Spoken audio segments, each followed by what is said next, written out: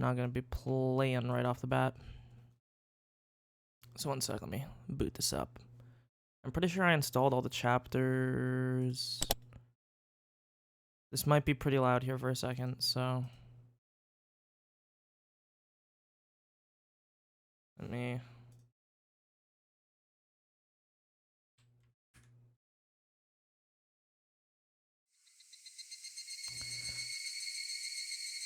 Okay...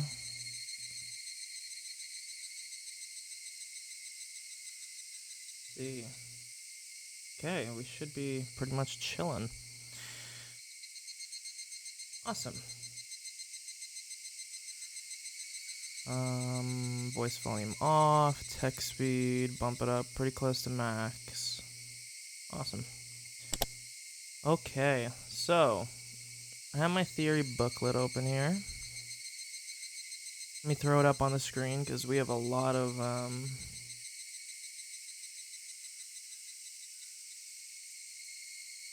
we have a lot to fucking cover. Okay, awesome. So, first things first, we don't care about anything in the past chapters. I will cover them if needed if they come up and they feel relevant again. I'm going to turn the game volume down on the client side just for a second. Just while I'm talking. I don't mind the background noise, but I don't want it to be a little bit overpowering. Okay.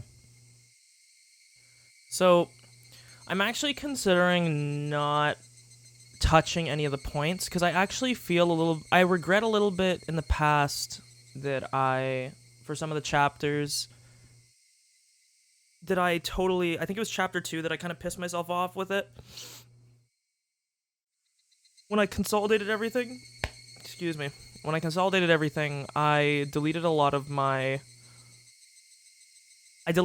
points and I made it more into like a paragraph. But the problem is some of the points I had written were actually kind of important later on. So I'm just going to do I don't feel the need to do like a summary of events. We kind of remember, like the big events are really all that matter. And we have a lot of questions that we have to answer. So if you're looking for progress, it's going to be probably about an hour before we even start touching the game. So we have a lot of odd things that need to be addressed. I'm going to go through all the points here, and we're going to see if any of this rings a bell. So this one right here, again, I don't edit the tips, or the tips. I don't edit the notes that I write. So obviously some of the info that's contained within will be incorrect. So just so you are aware, I understand that the body that was found at the very start of chapter 3 was not Takano. It was the the girl that Teppei was living with. But I digress. So, first part. I need to... Okay, so there's some weird shit that's going on, right? Because we need to think about... what's happening with... Okay, I'm just trying to think about what the big things are that were really bugging me the last time I played. So, this is definitely worth noting, right?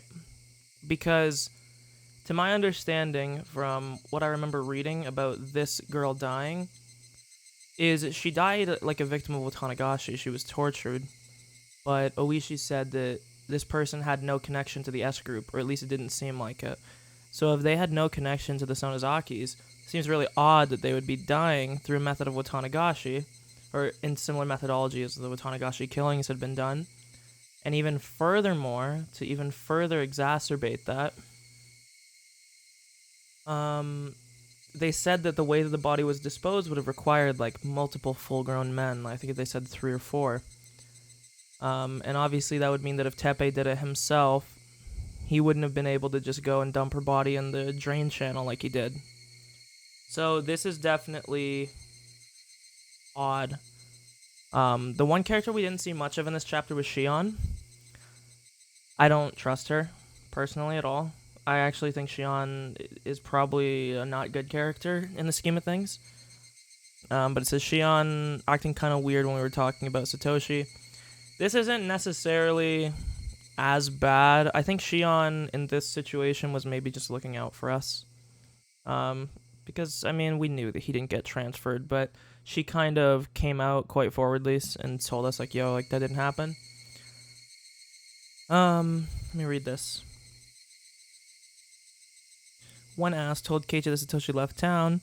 When he left, he said nothing and withdrew all his savings. He had made, not has made. He had made it his part-time job and was apparently spotted at a train station, or it was at least someone that looked like him. Rina showed her weird demon eye form again and said that she didn't buy the excuse that he ran away, and she thinks the self-important people in the village are lying about it and don't want to admit it's a curse. So look, I'm going to start copying some of the points here, and we're going to summarize them into, like, questions and theories. So we'll put, like, questions here, I guess. Because these can formulate into theories, so questions / theories regarding chapter 3. Okay, so I'll just copy paste this, and then what we can do is we can say the girl that was living with Tepe, I forget how his name was spelled. I don't know if it was 2 P's and 2 I's or if it was I think we'll just go with 2 P's, 1 I.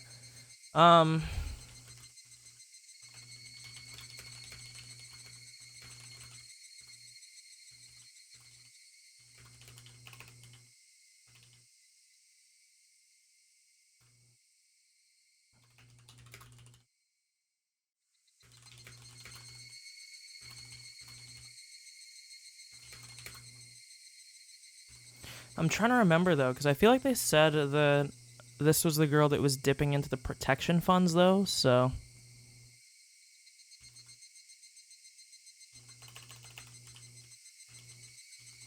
I might be getting this point wrong, because this was, like, so long ago. Like, this is, like, multiple days and 20 hours of playtime ago that I don't really remember, but the girl that was living with Tepe was found murdered at the start of the game. What seems to be Tanagashi-esque methodology. Oishi said the killing likely isn't related to the S group, even though she / Tepe were drawing from a Sonozaki protection fund. The question being, why was she killed prior to Tanagashi in this method? And why did we not hear about it after? Okay, there's one. The other point was, God, I wish that I had this separated somehow more. I wish I had the text in different colors. I might actually do that. Let me see if I can do that.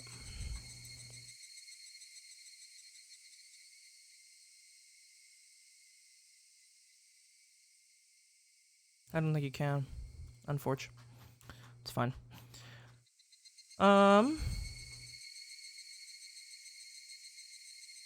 The line here was this.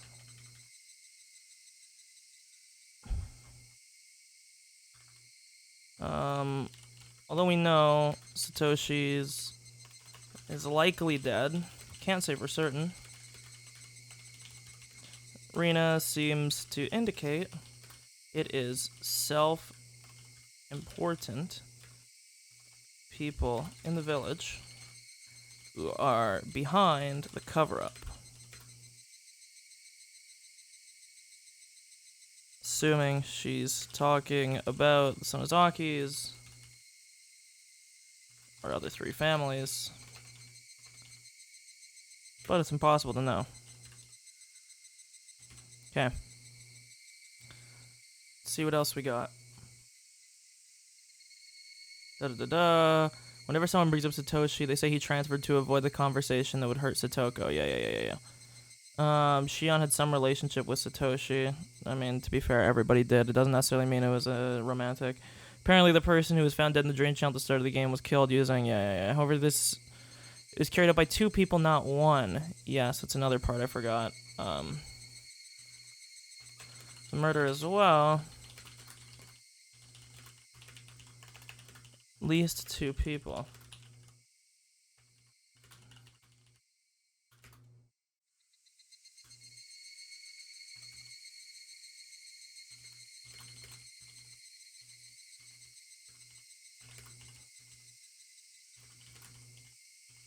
Okay. Because I feel like that part of the game is actually going to be really important, and I don't think they would just throw that in for you to hear about it and then not know about it. Apparently the person who has found judging by the dumbbells weight, say that at least 3 grown men would need to dispose of the body. Victim was apparently Rina Mamiya, not Takano, a girl who worked at a hostess bar. Apparently Teppei Hojo, who was the cohabitant. Yeah. More rumors about Oishi being a messenger of Oyashiro. And Coach Ari stated that after Satoko and Satoshi were finally free of harassment, that Oishi came to town and took their place. Maybe more to Oishi than meets the eye. Bad things have happened as soon as he's shown up in each chapter, after all. He can apparently choose. I think this is memes. I mean, like, I think this is like a weird. I think I even brought this up the first time they talked about it. It seems like a weird correlation. Like, obviously, it would make sense if Oishi thinks that somebody is in danger that he would go and, like, talk to them or try to offer them a deal or protection or something. So it wouldn't be necessarily weird if he's going to meet with people who might be in danger, and then those people in danger end up dying. He's not the one that was the source of the danger. He just picked up on it. So then just to say because he responded because there was some danger present to that person's life that they died, that it was him, seems like kind of skipping a little bit here. We don't care. I mean, yeah, blah, blah, blah, blah. Satoko is against intervention to her abuse. Yeah. I don't know if this is even necessarily true, but it kind of is. Takano told Keiichi she thinks she knows who the killer is. Yeah. Okay. Now this is really big. Okay?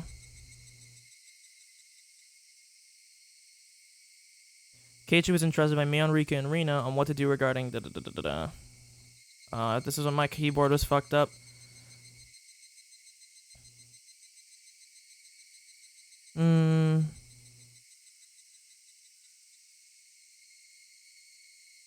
Okay. So let's think about this, because this is something that was bothering me. Mion made it quite clear that the Sonozaki family wasn't behind the incidents that had happened. Now again, I'm still grappling with the issue of the previous chapter of previous chapters of how much, I guess, is in line, like how much is copied, because if we look at the last chapter, right, from the time that we started, which was after the Curry event, was after the doll incident with Mion, yet it never really got brought up at all, but we would know that given where that chapter started, that event would have already happened, which means that Mion would have already been in, like, evil form. But again, Mion didn't show his, like, Mion and Rina both had that halo-eyed form this chapter, but apparently Keiichi did as well. And neither of them were outwardly evil.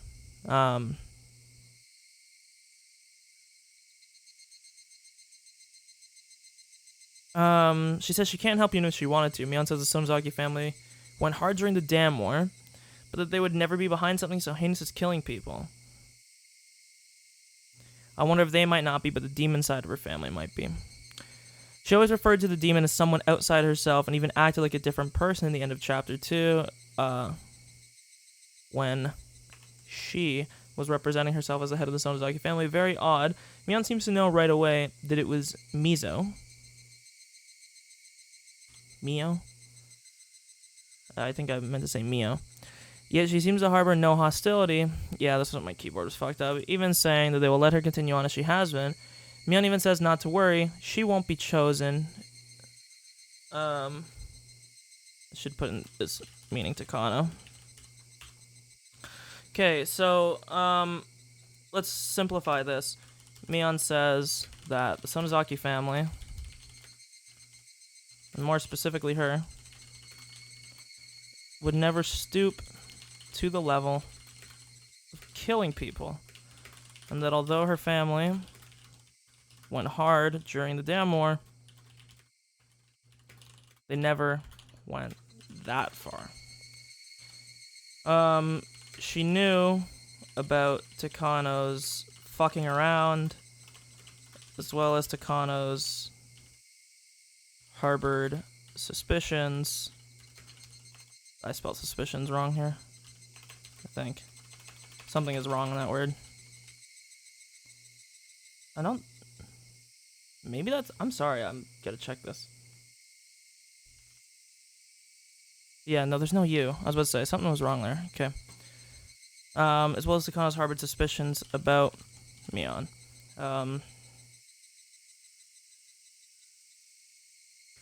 Given the past chapters, it's hard to say that Mion wasn't involved. And she directly admitted to it in the past.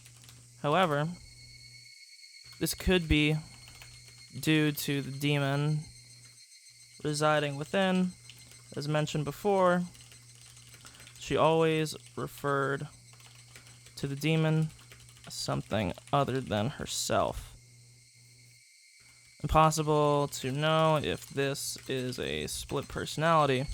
By the way, we're going to be here a lot longer because we got a lot to go through. So you guys, I don't know if you're watching this in the past. If you don't care to hear this, you should skip because I'm going to be here for a bit. Impossible to know if this is a split personality or a literal demon.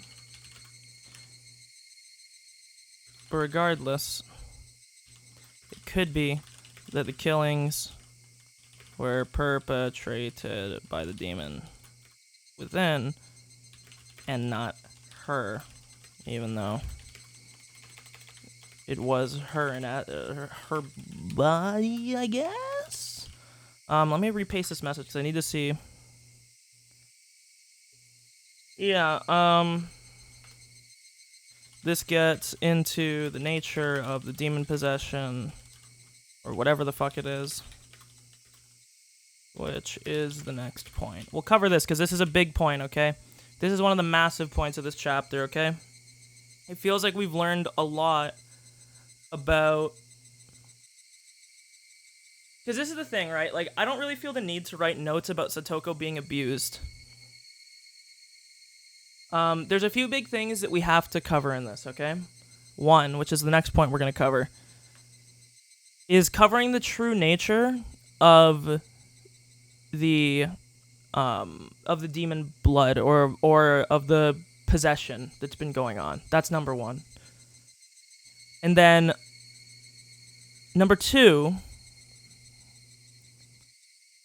is the parallels between Keiichi and Satoshi. Okay. Furthermore, an even more deep discussion about what the double bodies are again. Right? Because we learned in this chapter that there's a very high possibility, given the way that Takano was talking, whether or not, again, because if we're going with our demon possession theory, it's hard to know whether or not these are literally the same people, whether or not these are fractures of the same person. It's really hard to know that far in advance. But so the big things that we're gonna... Okay, holy fuck, there's so much in this chapter that was like... Because this is the longest chapter. The last chapter was the longest chapter so far. So it's really hard to cover it. So... Fuck. So number one, which is what we're gonna cover next, or the previous stuff that we were talking about, was whether or not Mion's involvement in the past is real or not. I think it is. But she seems to say, because she has two different stories, right? In chapter 2, she said that she was directly or indirectly related to all of the past events that had happened, right? I don't really know what that means, because the word related doesn't tell me much. I don't know what you mean when you say, oh, I'm related. I'm directly or indirectly. So directly is the scary one. Directly, obviously, meaning she was directly there, directly responsible. Indirectly is different, though, right? Like, for instance, let's say I get into an argument with someone, and they're really mad, and they leave, and then I find out later that night in their fucking rage they went and killed someone. Well, you could assign some level of fault. I'm indirectly related to that case, but you would never say that I would be held guilty for what happened. right? At the end of the day, it was still the person that did it. So then, this is the thing that we need to discuss, because there's a lot of things that happen in this chapter. As bad as it sounds, I don't really... Okay, this is going to come off in a bad way. I don't mean that I don't care. I mean that I don't think it's necessarily relevant to the plot. Satoko's abuse, even though it was so prevalent in this chapter, I don't really think it has much to do with the plot.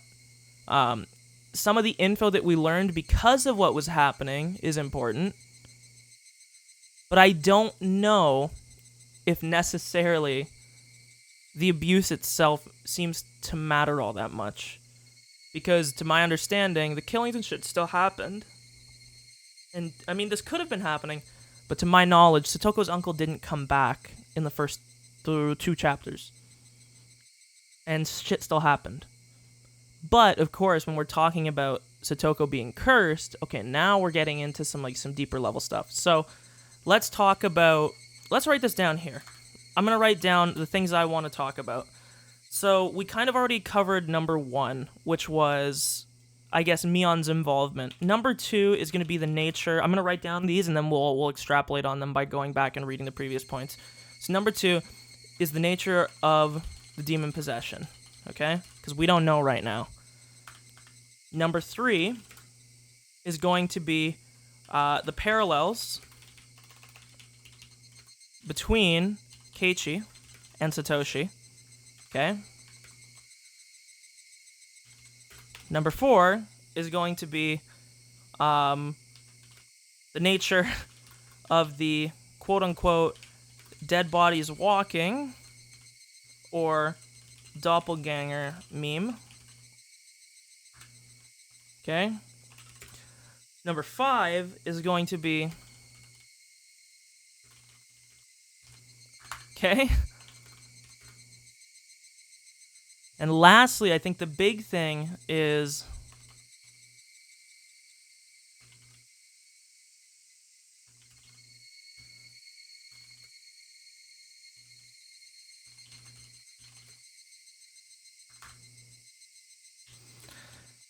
Ooh, God. Let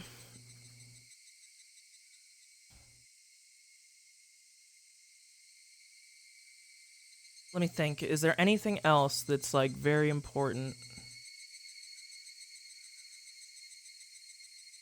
I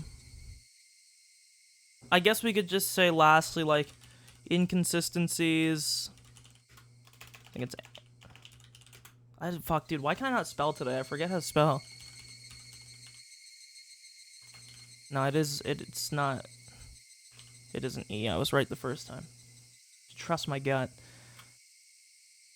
So... Let me think, what else? Oh, yeah.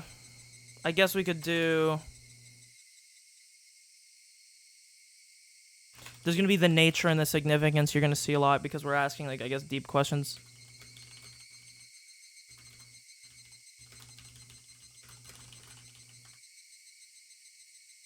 Oh, Lord.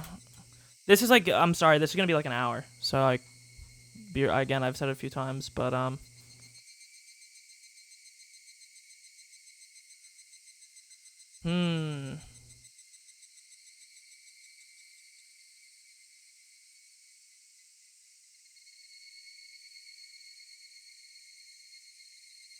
just trying to think if there's any other last point that I really wanted to cover.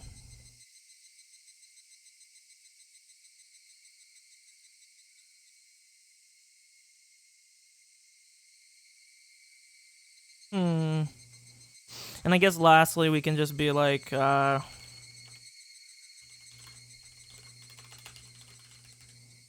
Okay, so, number 2, the nature of the demon possession. I will, line this up better once it's done, so let's get going. So let's read some of the info that we had about the demon possession. So,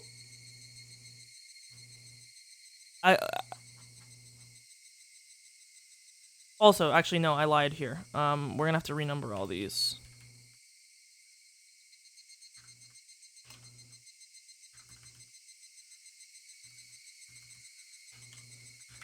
So what I actually want to do is parallels between Keiichi and Satoshi. And I guess just Satoshi in general is going to be like this one point here. Because I think there's some stuff that's outside of directly like Keiichi and him being related that are maybe kind of interesting to cover. So, let's remember.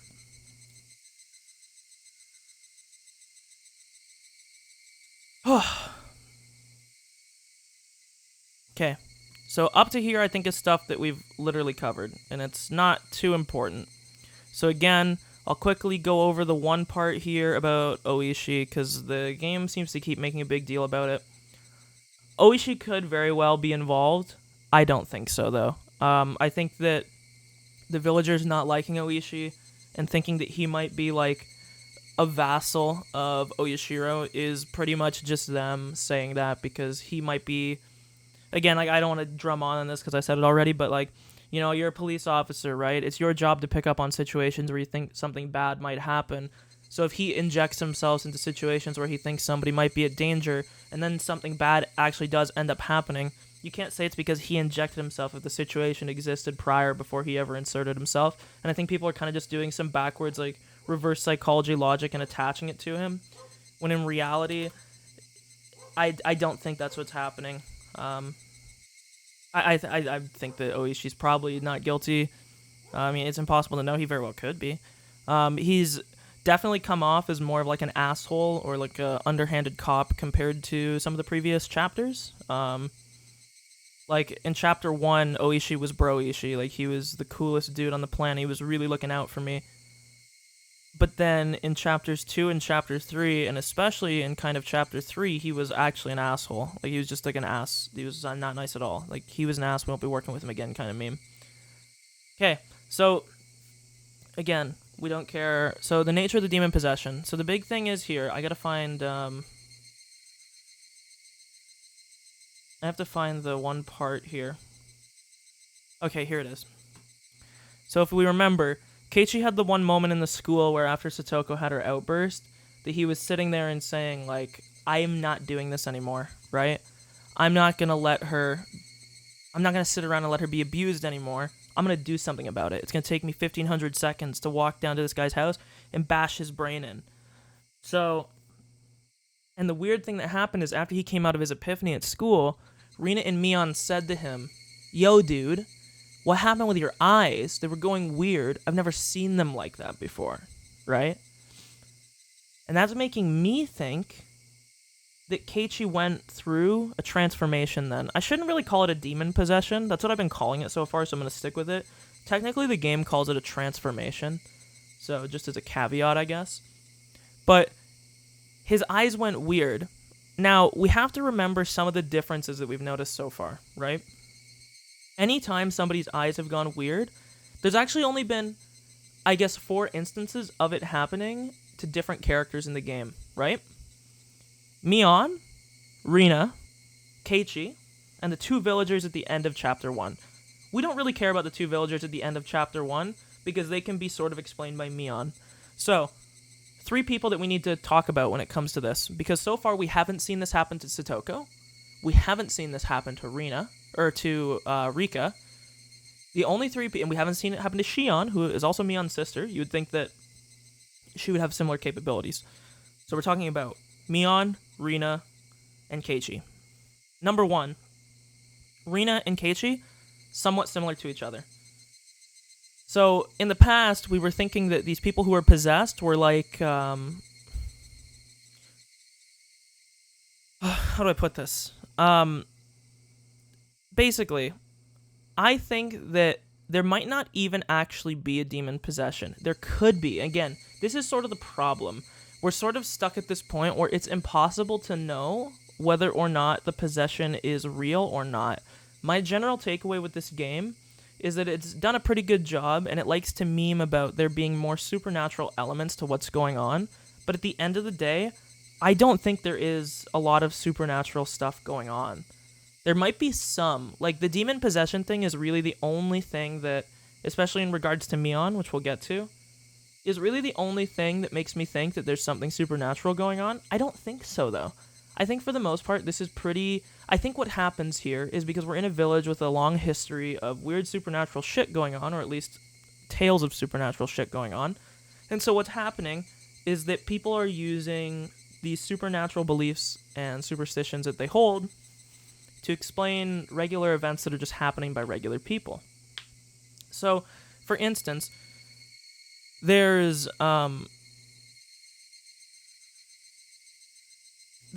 so my thinking right now, whatever the demon possession is, so let's start this right here. Whether the demon possession is supernatural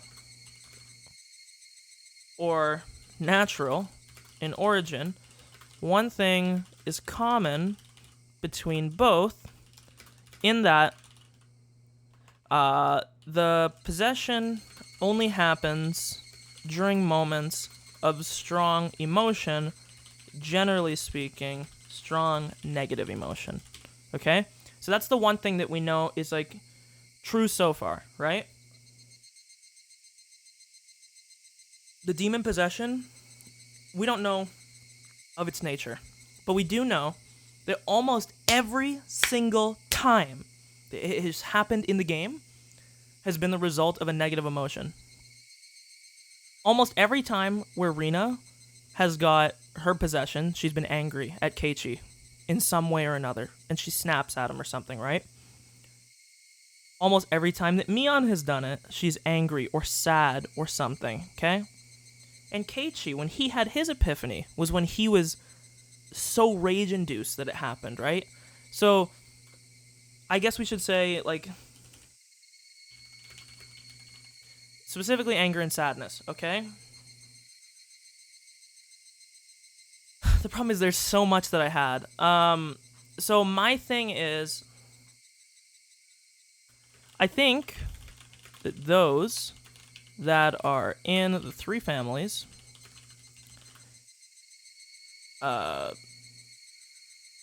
who have the demon blood, this is paraphrasing, but you know, it's close enough to what was said, who have the demon blood run thick in their veins, are able to reach a higher level of anger or possession, whatever you want to call it, as seen by the fact that only Mion has ever entered that weird red-eyed form instead of the regular halo-eyed.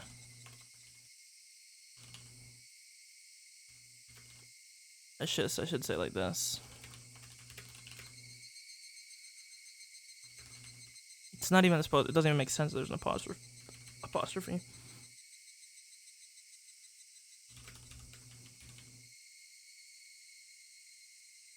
Now, it is to be noted that it doesn't mean that Mion can't go in halo-eyed form. We've seen her do it. It's just that she might have like a higher capability to be able to do that. Okay. So this is the only thing. I think I said it, but I don't think I ever. I don't know if I ever like put it down into words, so I'll try to remember what my theory was. I know I said it in the past because I was saying something about how perhaps the demon, whenever the demon reaches like a certain level or whenever it gets full control, like what it might be is that the person's body inside dies, like the person dies basically. Like for instance, let's say Mion at the end of chapter 2, when Mion dies, or when her humanity dies, I guess, the demon takes over, and it's just the demon that's left. Now, the one thing that makes me wonder is, like, this could be, like, the demon possession, again, it could be more natural in nature. The possession could just be a state of mania that someone enters. It could also be that they have a split personality that manifests itself as a demon.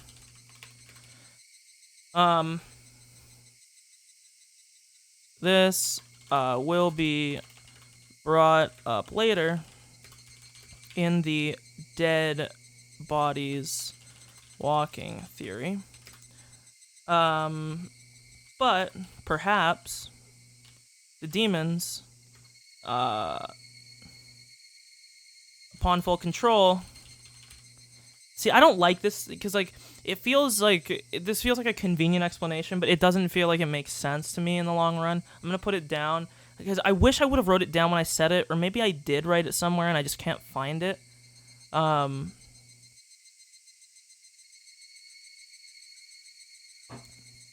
a lot of the other stuff is a lot easier to explain. It's just that the demon possession has been something that we've been questioning the nature about for like literally 3 chapters. So it's hard for me to remember everything related to it, because these are the big 2 points. But the big thing that I'm wondering is if the demons have the ability to like manifest themselves and like walk around.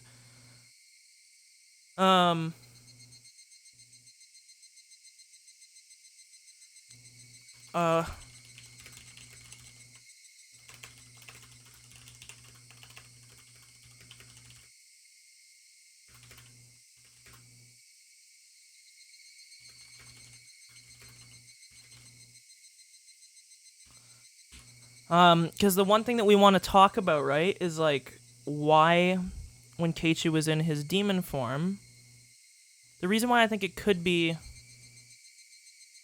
I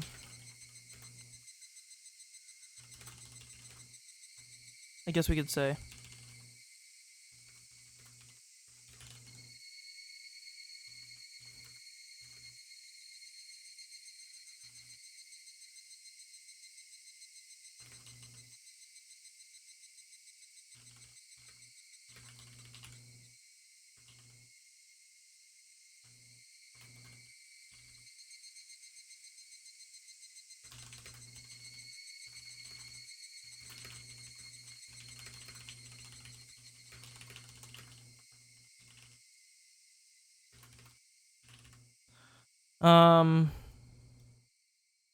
because the point I'm trying to make is like Keiichi kept talking about him entering another world, right? Um,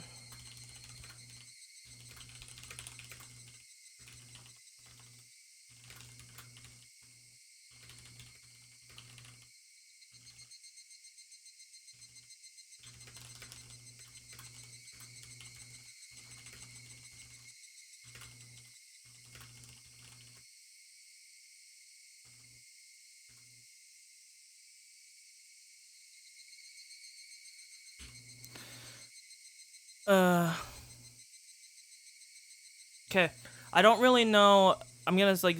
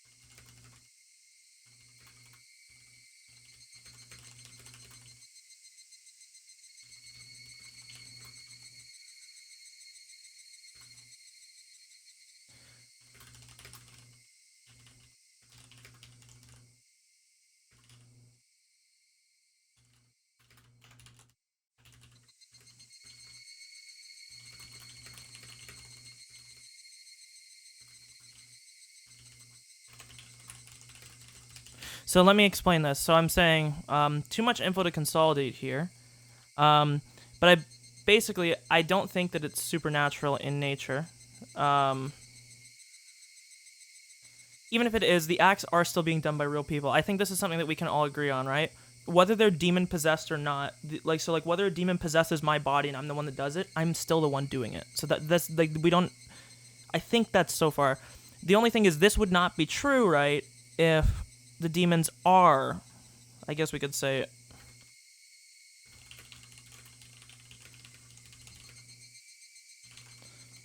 The biggest question of this theory arises with Mion at the end of Chapter 2. My running theory is that it was Shion all along, that Mion died that night in the cave, and that Shion perhaps was posing as Mion, or was an accomplice, or was a real killer along. It's too hard to say without more info. Okay, we're going to leave this at that for now, because I can drone on about this forever. I feel like we're never going to get a solid answer on that. So I don't really feel the need to... Holy fuck, man, I'm going to be here for so much longer just writing this. I'll have to make up extra time. Feels really hard to say one way or the other. Anything about the demon possession. I'm actually going to leave these headers because I actually think it might help in the future. So the parallels between Keiichi and Satoshi. The question between Keiichi and Satoshi is whether the same person, or if there is some weird Groundhog Day prophetic shit that's going on and is making Keiichi act out in the exact same way that Satoshi did across multiple chapters. We might wrap these 2 points together because they're obviously going to be related to some level. So let me go and read some of these points, because there was a lot about Satoshi, right? There's a whole section here about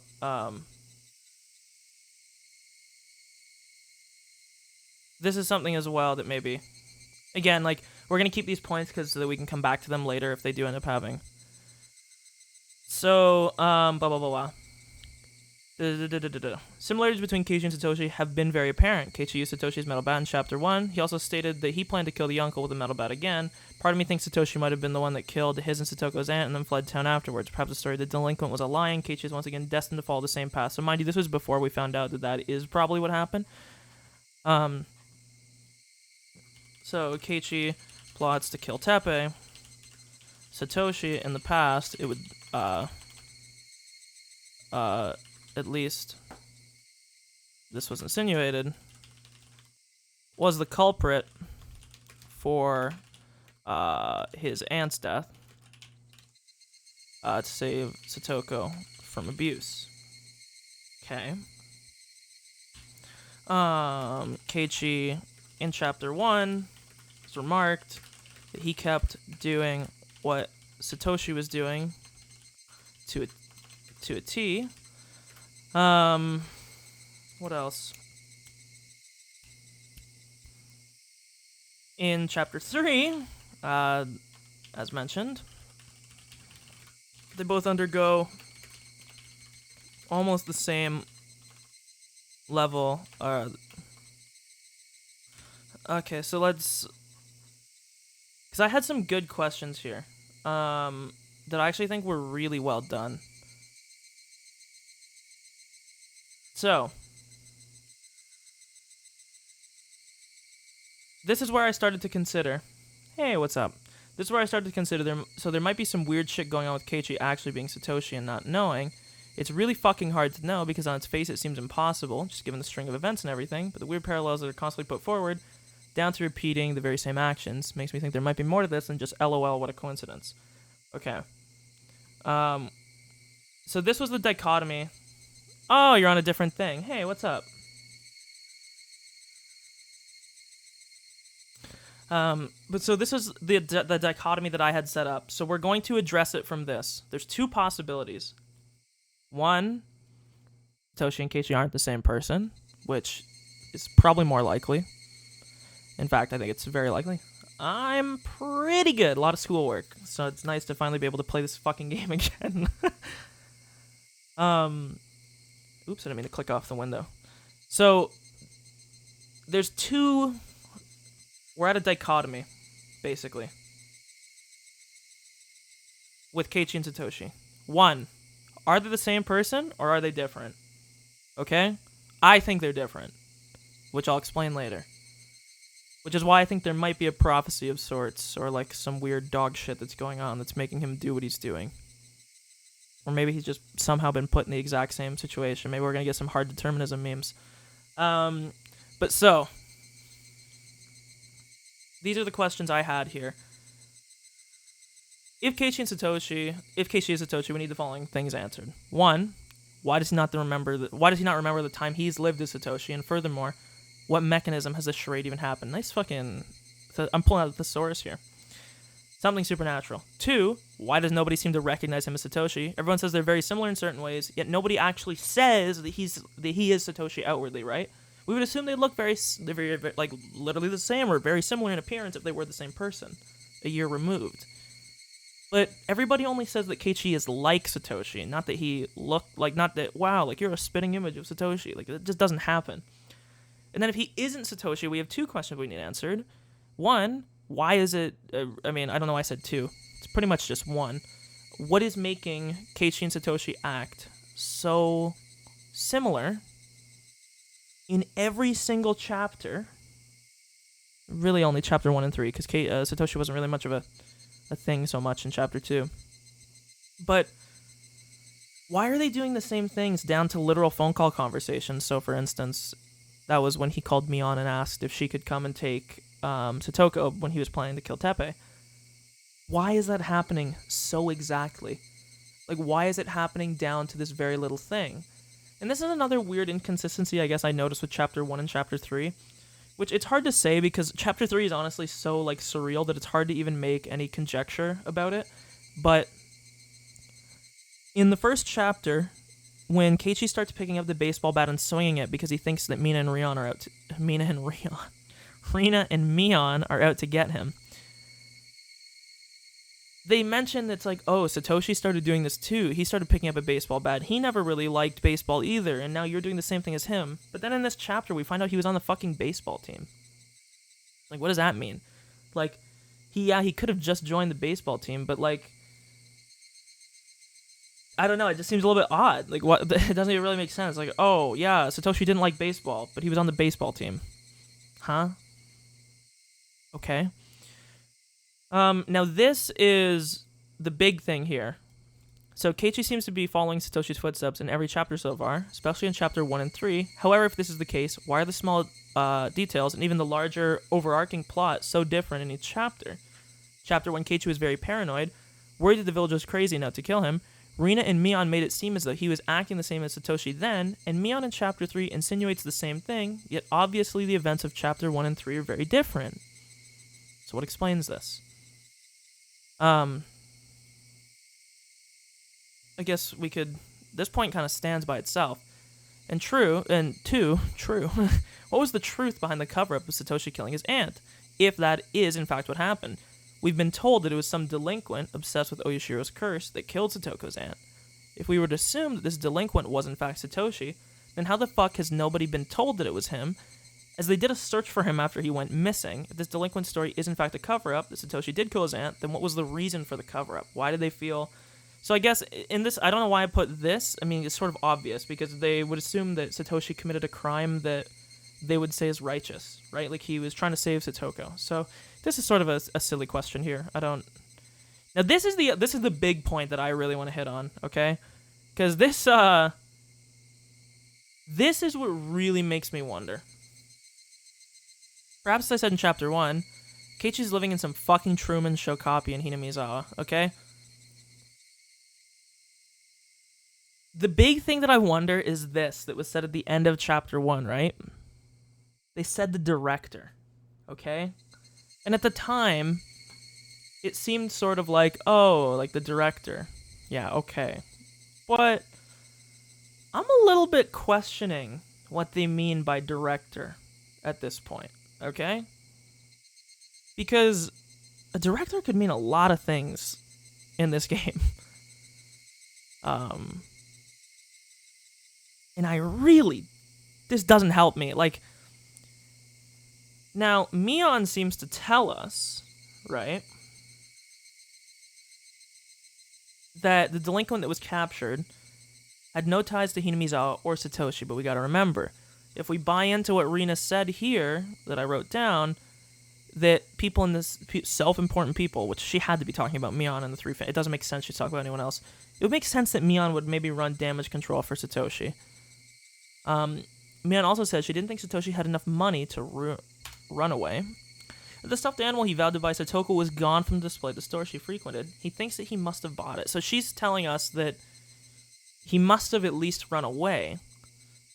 The question is, like, I don't know if that's necessarily... He could have done both, right? Like, this delinquent could have literally just been a fall guy for Satoshi. Satoshi could have committed the crime and ran away. And then this delinquent was just the fall guy to the village, you know? Like, hey, you're the guy that did it. Keiichi says he thinks Satoshi may have been residing with him since he took on the role of being Satoko's brother, that he resided in him from that day on. Seems silly. Maybe there's more to the statement. Is he possessed by Satoshi? So this is another thing. I don't even know if I really want to write a whole lot about Satoshi, because I'm going to be real with you. I think I hit really hard on some of the questions here. It's too... I actually think I kind of banged out most of my questions about Satoshi. From note on the housewife slaughter, a suspect was arrested on illegal drug charges in an unknown prefecture. Who's specific, blah, blah, blah. The suspect had intimate knowledge of the crime in question, being the murder of Satoko's aunt, would suggest he was the perpetrator, as it was info only the perpetrator could have known. Great.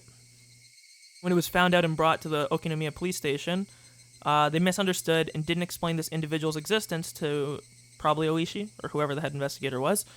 Due to this, the police were negligent in their search and likely turned the wrong stones. The suspect who was arrested died the prior day of when the message was written, that being the weird debrief.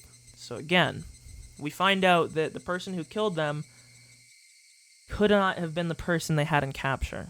So Keiichi, at least to us, assuming the memories are real and not fabricated, just literally has a different past that he remembers that wouldn't align with Satoshi. You know, he had all these memories about cram school and stuff, right?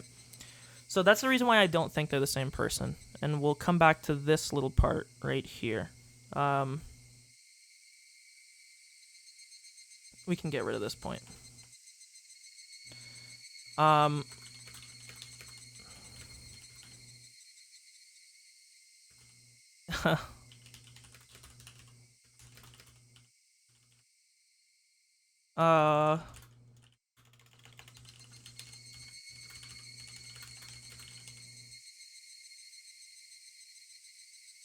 Okay.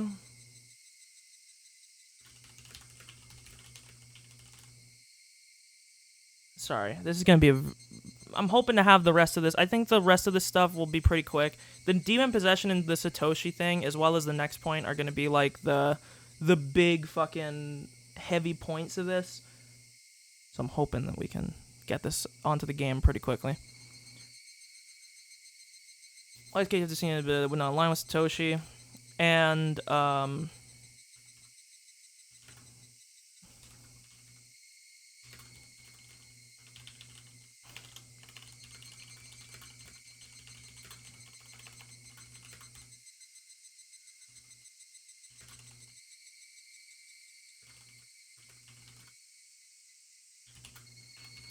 no, I don't know if I had a third point. I need to find that part where I was writing down. Okay, no. These are my 2 points for that, so. Okay. If he isn't Satoshi, why are his actions aligning so heavily with Satoshi, even when the surrounding details of the chapter are different, you know?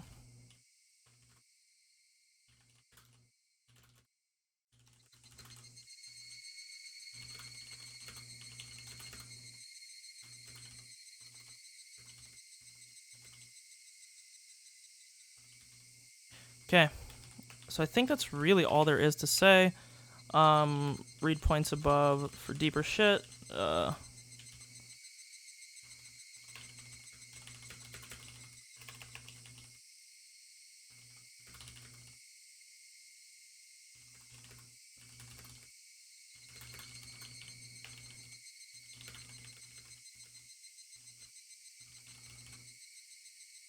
Da, da, da, da, da, da. Okay, so I guess we should say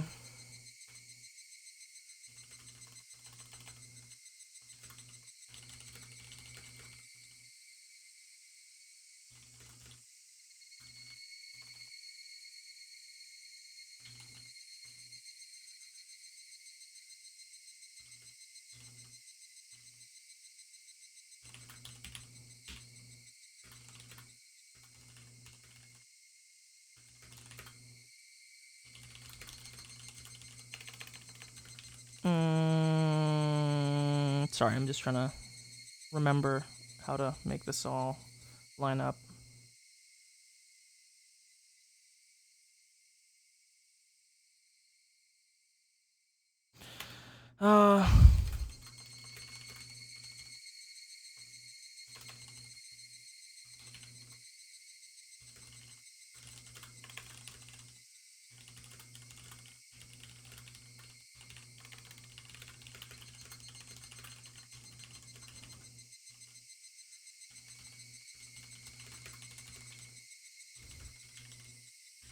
Again, hard to say. We don't know.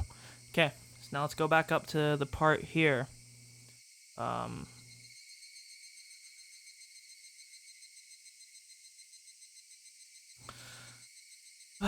just had a good meme here. Da-da-da-da.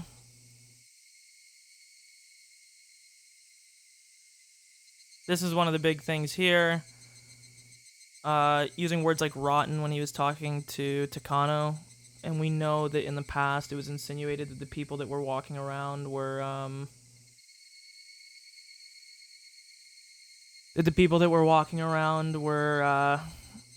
were dead. Seems sort of weird. They, just the language she was speaking, obviously, because they're rotten, isn't she was evil. Keiichi refers to himself as Takano as just two demons crossing that shouldn't have met. He also says the night of Watanagashi was when demons wandered, assuming he's referring to himself and Takano, just murderers in general, as agents of Oishiro as well. This is also very possible that just the people who commit crimes are just referred to as demons, which also kind of plays back into my original theory. Keiichi noted he wanted to kill Takano to burn her to a crisp. Seems an odd choice of word considering her last chapter death by burning, which, as we did find out, did end up happening, and Keiichi seemed to have this weird power that was associated with him. Now, this is where we get into the doppelganger stuff, right? So Tomitake was found dead, Takano dead in the mountains, buried again. And from what happened with Takano, she was insinuating quite heavily that she was involved with Tomitake's death, okay? Now, the big thing is the bell chiming.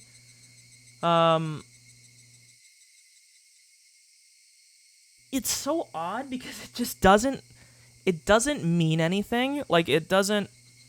So... Let's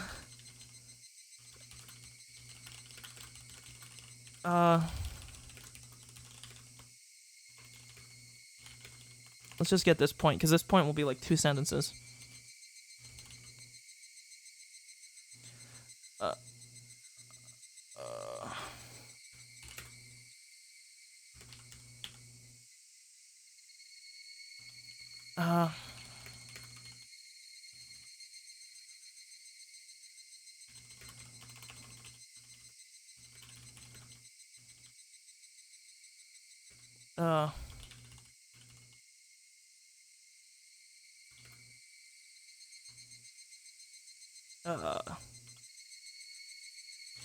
Oh, God. Oh, there's just so much info. It's just like bleeding out of my head. There's so much happening at once.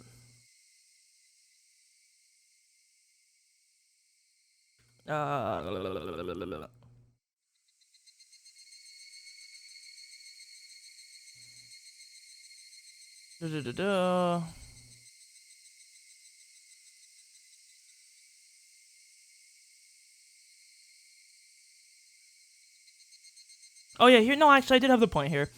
Keiichi states that perhaps when the demon came out, meaning like when he went into that state, they became two separate beings, at least insinuated. The demon that killed Teppei and the real human Keiichi. Sorry. The demon killed Teppei. The real human Keiichi went to the festival as normal. This could explain how Mion had two versions of herself in Chapter 2. Perhaps when the real demon came out of Mion, they separated. The real Mion was found dead in the well later. Turns out that was the original human Mion all along, and the only thing that was left was a demon. The demon Mion that was sundered from her and began committing crimes. This might as well explain to Takano as well, but again, we aren't privy to know about her situation. I think the footsteps Keiichi's been hearing might be the demon within himself traveling behind him, like it's walking in his shadow, which might explain why every time he's heard them, he sees nothing. There's nothing to see. He's hearing another part of himself. Unlike Chapter 1, however, Satoko didn't go to the festival. She later said their uncle was home the entire time, and Keiichi's been tripping. This is when I was, like, figuring out that, Teppei wasn't dead. When Rika addressed Keiichi about watching the... It's like 2 timelines are blended together. And then I was memeing, it's like he's in superposition because he's in 2 places at once.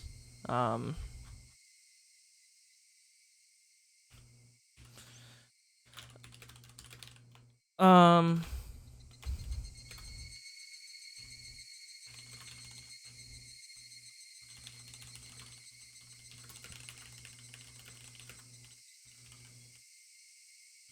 Okay, boom. So again, we don't really know what the fuck is going on with this. I don't really want to drum on too long about the bell ringing because it's just going to be pointless conjecture and it doesn't mean anything to me. Okay. I don't believe for a second that the meme, that the insinuation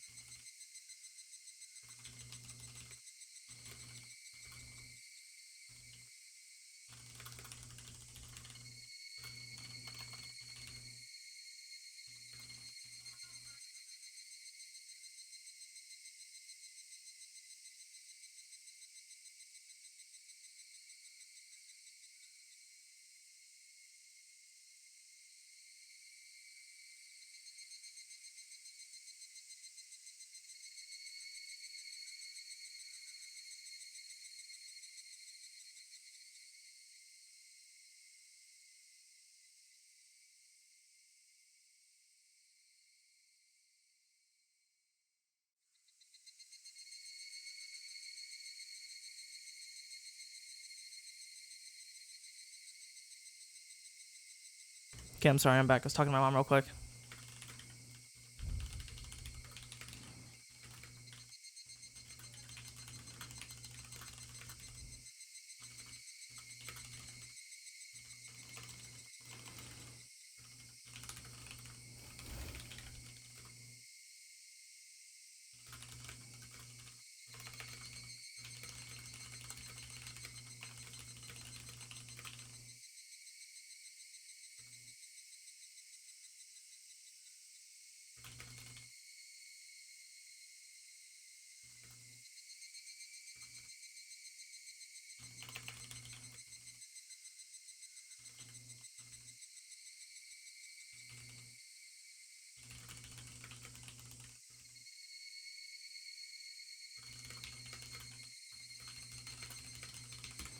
Um,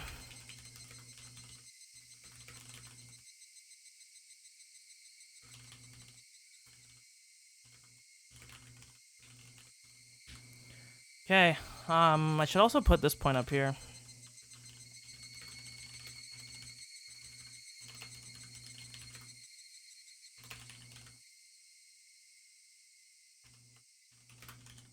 Just want to, make that known. Okay, the nature and significance of the footsteps that followed Keiichi.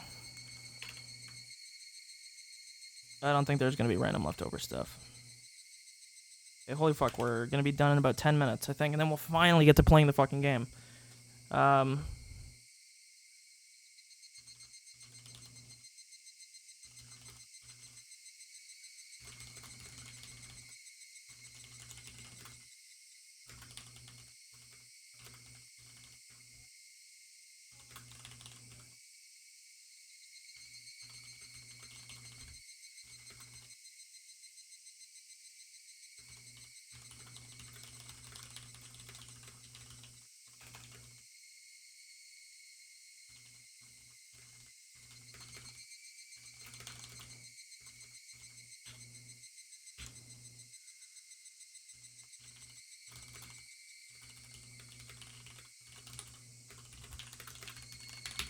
Okay.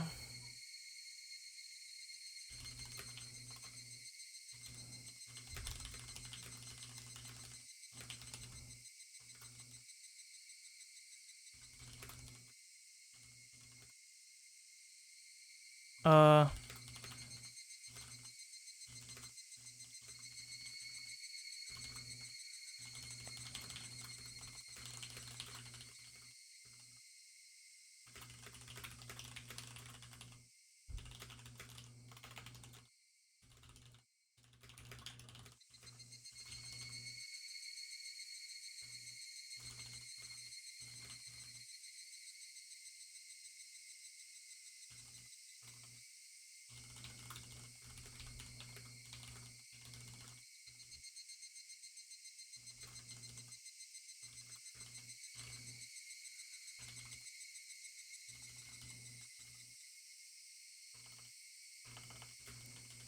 Okay, we're almost done. Now, there was only one other thing. We're just going to go over this part here. There's too much shit to cover.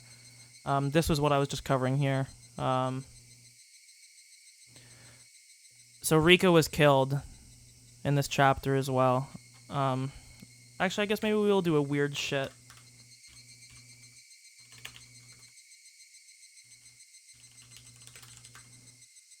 Okay.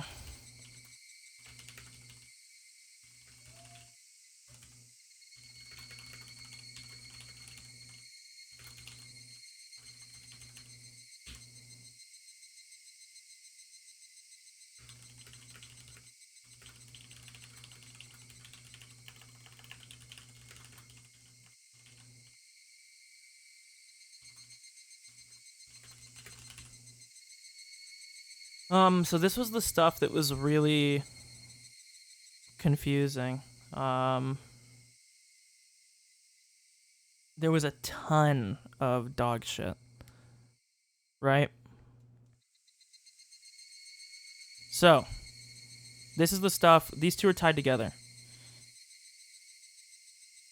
The big thing here is that we don't know whether the Keiichi that was recorded was real or not, right? Because they said, we'll read this here in the post-credit scene. In the post-credit, a scene is described where an elderly couple found a cassette tape in their son's possession after his passing in a boating accident. He worked as a journalist for a photography, I should say periodical, from blah blah blah blah, and is thought to have come from this time. The label read 11/28, 1983, Keiichi Maebara. Note, this would have been well after the disaster in the village, which I believe happened in June, which is confirmed right after. Apparently, it's the only interview ever given by Keiichi after the disaster. Okay. No one is sure of the recording. Now, these are graphics that were on the screen, and then this is what was being said. So these were happening at the same time, just so you know. No one is sure if the recording is of the real Keiichi. From the info he says, it seems to be true. But again, we don't know. Family members have been unable to confirm if it's him because his voice was so much different then. Because remember, this was brought up years later, and he was young at this time. So this should be doubts, not doubts. Doubts remain about the 11/28 dating of the tape. After a suicide attempt 2 months after the disaster, he was diagnosed with a mental disorder. The mental facility Keiichi was admitted to wouldn't allow media contact, so any date after... Dude, I was having a stroke. August 1983 shouldn't have his voice in it. The reporter was well known for being a little rough to prod info out of people, and something he may have broken into the facility and made him speak. The authenticity is unknown, as stated up here. Reporter died at sea as Keiichi predicted. Boating accident. Keiichi died too... Now, this is the big thing right here. These two right here. Okay. I should also say...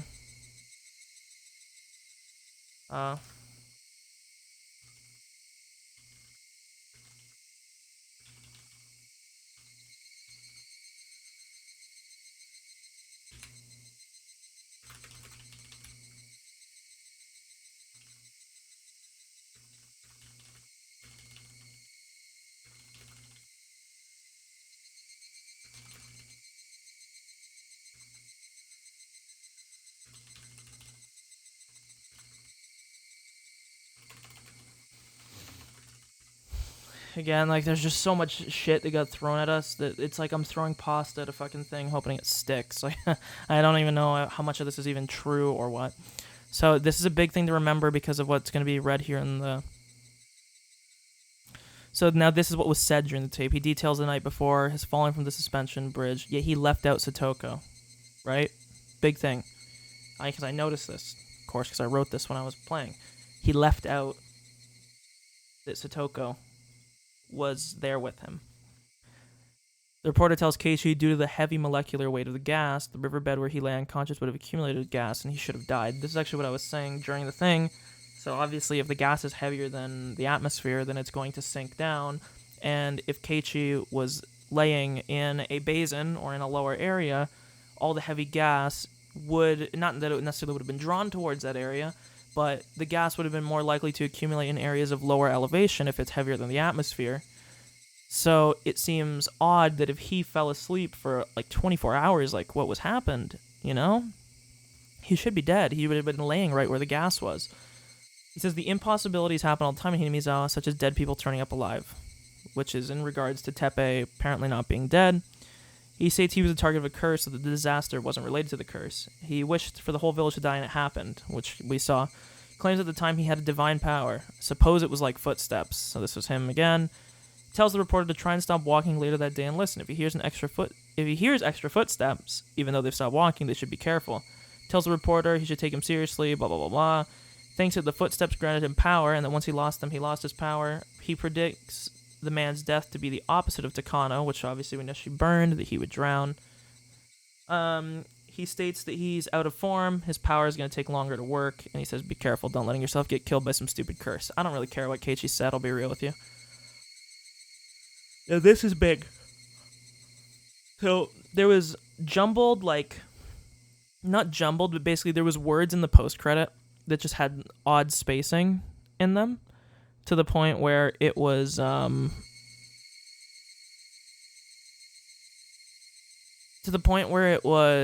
kind of impossible to read. Not sorry, I'm having a stroke. They just had spacing in spots where the words normally wouldn't have spacing, so it made it a little bit harder to read. I took screenshots of them when we were playing, and I read them back at the end of the stream, and we decoded some of the interesting things. So, next to Jiro Tomitake, it says, real name unknown, has been using an alias this whole time. Okay? We don't know the nature of this. It could be really important. It says Satoko and Tepe went missing during the disaster, not found dead like Mion and Rina. So again, this is weird. Satoko was right there with us. And again, we thought we killed Tepe. Chie also went missing in the disaster. Kameda, the baseball pitcher, went missing during the disaster as well. Wasn't he from Okinomiya? He shouldn't have been in Hinamizawa. Shion committed suicide after the disaster, which is not necessarily wrong. Up here it was talking about people killing themselves, like relatives. And right here, even though the outro said Keiichi died, right here, and the end credits said he's living out his days in peace. Quite obvious inconsistency right there. So again,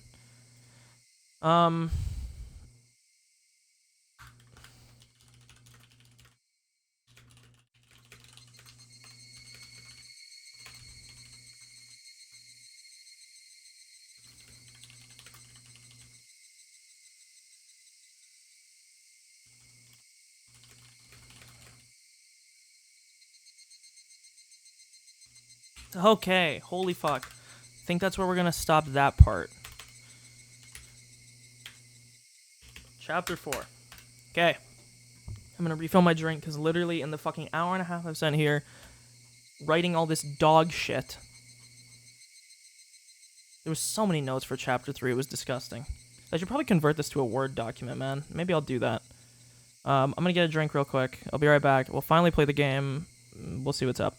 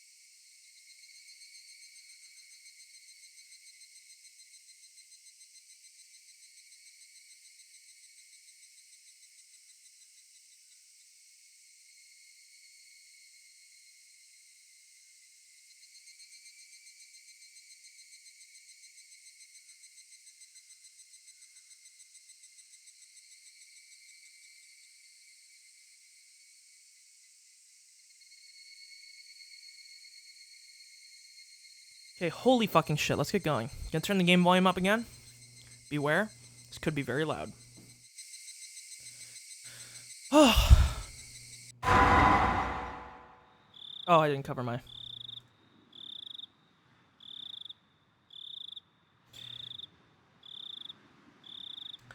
Okay.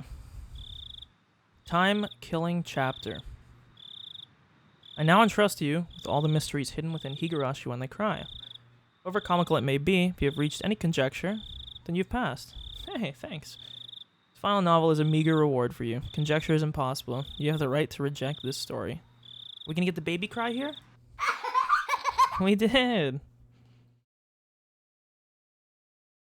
This arc includes choices that were added in the console version. These choices result in dialogue changes that can lead to bad ends. Do you want to see these choices?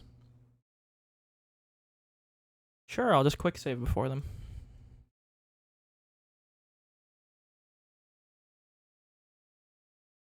Actually, this might be the POG answer.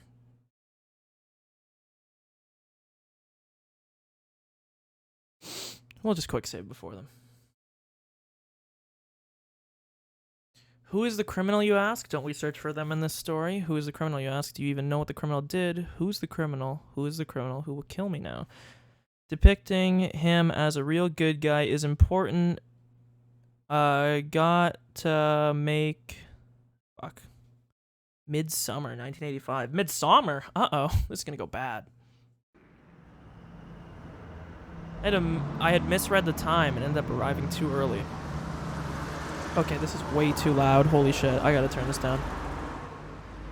Oh, you know what I can just do?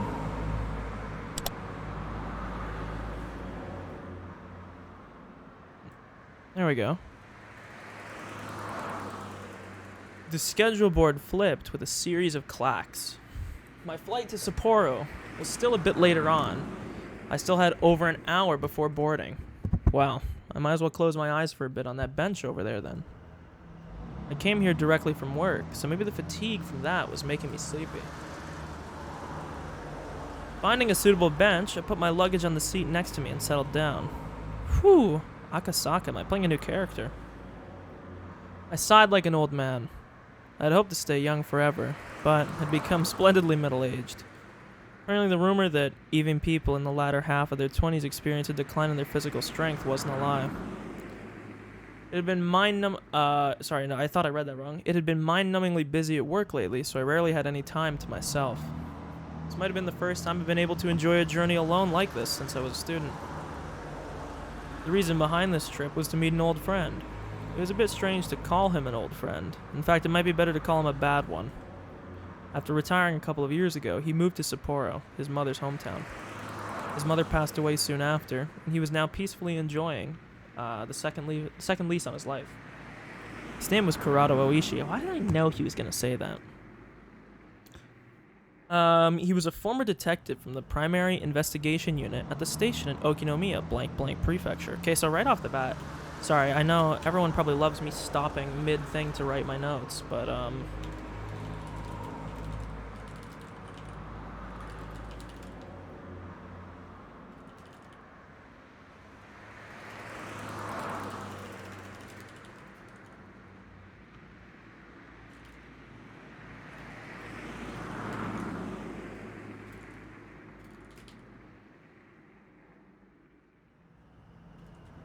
okay.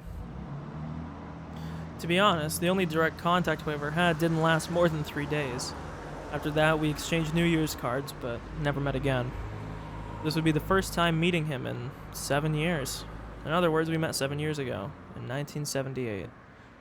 Again, we're in 1985. Now, again, remember, I believe the game took place in 83, right? So, okay, one sec here. I might have to switch my keyboard. Yeah, one sec. Let me switch it.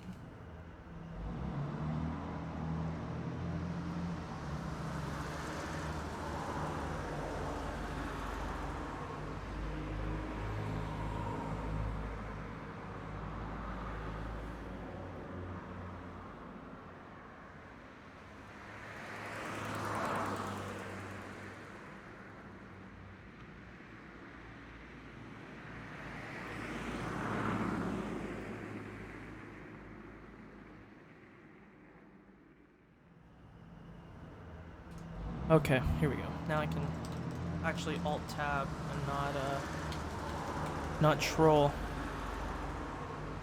So, there was something I just had to ask to talk to him about concerning that time. To explain that, it was impossible not to recall the incident that happened back then. That kidnapping, the details and resolution of which were resigned to darkness. Sorry, I turned my light off. Excuse me. So we're assuming that this happens, seems like 2 years.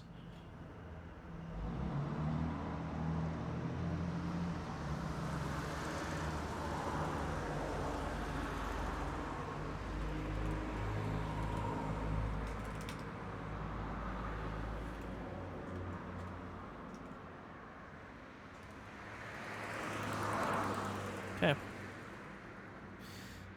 Also, it was impossible not to recall a certain mysterious girl.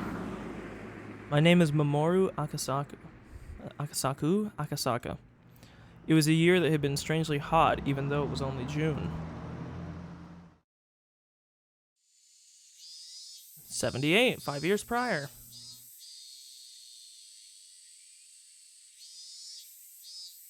Watch out for cars. And don't drop in at a friend's house along the way. Make sure you get your textbooks in order for tomorrow before you go to bed. The lively sound of children running towards the hallway.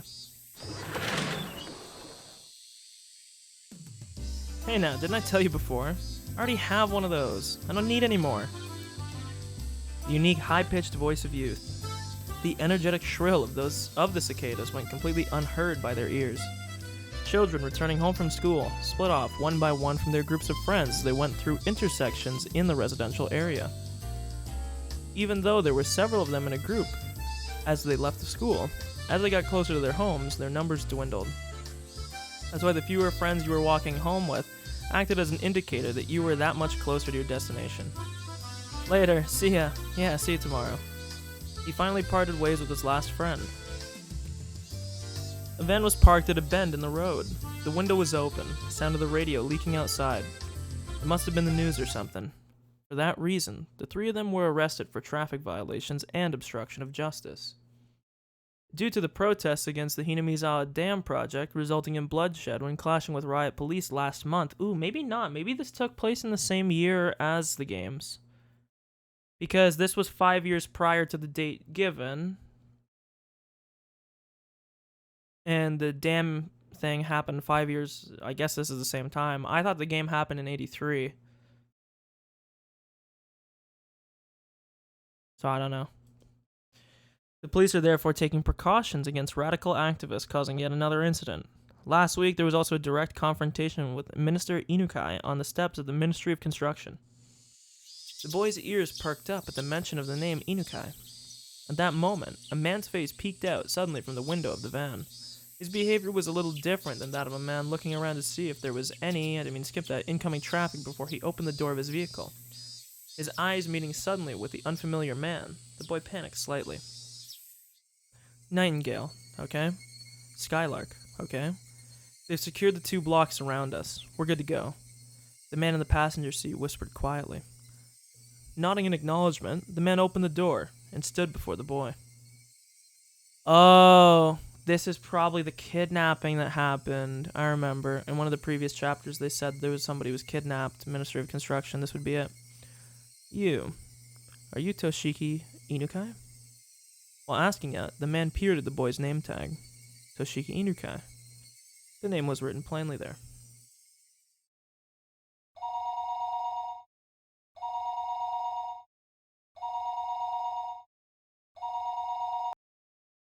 The phone rang for a third time.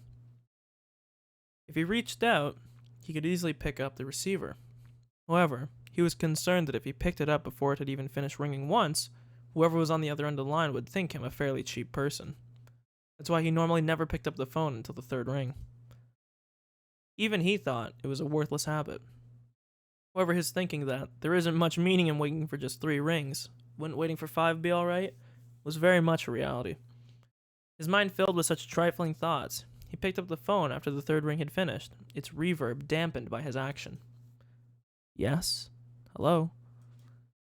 Hello? He knew that sometimes, due to a malfunction at the switchboard, calls didn't connect well. At those times, it was best to hang up and let the person on the other end call again. Thinking that, the moment he began to hang up the phone, he sensed that he was definitely connected after all. He felt the presence of the person on the other end of the line, keeping silent. Hello. There was no way they didn't hear his question. What was the meaning of this? It was like he didn't know that people could use silent calls to harass others. However, he'd never received a call like that until today. Maybe he was just lucky before, but he didn't believe that he would receive such a call on this phone. There were no direct calls to or from this line. Everything had to go through an operator. Therefore, there was absolutely no way the call would be connected unless it was verified there was somebody else on the other end of the line. That's why he didn't understand how to deal with this silent call, and instead settled into confusion. I don't know who you are, but if you have nothing to say, I'm gonna hang up. Please call again some other time. Intending that to be a parting line, he made to slam down the receiver. It was at that moment the person on the other end spoke for the first time. You didn't say who you were, so I was anxious. If you're not Mr. Inukai, please hang up right away. He couldn't help but be surprised by the extremely strange voice on the other end of the line.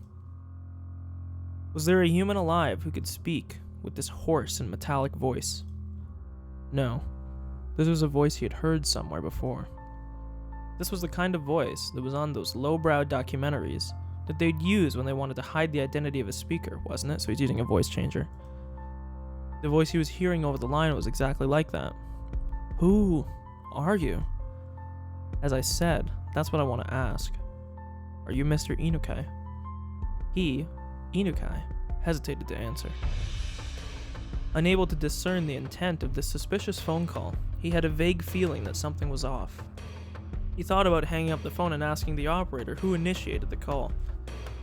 However, he forced himself to restrain that urge, and for the time being, chose to state his name and listen. That's right. This is Inukai. I said my name. Now say yours. My name doesn't matter. First of all, let's begin by thinking about the situation you're in right now. Right now, you're sitting in your chair, talking on the phone, yes? So why don't you try opening the lower drawer to your right? I actually want to see if I can do a good meme here. I wonder if my audio interface, if I can still do the voice changer on it, because I could roleplay as this guy. One sec here, this actually could be kind of funny. Let me mute real quick, I want to see if I can get this to work.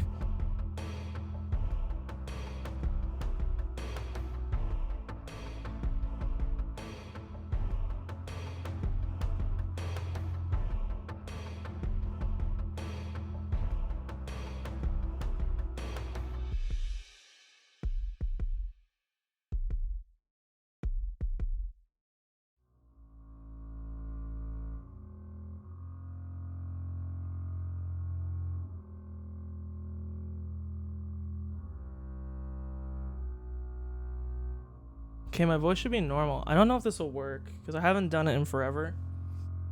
I might not have a correct knob turned somewhere, but we're gonna press this button. We'll see if it works, okay?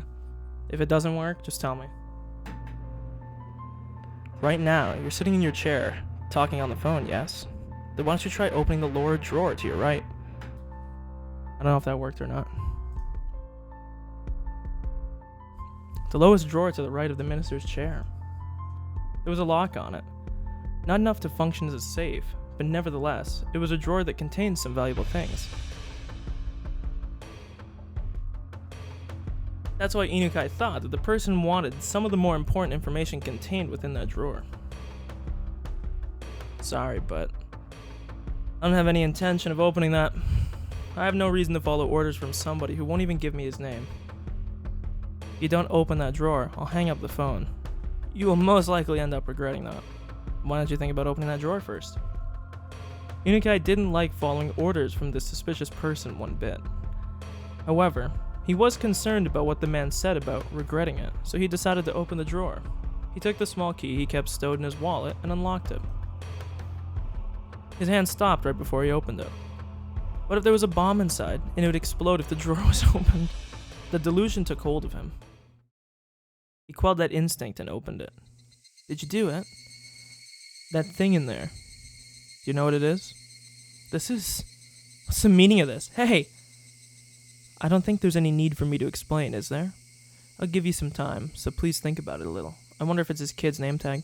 I'll contact you again later. Now then, pardon me. Hey, wait, hello? Hello? The call had already ended. That would not change no matter how much he yelled at it. Even still, Inukai, without realizing that, continued yelling into the receiver for a while. The drawer was still open. On top of the folders crammed into that drawer, it lay there. Yeah, this kid's name tag. Written in plain lettering on a grade schooler's name tag, just lying there. Enshrined there, completely out of place, as if it were cowering.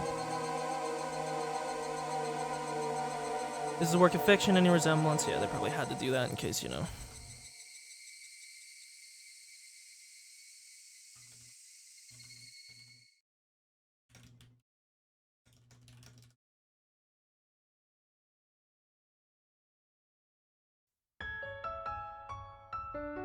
Do you remember Yuki?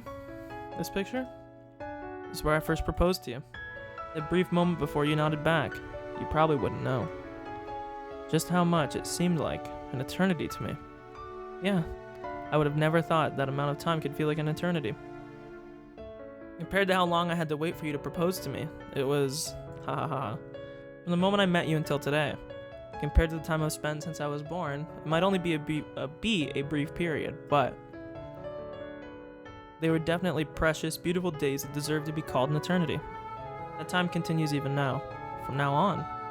Well, I wonder if it'll be a boy, just like a hospital room, or maybe a girl. Either one is fine. Boy or girl.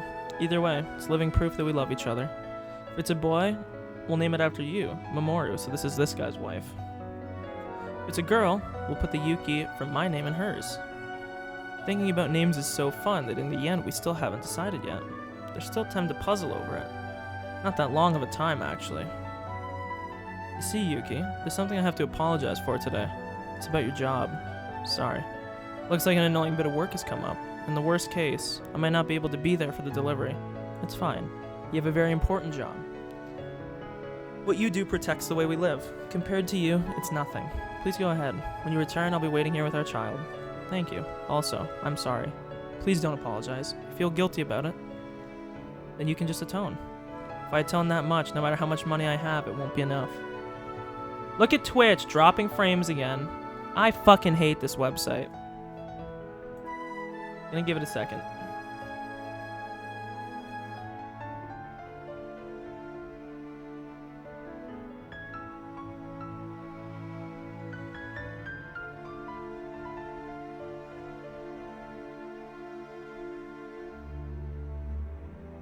Okay, the frame drops have settled faster than usual. I don't know what's been up with Twitch servers in the last few months, but it's probably COVID stuff. Hee hee. It's a joke. Now go on. Oh, I got blinded. Whoa. Somebody fucking punched this here? As I left the room, I bumped into an elderly man. It was Yuki's father. In other words, my father-in-law. Father. I didn't want to intrude, so I waited in the hall. I didn't mean to eavesdrop, but I heard. Go. Yuki is that kind of girl. No matter what happens, she doesn't want to hold you back. I forced Yuki to give up on so many things, to put her through this during childbirth, such an important time in her life. I'm ashamed. If you really feel that way, when you're done with your work, make some time for Yuki. She'll be happier with that than you passing your work off on someone else. Thank you. I know full well you do important work. Be proud in what you do. Yuki is looking forward to your triumphant return. Yeah. I got flashbanged again. I jumped into the taxi that was waiting outside. Compared to the time when I first got here, the numbers on the fare meter had grown considerably. It seemed the modest time Yuki and I had spent together wasn't so modest from an objective point of view. Sorry to keep you waiting, go ahead. No worries. Well then, off we go. The taxi jerked as it changed gears to accelerate, soon burying the hospital my wife was in behind a throng of buildings. If it was to end up as a really troublesome ordeal, I probably wouldn't be returning for quite some time. To call a rookie like me, and on top of that, one who's off duty, it seemed that the section chief was calling for all hands on deck. The veteran upper brass gathering on an emergency basis happened occasionally. This was the first time, though, that I experienced everybody gathering like this. Whatever was happening, there was no doubt it was going to be something novel. Right when my wife was ready to give birth, if I wanted to spend the time to curse my misfortunes, I'd be here all day. Even the verdant ginkgo trees lining the streets that always brightened my mood seemed to lack some of their usual luster. Eventually, the government office came into view. Briefly holding my breath, I let the feelings of tension course through my body once again. I had to remember the work I was doing was important, necessary, and difficult. I composed myself and sharpened my wit. Ready. The taxi stopped in front of the building.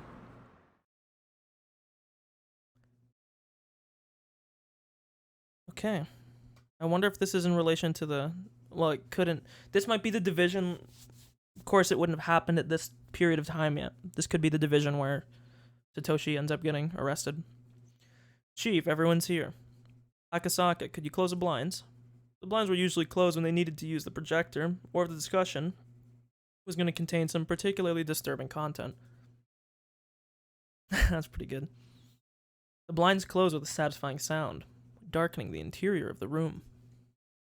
Immediately, the inside of the room was completely drained of the pleasant morning atmosphere, leaving behind only the cold illumination of the fluorescent lighting.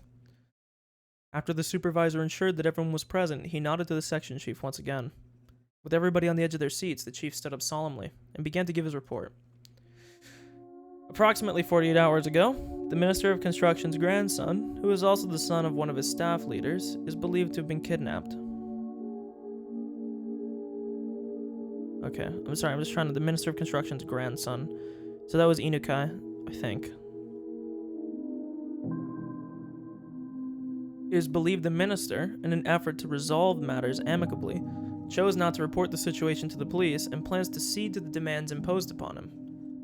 It seemed that approximately 48 hours earlier, the Minister of Construction's grandson, who was also the son, he literally said that, was kidnapped. The reason why it was phrased that way was because the person in question didn't admit it had happened. Based on the results of surveillance conducted on the minister's residence, multiple suspicious phone calls from what is believed to be outside the city took place. The abducted child is said to be under treatment for some illness, but there's no trace of any hospital records or witnesses to such effect. Abducted child to be under treatment for some illness.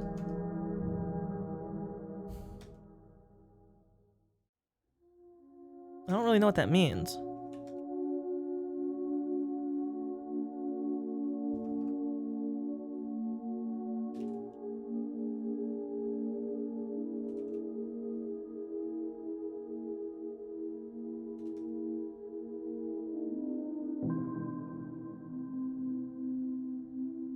Okay. So did he have like a disease that nobody knows about? Due to that and various other reasons, we believe without a doubt that a kidnapping has occurred. Or are they saying that that's where they're saying the kid is? Very odd phrasing here. Here, they omitted the details that brought this incident to light. You think about it a bit. That meant that before this incident happened, the minister's residence had been under surveillance already. I won't use the word spied upon. Of course, there wouldn't have been court approval for this, and it would have been very hard to explain to ordinary citizens. However, it was quite an effective method to catch wind of incidents like this before they got worse. I'd like you to understand that dealing with these cases before they become a problem is the job of the Public Safety Division. Why is he just following their demands instead of reporting this to the police? The fact that a minister can't even trust the police, what is the world coming to? It seems the group of perpetrators demonstrated they have quite a high level of surveillance on the minister themselves when they conducted the kidnappings, enough to give the minister pause before calling the police. We'll find out right away if you call the cops, more or less. So it's possible that there's a mole close to the minister. Several of the higher-ranking members who seem to have experience with this kind of thing let out deep sighs. The goals of the perpetrators, their demands, as well as this entire incident are, as of yet, unclear. But in any case, the possibility that this may grow to threaten national interest is extremely high. If their goal was to simply have their demands met for monetary gain, that would have been nice, so they're basically holding the kid for ransom. However, if this was some politically motivated shakeup, things would get a lot more complicated. Since we're not receiving any cooperation from the victim, that means that we're not privy to any of the details of the threats or demands, so basically the guy hasn't called the police, but they're aware of what's happened.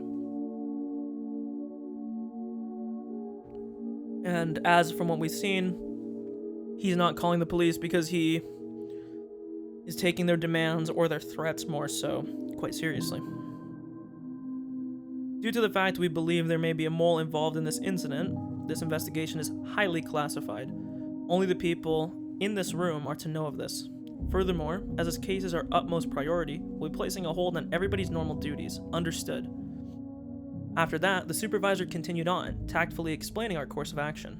If this incident were to become public, it was possible that the minister's political life would be over. I'll spare you the explanation of how the rest of the dominoes would fall, but in the end, support in the Diet would decline, followed by a no-confidence vote and a snap election, and it might even expand communist influences. Damn, K-Comrade. In other words, we wanted to handle this delicately. Kawasaki and Seiki, I don't know how you'd say that, monitor communications from the minister and the child's residences 24/7. Find out what the minister is doing. Report anything that happens. The remaining members investigate whatever is related to the case as assigned to your units. Focus your line of investigation on the commies, Reds, and Confeds. Jesus, we got a real fucking political... Oh, frame drop alert. Frame drop alert. That was a little one. Came right back. We got some real political tension going on here. We got Confederates, we got commies. Nice. Don't discount the possibility of foreign involvement either. I've experienced one or two unamicable situations before. This, however, was the first time I've seen things get so hectic. Several sophisticated conversations were progressing without the involvement of a rookie like me. I didn't intend to be timid, but I couldn't hide my confusion at this unfamiliar situation and cover that. As for Akasaka, I snapped back to alertness upon hearing my name called. Yes. You investigate the environmental groups that have petitioned the minister. Among them... among us. There's that group protesting the Hinamizawa Dam project that made the papers. Make sure you invest... Oh, I see. So, originally or initially, they didn't know that it was related to Hinamizawa, and we know, at least later on, that it was probably Hinamizawa Dam project people that were... aka probably the Sonozakis that were behind this. I doubt this is the act of some citizen group, but we have to eliminate every possibility we can. Understood. So those opposed to the Hinamizawa Dam, probably best if you go to the location personally, get some information from the local authorities. They're a fairly radical organization, so the public safety division there should have them marked as well. Understood, I'll head over there. Your wife, she's almost ready to give birth, isn't she? I apologize for the timing of all this, but I'm counting on your cooperation. We can't take our time with this, we just have to brute force it with our boots on the ground. Yeah, I know. My wife hates to interfere with my work, with her own circumstances anyway. Sorry, and thanks. So then, as for Kawasaki and Seiki, to help support your blah blah blah blah, I didn't want to take a business trip when my wife was about to give birth. Even if I was a little busy, as long as I was in Tokyo, I could head to the hospital right away. On assignment, though, that'd be difficult. Even so, I knew the work I was doing was important, and fully understood that I was in no position to be selfish. So selfish. I'd have to make it up to my wife for having to be away at such an important time. My wife, Yuki, would probably forgive me with such a smile. Okay, Chance the Rapper, we get it. You can stop fucking bringing up your wife literally every 0.1 seconds. Holy shit. The only thing she could hate doing would be holding me back. My male ego, though. Squad W. At least wish she would have tried to stop me. Sorry, Yuki. I don't mind if you always complain to our child that their father couldn't come to the hospital when they were born because he was too busy with work. Flashbanged again. The next day, I took the bullet train to Nagoya, and from there transferred to the train to blank prefecture. Getting to my destination by land took several hours. If I was traveling by air, in that amount of time I could probably get as far as Hong Kong. Blank prefecture was by no means close. I never sat in first class except for work, but whenever I did, the seat seemed stiff. Closing my eyes, I mentally reviewed the documents I read yesterday. The group under investigation, the Onigafuchi Guardians. They were a group of residents opposed to the development proposed under the Hinamizawa Dam project. The local protests were quite heated and were getting more radicalized. Even limited to what was written in the newspapers, there was bloodshed that occurred during a clash with riot police, interference with dam construction. Too many to count. So let me get an... I don't think we actually have ever heard the name,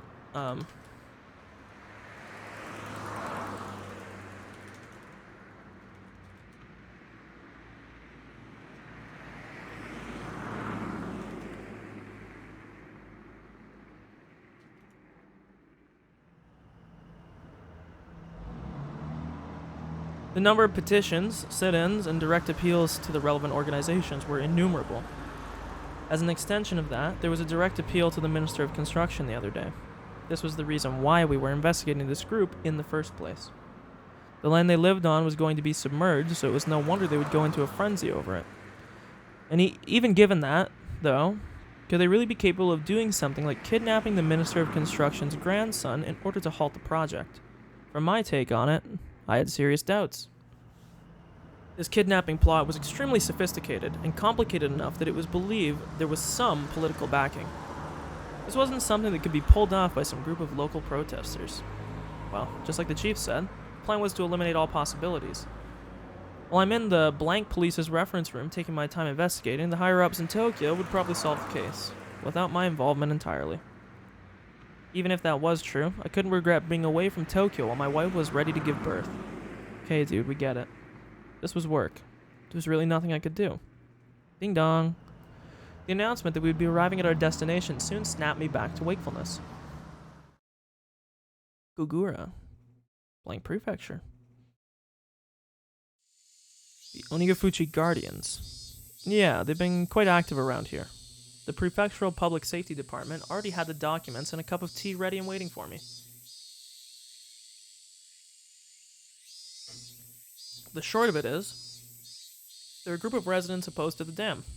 Really, it's probably better to say that every resident living on the land that's going to be submerged is rising to action, though. Like the old saying, fight to the last. They're a determined and well-prepared lot. It'd be nice if they drew the line at just being a moderate residential organization.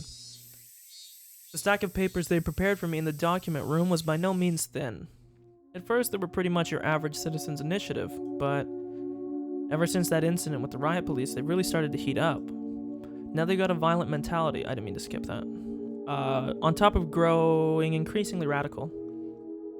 Violent organizations usually indicate ones that enforce their own ideology without regards to the democratic process.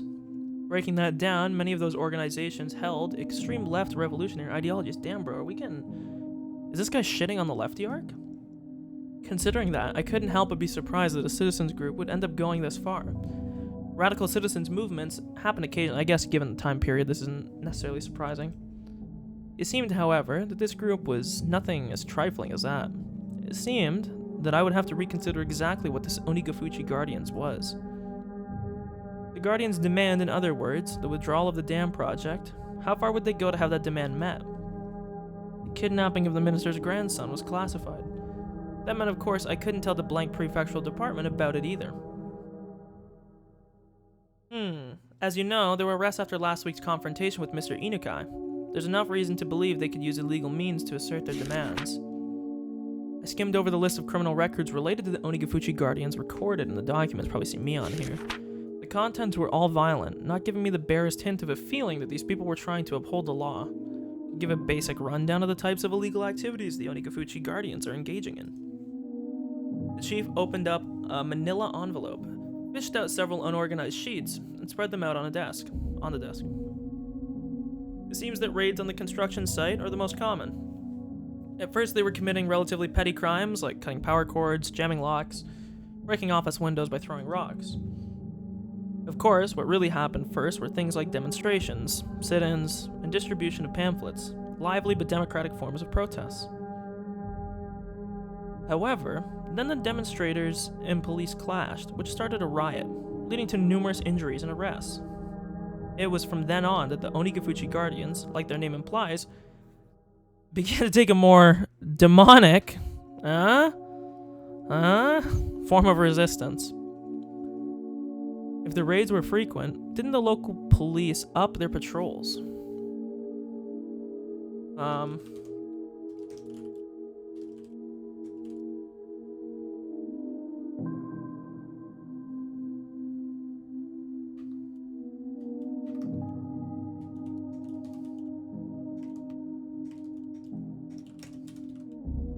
Okay, one sec. I gotta go grab something. I might be like 2-3 minutes. I'll be right back.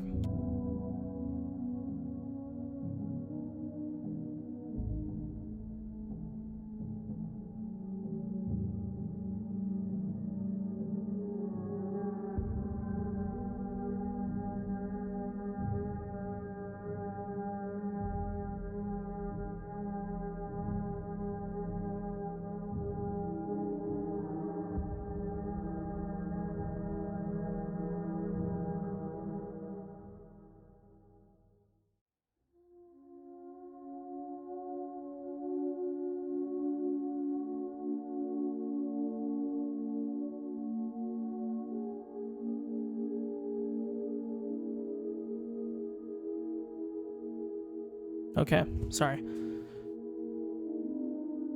I need to buy like a shit ass fucking keyboard until I get a better one.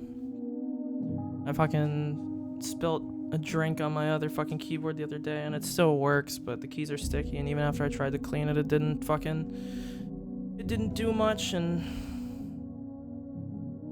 this current keyboard that I'm trying to use has like malfunctions where I don't even know what happened to it, because I didn't do anything to this one, but it just stops working randomly.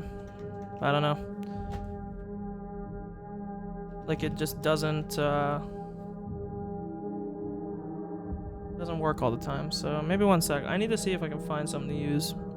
The other one I had here did work. It just wasn't working a minute ago. Let me see. This one should be totally fine, but just being a pain in the ass and not working. It's kind of annoying.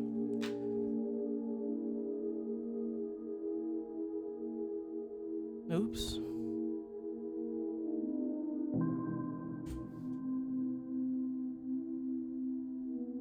It's like this keyboard is plugged in and I don't think there's anything wrong with it, but it's not working. It's really confusing to me.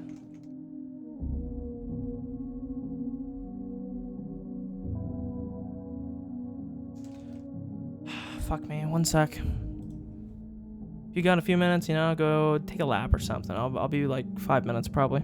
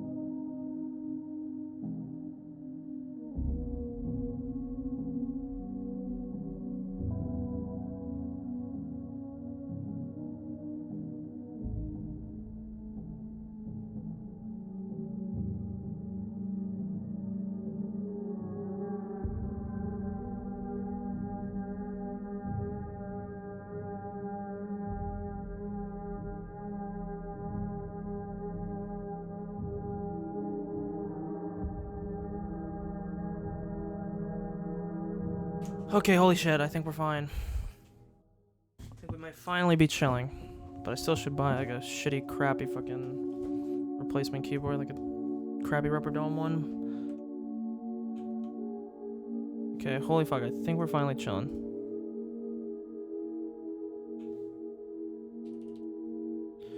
Okay. Oh god. Never mind, we might not be. The backspace key isn't working. Why is this happening? This is so trash. Man.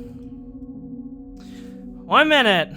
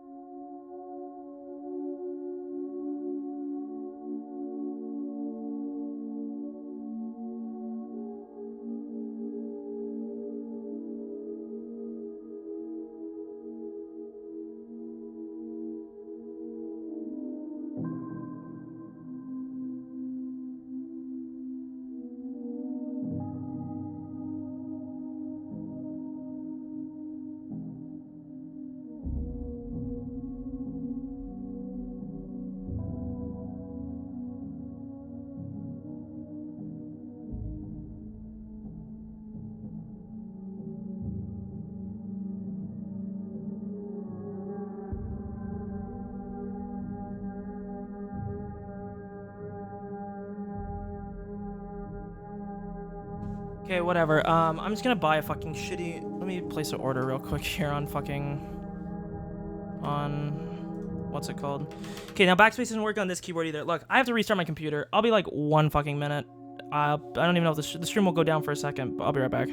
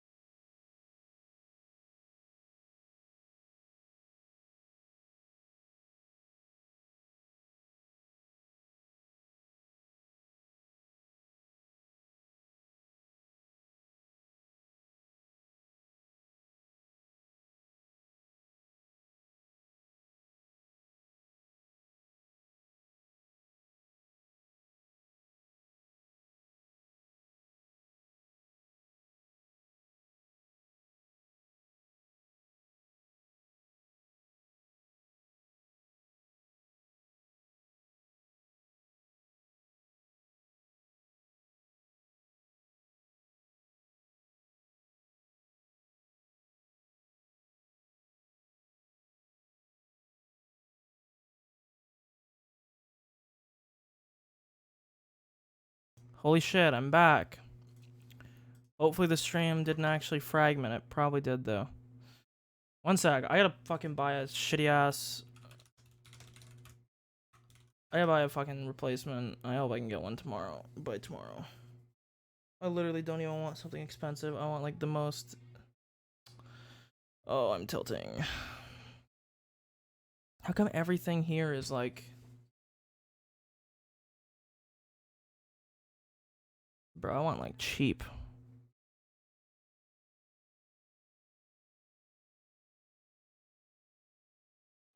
Whatever, I'll worry about this later. I don't want to hold up the stream.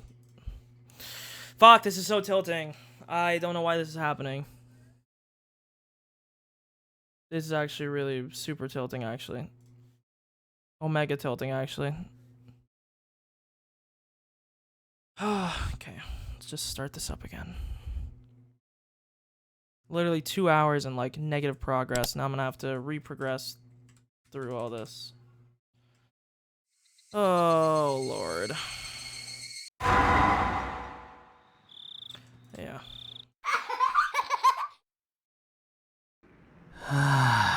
No, I have fucking voices on. I get to listen to a dude moaning in my ears.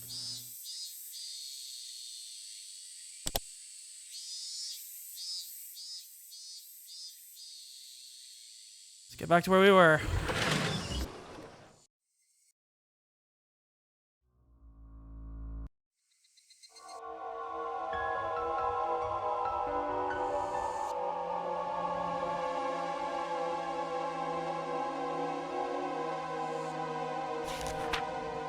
Okay.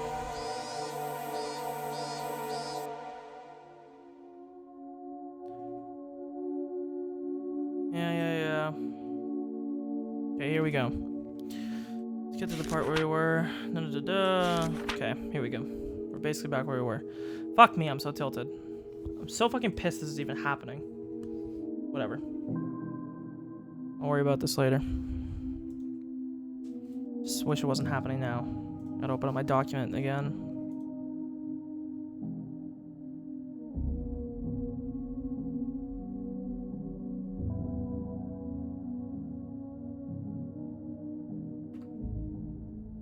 Okay. Let's get back to exactly where we were. Yeah. If the raids were frequent, didn't the local police up their patrols? Well, of course they were on full alert, but they were up against locals, you know? There wasn't much the police could do if they were sneaking around under the cover of darkness. You might as well label the entire map of Hinamizawa village around the damn construction site enemy territory. No matter how alert the police were, the locals would just show them exactly how easy it was to sneak around. Actually, it was after the police upped security that the protesters started getting ever more extreme, as though they were being provoked. See here? Can you tell how things started to heat up? An office set on fire, the destruction of heavy construction equipment. Destruction? They couldn't have used explosives. No way. You see, they crammed the gas tanks full of sugar cubes. If they do that, it fouls the engines. Even in Japan, it seemed there had been people doing that to the vehicles of occupying forces right after the war. Compared to misdemeanors like breaking windows, it was extremely violent and aggressive. After being toyed around with to that extent, the local police have completely lost face. The arson was a bit much. After that, the local police drastically increased the number of personnel they had stationed around the clock. The raids on the construction site quieted down a bit after that. He used the words quieted down, but that was still smack dab in the middle of the list of crimes. See, after that, they found that attacking the site had become difficult. They started resorting to personal attacks. The first people targeted were the construction workers. After that, there was silence. What was being described to me was a guerrilla war fought in the jungle. Threats and violence against the workers. Harsh words and harsher rocks were thrown. Oops. There's quite a list of accusations here, but there's not a whole lot of convictions. Of course not. First of all, there's no witnesses. On top of that, even if we identify the perpetrators, they have alibis coming out of the woodwork. What do you mean by that? What do you mean by that? Take for example, you're walking around Hinamizawa when a certain man stabs you with a knife. You remember the person clearly and even know his name and address. However, the knife doesn't have any fingerprints on it, and there's no other physical evidence. Well, you'd think this would be a run-of-the-mill case of assault, wouldn't you? In Hinamizawa, though, it's a perfect crime. Everybody is. The entire village. They're all in on it. To protect the man who was the perpetrator, they'll get their story straight and prepare an alibi. To that end, they'll probably even forge some evidence. There's nothing they can do but put them on trial. On top of there not being any material evidence, though, people testify one after another to cover his side of the story. Any prosecutor would hesitate to file charges. I'm not sure about murder, but if it's something like opening a gash on someone's forehead with a thrown rock, or leaving a bruise after hitting someone, even if you could single out the suspect, there's not enough reasonable doubt to not convict. Every case is without a doubt perpetrated by someone in Hinamizawa, but they can't identify who. Even if they could figure out who it is, they're unable to obtain enough circumstantial evidence, though, through due process. Sounds like me right now. The villagers were all extremely well informed about this, and so the malicious, vicious, and tenacious personal attacks continued. So let's see this.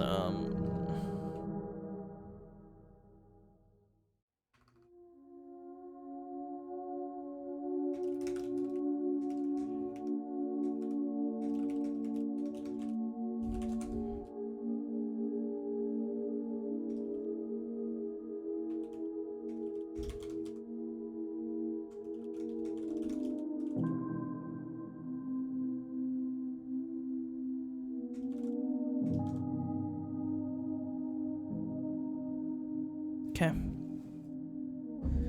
The victims can't have been okay with that, right? Couldn't they have filed for an appeal? Well, you see, about that, everybody on the inquest committee didn't want to get involved with something so troublesome. They won't stick their noses into anything related to Hinamizawa. The inquest committee is comprised of a random selection of local residents. In the event the prosecutor fails to get a conviction, they have the power to order a retrial. It's a system designed to assert the will of the people on the actions of expert prosecutors in the legal world. In this case, however, being composed of local residents has backfired. They don't want to get involved? Why is that? How do I explain this? You could say they're afraid, since it's a little special there. Special? Is it an outcast community? No, it's a little different from that. Well, just think of it as them being afraid. It's a little hard to explain it just now. Oh right, there's an easier way. Wiping his forehead with a handkerchief, he opens a file labeled as a list of members of the Onigafuchi Guardians. The power of the Onigafuchi Guardians, you see, is the fact they count many people among their members who are influential in the neighboring areas. Just say it's the Sonozakis. Can you take a look at this? I looked. What I saw startled me. Prefectural and municipal assembly members, staff members of the Chamber of Commerce, an executive of a business association, an executive of a town council association, and a PTA liaison. There were more than a few people with a lot of say both locally and in the neighboring regions. Around here, you could pretty much expect your actions to be observed by those against the dam project. If you said something in its support, who knows how it'd work out to your disadvantage. In any case, every town in this area is being held by the throat by somebody from Hinamizawa. The list of Inquisition Committee members is undisclosed, isn't it? There has to be some measures in place to make sure they'd avoid retribution, no? Well, it is undisclosed, so their privacy is assured, but the person in charge of that is from the Oginomiya Municipal Office. In other words, a local. Well, you might expect some professional confidentiality. You can't know how everybody's connected. The people from Hinamizawa have a lot of tight bonds in that regard. When you consider the obligations and duties people have to the region, the web of information thereby formed is nothing to scoff at. It's not uncommon for housewives in a neighborhood to know which kid from which house is what grade and what school, or in which school, what subjects they're good at, and what vegetables they hate, among other things. You see, there's a Yakuza organization here with strong ties to Hinamizawa and the surrounding area. It would seem that they're providing full support in these recent incidents. They seem to be proving most effective. Gangsters. Siding together with the residents, opposed to the construction of the dam. It's a little hard to see what their common interest is. It's not that difficult at all. You see, actually, one of the lieutenants in that gang is originally from Hinamizawa. He was adopted into a rather influential family in the village. Exactly what was this Hinamizawa? I thought it was some desolate rustic village. However, for some reason, they exerted a strong influence on the surrounding areas and had a strong sense of unity. They would protect their village by any means necessary, even if that meant resorting to violence. The chief had said they were afraid because there were numerous influential people living there, but somehow, I got the feeling that they were afraid of the village itself. There is something clearly different from what I had read in the documents in Tokyo. This was no simple residential protest against the dam. For some reason, an uneasy feeling began to nestle itself at the back of my mind. I chose the most basic way to ask my question. In other words, I directly asked what I wanted to know. Chief, this is just a hypothetical question, but this Onigafuchi Guardians, in order to halt the dam project, do you think they could, say, threaten somebody important to accomplish that? The chief replied immediately, it's possible. Truth be told, they've already gone to municipal and prefectural offices, as well as local offices of the Ministry of Construction, and done things that could be construed as intimidation. Several of the workers' families have also reported they're being followed around by some suspicious people. Well, that would make sense. To halt progress on the dam, they raided the construction site, destroying heavy machinery and lighting the construction office on fire. They didn't have any qualms about doing that. Threats and violence against people related to the dam would probably be no problem. But that was it. Even your everyday hoodlum could use threats and violence. However, this time it was the kidnapping of the minister's grandson, an abnormally high-level crime. I didn't mean to do that. Oops. Sorry, I was lowering my mic, and I guess my cord hit the thing. Not only was pulling off the kidnapping difficult in the first place, but so was maneuvering to have the ministers surrender to their demands immediately. There was no way this was the work of amateurs. Did these people have the power to enact this large of a crime? That was the heart of the matter. Was the Onigafuchi Guardians an organization capable of pulling this off? In order to ask that question, once again, I chose the most basic method. Again, hypothetically, do you think they could kidnap a relative of someone of political importance? There's no way they could pull off something that big. That was the answer I most hoped for. If it was that answer, my work was as good as halfway done. I might be able to get back in time for my wife to give birth. That was how it was supposed to be. The chief, without a hint of hesitation, replied, "They just might. There's no telling how far they'd go." Sorry, Yuki. Seemed like my work wouldn't end so simply after all. Every time that ringing happens, it's distant enough that it sounds like it's an actual phone call. Oh, Akasaka. Good work. How's the information gathering at your assigned region? It's coming along. It seems I'll be able to meet with their local public safety department, so I'm planning on heading out that way. How's the investigation in Tokyo going? The others are progressing along, but the number of groups we have to investigate are countless. Time isn't really a luxury here. There were no new developments at this time. No matter how suspicious the Onigafuchi Guardians, I would say, were, if they solved the case in Tokyo, my job was done. It looked like my wishful thinking wouldn't come to pass. Hanging up the phone, I let my gaze drift outside the window to the valley of unfamiliar buildings. Akasaka, a car you can borrow just returned. I'll take you to it, so follow me. Aha, thank you. He showed me the elevator to the underground parking lot where a battered sedan was waiting for me. That the steering wheel kept drifting to the left was a little concerning, but it would be good enough to get me around for a while. My destination was Shishibon City, Blank Prefecture, an area under the control of the Onigafuchi Guardians. The Okinomiya police station was right on the front lines. Huh. Sort of an odd twist here that we're playing a guy who's an outsider, who doesn't really... he's a police officer, and we're going back in time a little bit.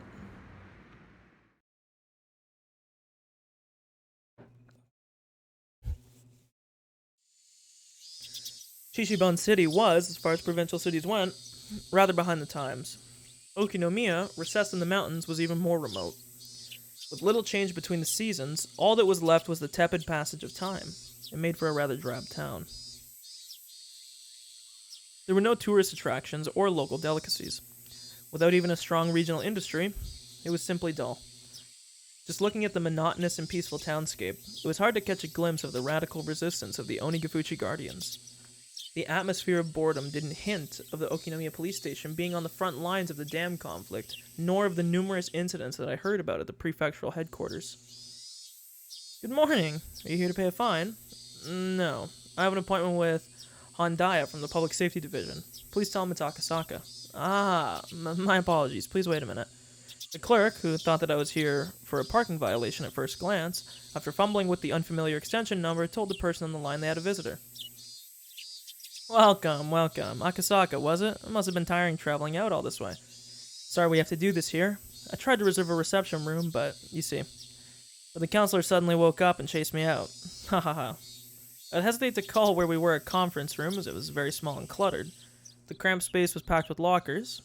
I had the impression that this was more of a change room that doubled as one for smoking. Listening to his crude chortles, I didn't get much of a feeling that Hondaya, who was head of the local public safety division, was much of an intellectual. Jesus Christ, already, man? But I knew that, in exchange, he had both experience and absolute confidence in his instincts. I apologize for interrupting you during such a busy time. I'm Akasaka from the Metropolitan Police Department. Pleased to make your acquaintance. Hondaya from the Public Safety Division. Nice to meet you. I was threatened by Sankai from the prefectural gangbusters to be generous with my cooperation. Gangbusters? You mean the Prefectural Crime Prevention Division? You see, we're treating the Onigafuchi Guardians as an extension of the local Yakuza. You'd have to be a newbie if you think they're just a residential protest group. They said at the prefectural office, too, that the Onigafuchi Guardians were linked to the local mob. If I recall correctly, the adopted son of somebody influential was a lieutenant in that gang. It's the other way around, the complete opposite. The Yakuza put up the protest group as a front to justify their actions. Just think of it like that. Completely the other way around.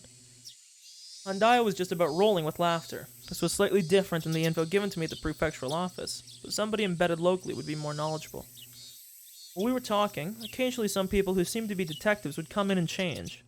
One of those individuals, noticing Handaya's guffaws, came up to us. Oishi? Yep. The OST. Hey. What is this? Hey. Is this the Broishi theme? 1 second, we're just vibing for a second. Oh, damn, this is good.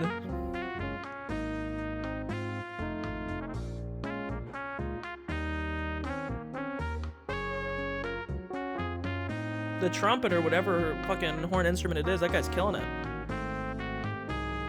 I was wondering what you guys were talking about. Oh, Kura. Perfect timing. Why don't you join us? This here is Inspector Akasaka, who came all the way from the Tokyo Police Department. An inspector? I'm still a rookie. My name is Akasaka. Pleased to meet you. Must be nice to be so fresh-faced. They hire you this year? I couldn't help but think I was being ridiculed, so I responded with a forced smile. I could tell that this person was like Handaya, the type who had confidence in their instincts and experience. I really didn't like those types of people. Let me introduce you, Akasaka. This is Oishi from our investigative department. Regarding the S-file you were asking about, he's familiar with it, so Sonozaki, you know? I'm not really too in-deep about that. S-file? S for Sonozaki.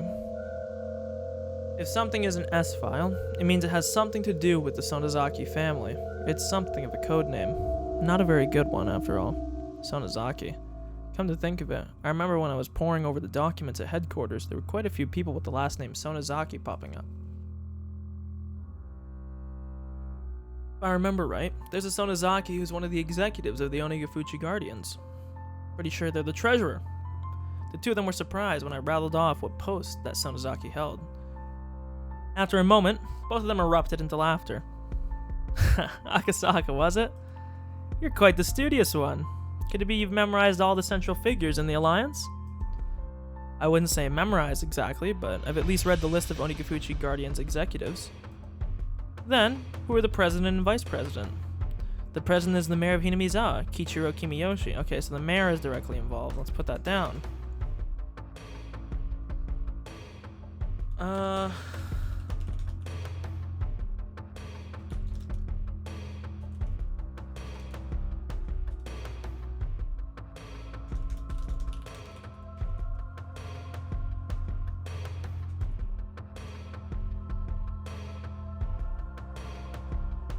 The vice president is the priest. Okay, Jesus Christ.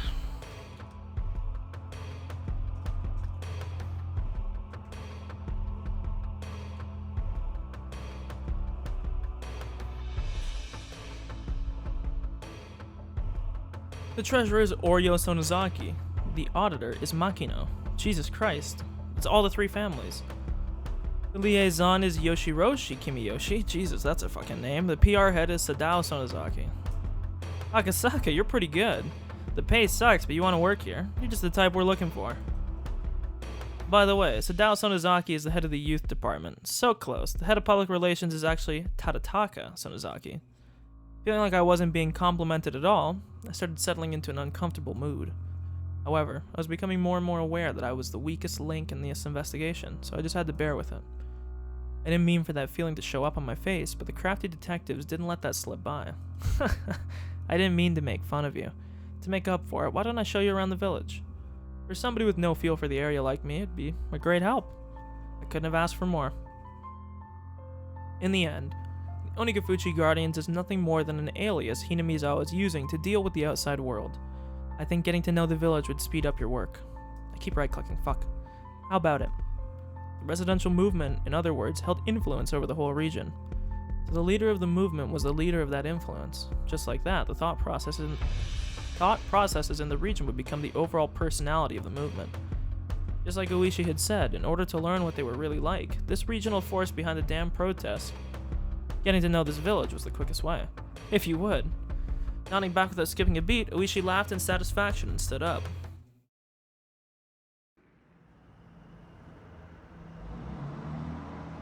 If I took the information I learned at the prefectural office and from Hondaya to heart, if my position was exposed, my personal safety was at risk. The opponent was an extremist group that had no qualms about using threats or violence against somebody.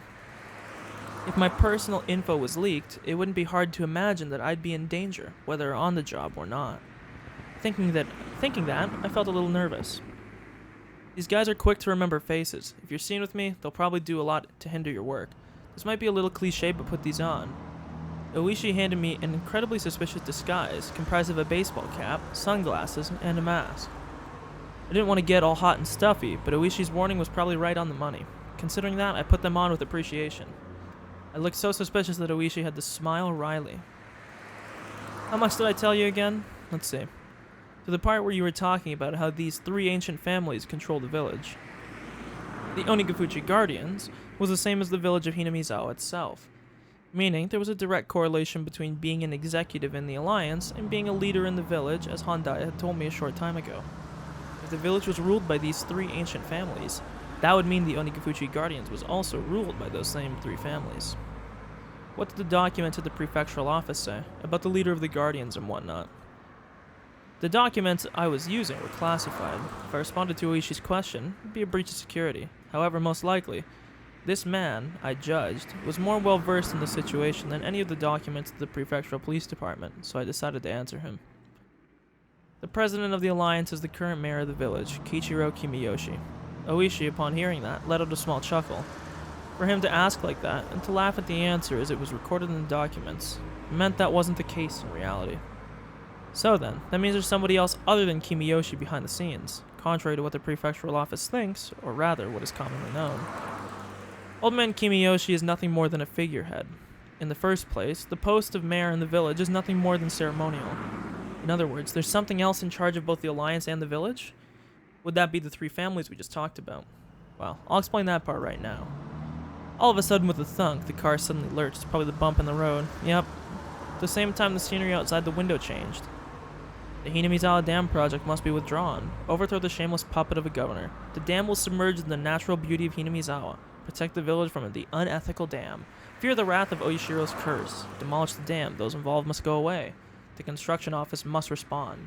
The construction office manager must negotiate with us. Signs and banners crowded the roadside. Even reading the brush-scrawled words was daunting. It was as though where the road changed was just a border with a different country. At that moment, I was startled by the car's sudden braking. Looking ahead, a barricade had been erected. About 5 or 6 protesters wearing masks and helmets to hide their faces were blocking the road, yelling at us angrily to stop. What is this? A checkpoint? Huh, these guys never learn. Oishi snorted as he rolled down the window and leaned out. Hey, you guys. You can't be blocking the roads like this here. As Oishi glared at them with a malicious laugh, they visibly faltered. Clear the way. We can't get by like this. Who would have thought it was Oishi's car? That panicked thought seemed to make them lose their presence of mind. Ah, if we'd known it was your car, Detective Oishi, we wouldn't have been so rude. Detective, what happened to your usual car? Is it in for maintenance? I see. I see why he did this. So he switched his car because he was hoping that if we got noticed, right? So if he found out that,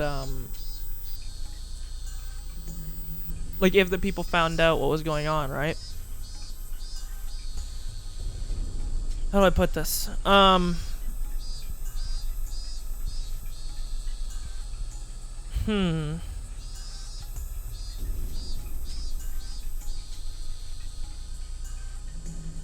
The reason why he switched his car is because if he was bringing me along with him, being seen in Oishi's car would be another dead giveaway, so it was just another layer of protection. Something like that. I can't get used to this car they loaned me. Judging from their brief conversation, I could guess they were familiar with the license plate of the car Oishi normally used. In other words, if they knew the car belonged to the police, they would have hidden the barricade. What they were doing was obviously obstruction of traffic. A blatant crime. Who's that suspicious guy? You, could you show us your face? The man glared at me menacingly. Wearing a mask and sunglasses made me look particularly dubious. Would not showing my face get me into some unnecessary trouble? I turned to Oishi to see what I should do.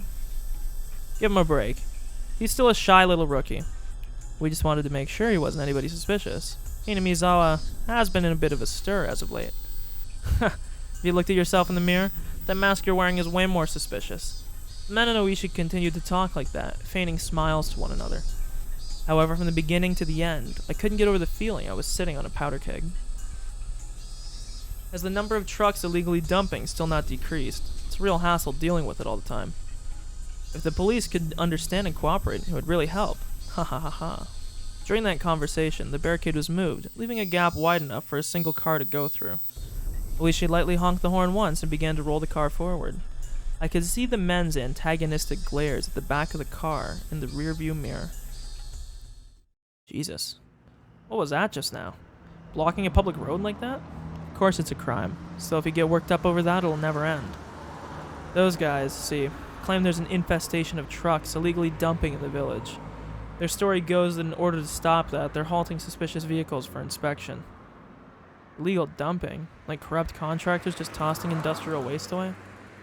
Their line of argument is that if the police aren't going to do anything about it, they'll take matters into their own hands. Well, the industrial waste is just something they're doing by themselves anyways. By themselves? They have a pretty good strategy. You see, in order to hinder construction, they've spread industrial waste over by the dam site. Then, blaming it on corrupt contractors, they start instituting these inspections. There, they stop every construction vehicle coming through and interfere with them as much as possible. That's a really good strategy. Holy shit. So then, it's one of the methods the Onigafuchi Guardians is using. With that inspection just now, this car's license plate has probably been recorded. It shouldn't get stopped from here on out. Those guys know very well now not to get me angry. See, rumor is that if they figure a car is related to the construction in some way, not only would there be checkpoints stopping it at every turn, but they'd be throwing rocks and planting road spikes as well. It's best you be careful so you're not identified. If they find out you're from public safety, who knows what you'll suffer through. Jesus Christ. What the fuck, man? The garbage dump was not from outsiders.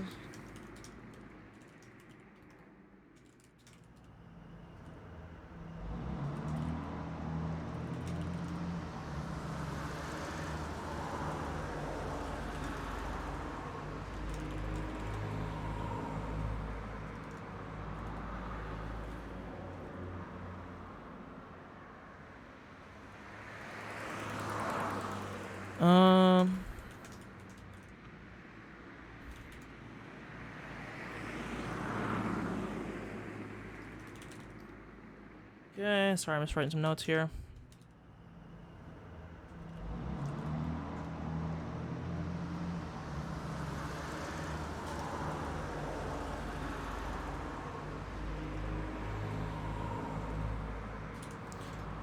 I'm just trying to think here, right? So the first thing that I'm trying to do right off the bat is think if there's any way that Akasaka could have been one of the victims of one of the crimes, right?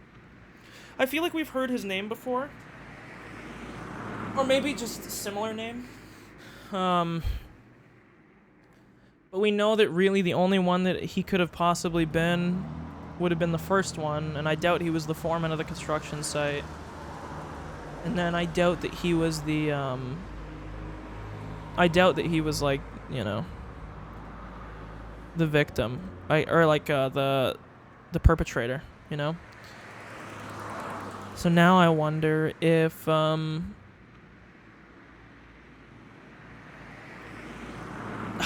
I don't know. I wonder. There's just a lot here.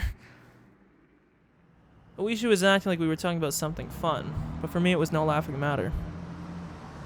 It almost feels like we wandered into a civil war in the Middle East. Haha, it's a good way of putting it. It's pretty much just what you said. Oishi turned to me with a grin and a menacing laugh. You see, this here's a war zone. War zone? God. Pog. The car slowed down a bit as it went down a narrow road through some farmland. You see that house in that forest over there? That antiquated one. Looking at where Oishi was pointing, there certainly was an old, traditionally designed house. It's probably the Sonozaki house. Oh no, that belongs to the mayor, Old Man Kimiyoshi. You could say it belongs to the main Kimiyoshi house as well. There's a lot of branches, but they'd be one of the three families. Three families. The ancient families that control Hinamizawa. That's right. And one of the others is the Furude family. Their house doesn't even have a single branch, as all that's left is the head priest family. Right over there, there's a shrine. He's a priest there. By the way, the Guardian's office is on the grounds of that shrine. The office of the Onigafuchi Guardians. If these guys were the enemy, that would make the shrine their stronghold. Can we go look over there? The shrine is the Furude family's private property, you see. Being police, we can't set foot there without a warrant. See, they got a member of the Diet with ties to the village backing them up.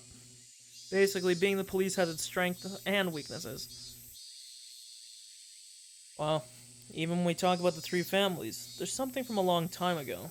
Way back when, those three families used to hold councils to decide things about the village. Meaning it's different now? You've got a pretty good nose. That's what I expect from an academic. The car braked to a halt with a squeal. Ahead of where we were stopped were several signs. Private property beyond, no trespassing. Beware of poisonous snakes, danger turn back. Intruders will be charged an entry fee of 1 million yen. Signs were erected there with things like that written on them. The road was separated from the forest by a chain-link fence wrapped in barbed wire. Since this is private property, this is as far as we go. There's several surveillance cameras set up further in. Saying that we just got lost won't work with these guys. They're beyond here, right? The people currently controlling Hinamizawa and the Onigafuchi Guardians were neither the Kimiyoshi family nor the Furude family, but the last of the three. Yeah. Beyond here is one of the three families, the Sonozaki family. They're the ones controlling Hinamizawa from the shadows. Among the list of executives recorded in the documents, the number of people with last names from the three families was quite high. Of course, Sonozaki was no exception. Fuck, why I'm yawning? I'm not tired at all. Of course, Sonozaki was no exception. However, at the top was the Kimiyoshi family. If the Kimiyoshi family seemed to be in charge, the rulers behind the scenes were the Sonozaki family. This double-layered structure implicitly told me that this village had both a light and a dark side. Okay, let's write this down. There's some little things here that don't really matter.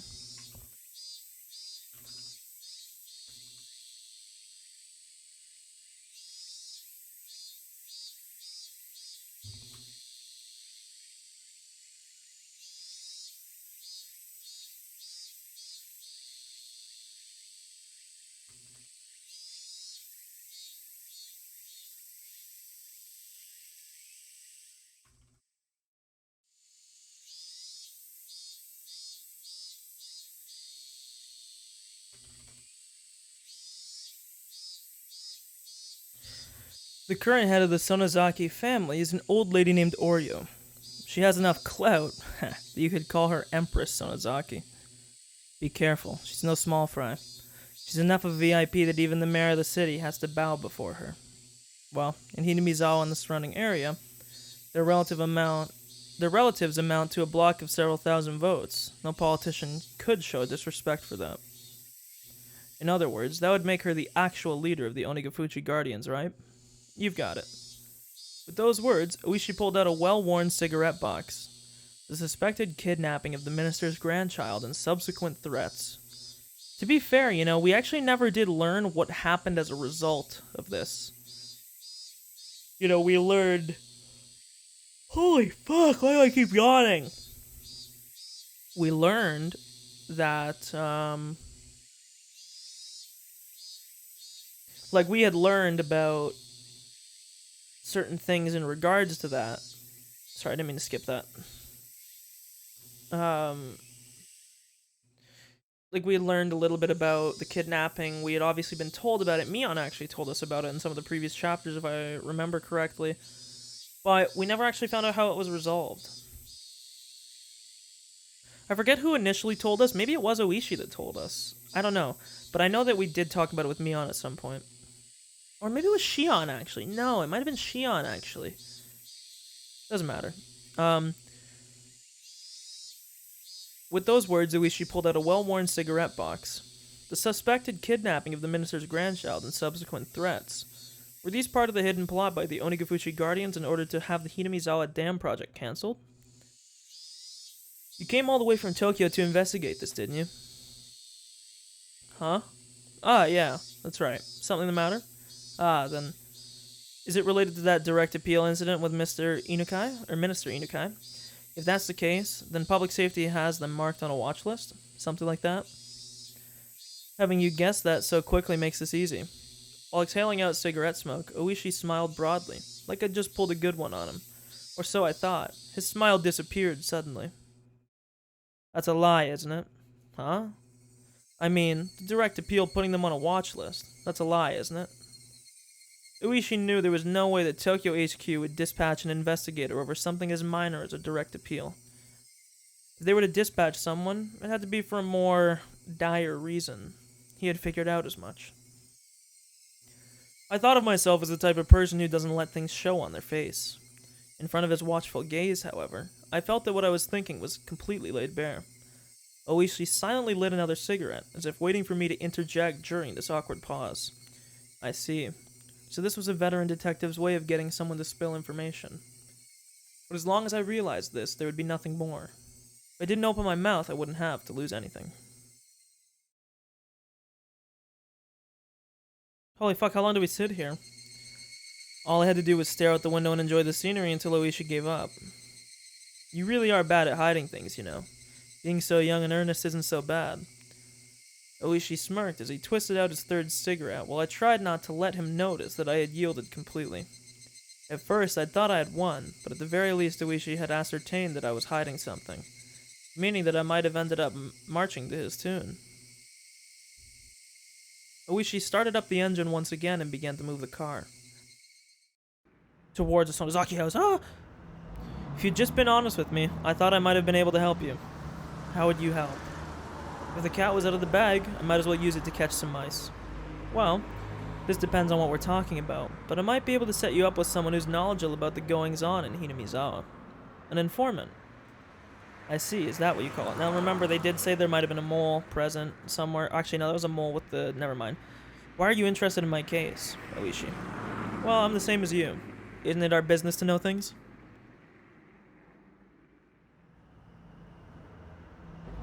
Being able to meet with Oishi's informant was an extremely compelling opportunity. We were looking to recruit somebody familiar with the area to collaborate with for intelligence. In the end, there was no better method for finding people than asking. We were always taught, however, that the rank-and-file police were no better than monkeys. Unlike us, they were careless with confidential cases. We looked down on them like they'd run their mouth off in a drunken stupor. Oishi was an outlaw even amongst them, and here I was lost on whether or not I should tell him about the kidnapping of the minister's grandson.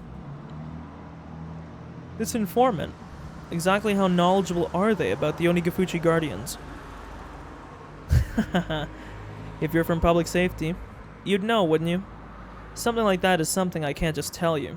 Protect your sources. That was the first principle of dealing with confidential information. In that regard, it seemed that Oishi wasn't one of those monkeys. Should I trust him, ask for his help, or not? It's just that you work for the feds, and I work for the prefecture. I don't think that our jobs are that different. I think I can be of help. However, I had trouble believing that this crafty old man would simply help me just like he claimed. Now, how should I go about this? Am I gonna get a decision? Oh, the fucking theme is coming back, dude. It's actually so good. I find it hard to believe that someone of your standing would help me out without strings attached.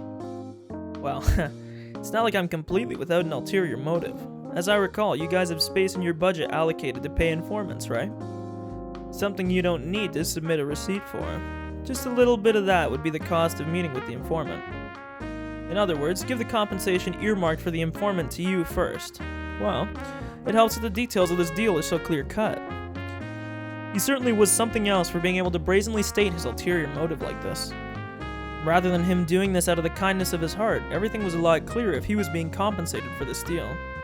I felt like he was the type of man who was good at these backroom dealings. Don't misunderstand me, please. It's not me who needs the money. It's the informant, okay? Well, in regards to the payment, I'll be handling the money. When do you want it? Right now would be good. If you don't have it on you, tomorrow works as well. I pulled out a wallet that was different from my personal one. The price was pretty much fixed depending on what kind of information I was paying for. In this case, the payment was up front. Also, considering the fact I didn't know what kind of info I would get, I shouldn't pay too much. When I suggested that, Oishi suddenly stretched out his hand and tightly grasped the contents of the wallet.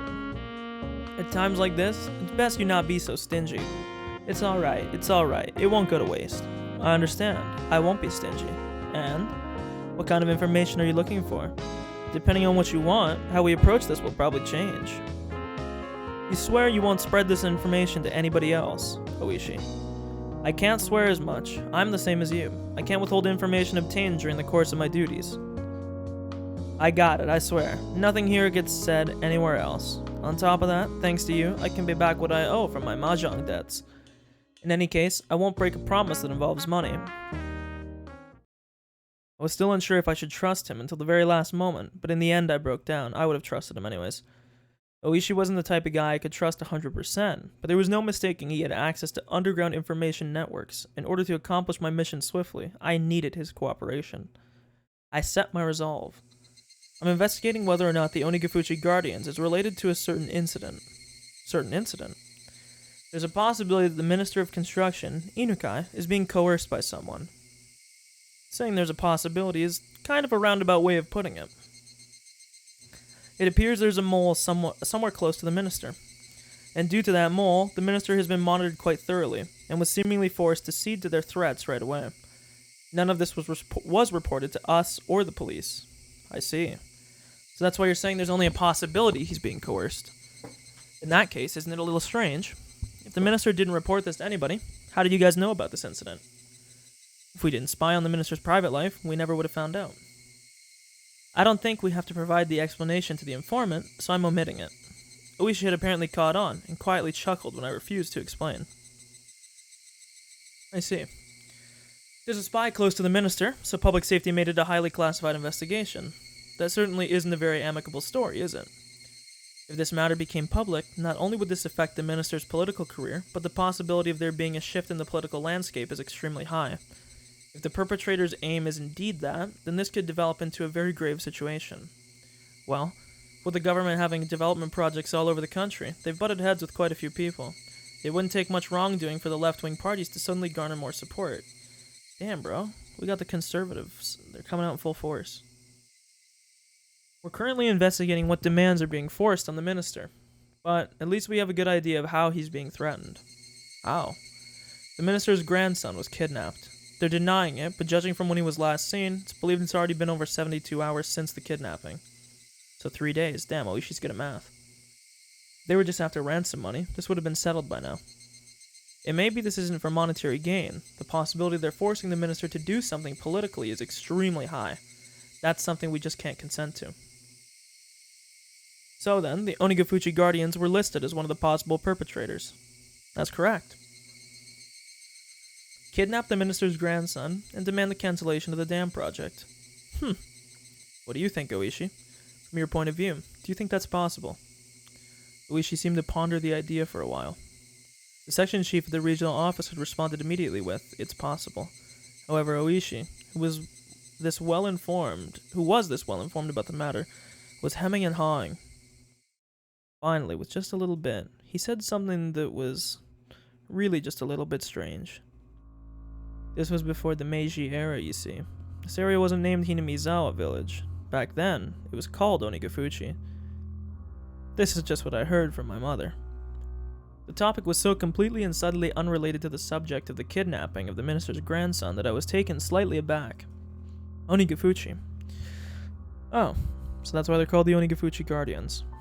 You see, the village of Onigafuchi was said to be inhabited by demons that devoured humans. Even now, it's believed that the blood of these demons partially courses through the veins of the villagers. Demons that devour humans? Oishi, what are you saying? It's information. I got a lot from you just now. A little too much. In exchange, I'm giving you a little bit of a freebie. It's like we're playing SMRPG. We got a freebie. Oishi finally smiled, but it didn't seem like he was fooling around. Please continue. You see, these human-devouring demons, normally, they were revered as Taoist transcendents and lived tucked away from the rest of the world. But they ate people after all, so apparently they'd go to villages in the foothills regularly and abduct their prey. They used to call that being demoned away, or onikakushi.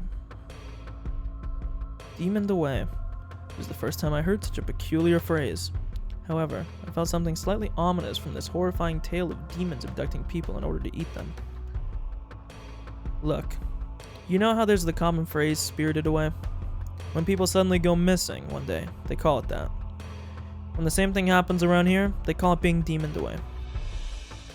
How does that old tale relate to the matter at hand? No. There's no direct relationship. I'm just making some small talk here. It's just... Ka-thump, ka-thump. The car shook.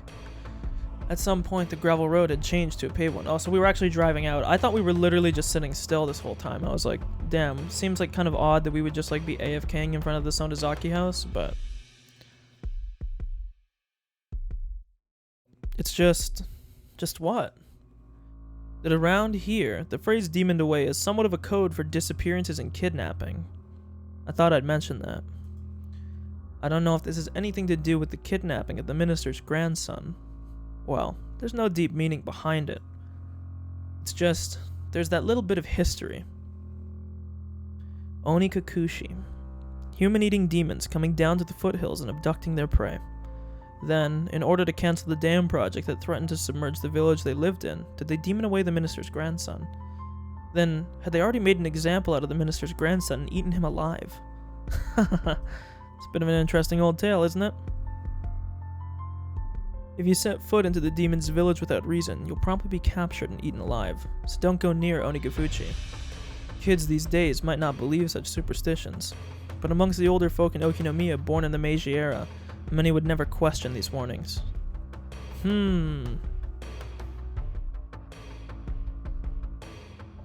mean, we kind of already knew that the demoned away meme was kind of just like code word for kidnappings and disappearances and potential other killings.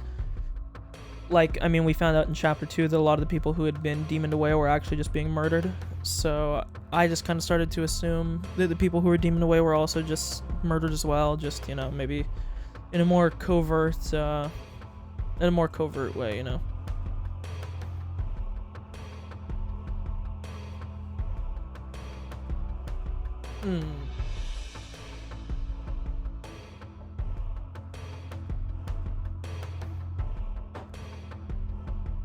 Oh.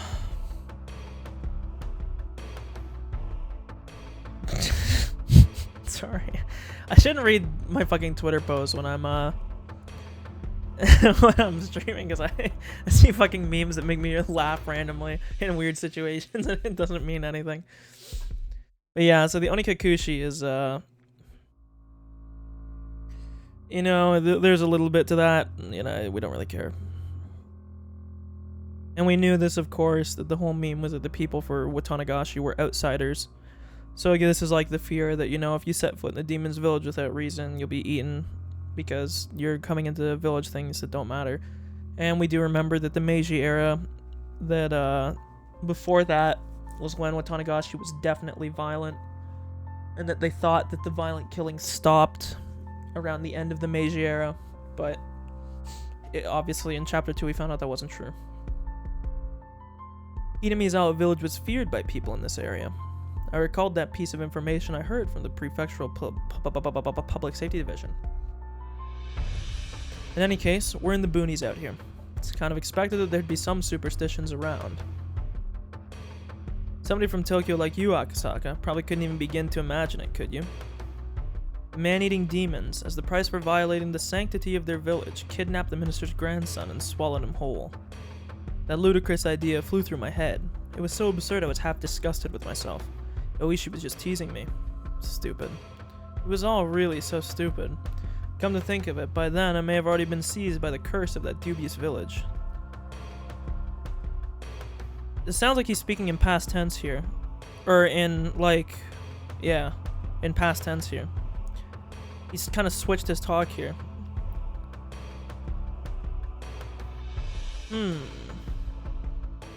Because he's talking in first person here, in present tense. He kind of switches his tense here when he's talking. Because he's going, come to think of it, by then I may have already been seized by the curse of that dubious village. That's not present tense. Like, he's talking past tense here. For me to realize that would take a little more time, definitely. And it's gonna end here, right? Yeah. So he was talking in past tense, so I mean, maybe we assume that this guy at least lives? So he's afraid that the curse of the village has started to grasp him, because he's an outsider as well. Makes sense, I guess. Holy fuck! 4 tips. Also, the one thing about this thing on Steam, I'm trying not to cheese it, so I don't hover the achievements because they could tell you something bad. But this chapter only has 8 achievements. And considering that one of them is for reading all the tips, one of them is just for beating the game, and there's like another one too. Sorry, so there's 2, basically, there's 2 of them that you can just cut out because they're basically for doing stuff that you would do. Which means this fucking thing might not have like any chapters at all. There's only 8. I think the last one had fucking 15. Excuse me, let me check. Last one had 16. So it had 14 achievements that weren't reading tips and just the end of the game. Oh, that's what it was. There's an after party achievement. So 3 of the achievements in this game are probably gibberish. And there was 13 achievements in the last game, and I think there was 12 chapters. So this isn't long at all. Yeah, I was about to say, this feels like it's the shortest chapter. I don't want to, like... Okay, so this is my question, I guess. How much longer do you think this is? Because, obviously, I know we literally just finished the first chapter. But for you guys, because I started streaming late today, that's my fault. I will be streaming tomorrow. I don't want to, like, one sitting this and be streaming until, like, 3 a.m. and then have half of you miss it. I'd rather just, like, split it up into 2 streams. I have 2 days here. Because I'd probably go, like, another 3 to 5 hours. I'm wondering if I should do, like, 2 or 3 more chapters and then just, Wait, actually? Holy shit. Okay, look. I might just do, like, 1 more chapter, and we might just, like... I'm not sure if we'll call it, but we'll think about it, because I'd prefer to it be at not, like, late time in my time. I feel bad that I started streaming late, because I woke up late today. But that chapter was pretty long, though. Yeah, dude, I'm actually so hyped for the answer arcs. Holy fuck. I was thinking about it today, right? I was thinking about it, because I was like, you know, I was getting a little bit tilted when I was writing my, my theory at the start of this chapter. I was getting fucking pissed off because I was like, God damn it, they keep giving me more questions, and I'm getting mad because my questions are starting to bleed into each other, and I'm starting to, I have multiple points where I'm just like, dude, I don't fucking know, Lamau. And I was thinking, like, the nature of the demon possession has been one that's really been bugging me. And I think to myself, like, dude, finally getting the answer for that is gonna be so pog. So yeah, we'll go 1 more chapter, maybe 2. I don't know how long this is, so I don't want to, like, blast through all of it now, but maybe. We'll see. It was a pretty long chapter. No, wait, I didn't read the tips. I'm trolling. I can't go back, can I? Oh, I saved. Wait, yeah. Let me read the tips. I'm trolling, dude. I'm a troller.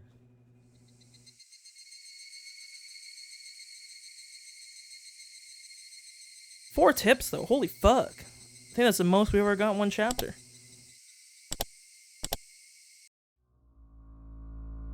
Here we go.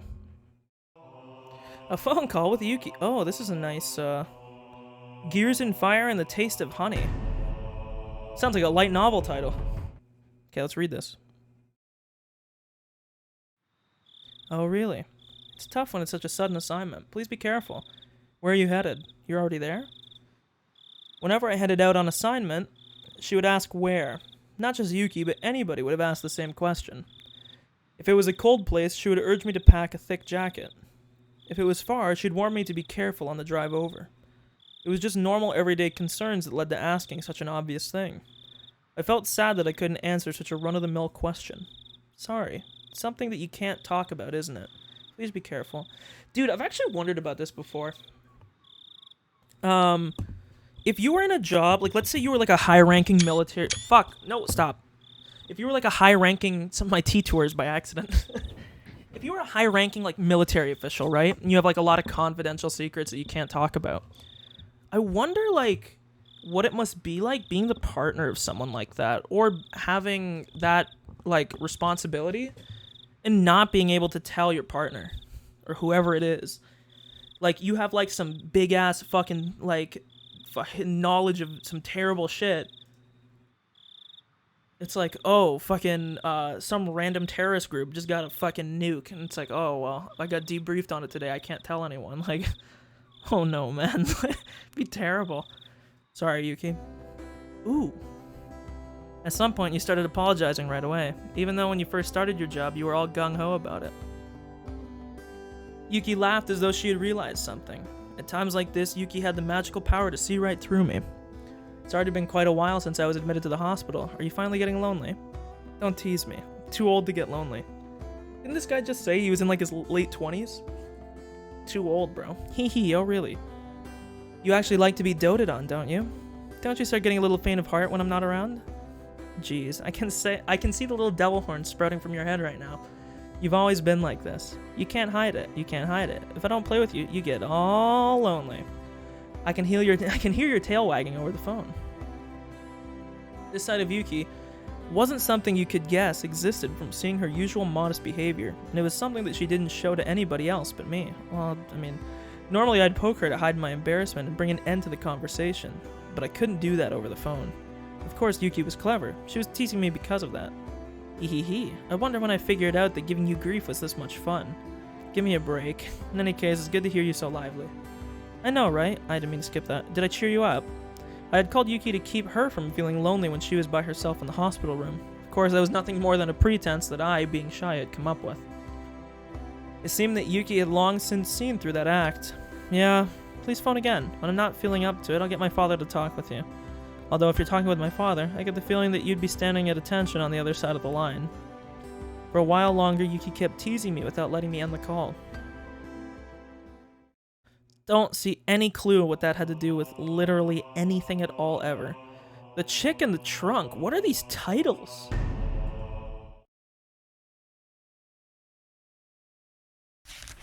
Chairman Blank, members of the Blank Party, congratulations are due as we are celebrating 25 years since our founding. The past 25 years has seen much growth in the Blank Prefecture. The once quiet scenery of nothing but fields now has seen the opening of a new stop for the bullet train. And with the development of the highway, we've seen the rebirth of a modern city bursting with youthful energy. We've reaped the benefits of new businesses and industry. And with the special reverence the residents of Blank Prefecture have for time-honored traditions, history and culture, business and industry, with these ideals in harmony, they have accomplished in growing their city into one of Japan's foremost metropolises. Of course, the development of Blank Prefecture couldn't have happened without the growth of the Blank Party. We are resolved to see every one of our campaign promises to fruition, reaching our targets definitively and expediently like arrows fired from a bow. With these arrows as the fundamental basis of the Blank Party, our members have sought to pierce the obstructions preventing the happiness of residents of Blank Prefecture. But I do believe that everybody here is unlike an ordinary arrow. While being as unfaltering and straightforward, we have not neglected in seeking solutions that conform to the current day and age while also keeping an eye on the future. An arrow once loosened can only fly to its destination. Everyone here, however, is no simple arrow. Oh my god, my parents are loud. Even once loosed from the bow, without neglecting our studies, while employing new methods, and implementing more effective and flexible ideas, thus being able to change trajectories mid-flight, we are magical arrows. The modern age marches ever forward. Sometimes it marches faster than the time taken from planning to execution. The following part was not in the script. It is thought to have been ad-libbed by the minister. For example, there have been numerous problems with the Hinamizawa power plant project. Rather than forcing through the project solely because it was decided upon by the government,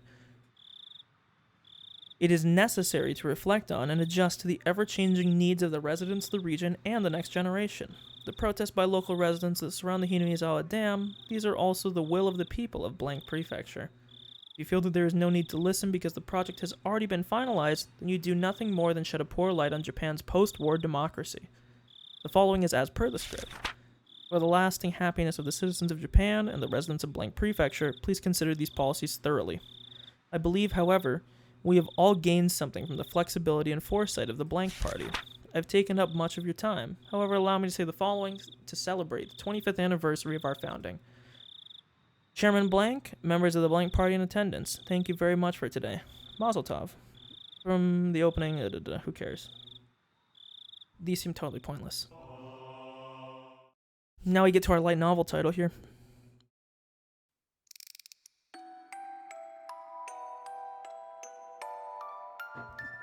The world is filled with people blessed with relationships. Uh-oh, we're starting the incel arc. Of course, that doesn't mean that everyone is connected to each other. It's obvious that on the other side of the planet, there are people laughing and crying who can't possibly have an effect on you. However, in the extremely limited community of the neighborhood, that sort of connection is just a matter of fact. It's quite possible that a single remarkable event could have massive consequences inside a small community. If you were to increase that in scale, a perfect stranger on the other side of the globe might become enough of a legend to have an effect on our lives. Well, it's not always that way. Like I said at the beginning, the links between people basically aren't that relevant in the grand scheme of things. Whether some household nearby is having steak or croquets doesn't matter to me. When I put on my shoes, it doesn't matter to anybody, whether I put the right on first or the left. What do? I think I put the left on first.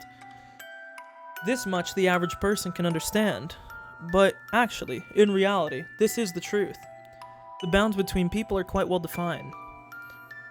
It's not just a matter of distance, of being far or near. For example, let's say person A's actions have some effect on me. Even then, person B's actions could have absolutely no consequence on my life. The reverse also holds true. Just because my actions affect person A, that doesn't mean that they affect person B as well. Let's put it bluntly. If the bonds between people are like gears in a machine, the gear that represents me meshes with some people, but is isolated from others. There are some who would try arguing against this. Those people would bring up the example of gears in a clock. Each gear indeed only directly messes with one or two. However, if you rotate one gear, the one next to it is moved, which connects to the next one, and the next. In the end, all the gears are moving. There is a logic behind this, more than enough to convince the average person. Why is the argument convincing? The answer is simple. The relationship between people are ambiguous and can only be described conceptually. How the gears are connected and how their movements are chained together can't be used as a fundamental explanation, so it throws a wet blanket on that argument. So for the people who like that explanation, I'll use the example of a clock again to refute it. First of all, to say that this world is a singular clock would be wrong. That is, there isn't only one clock.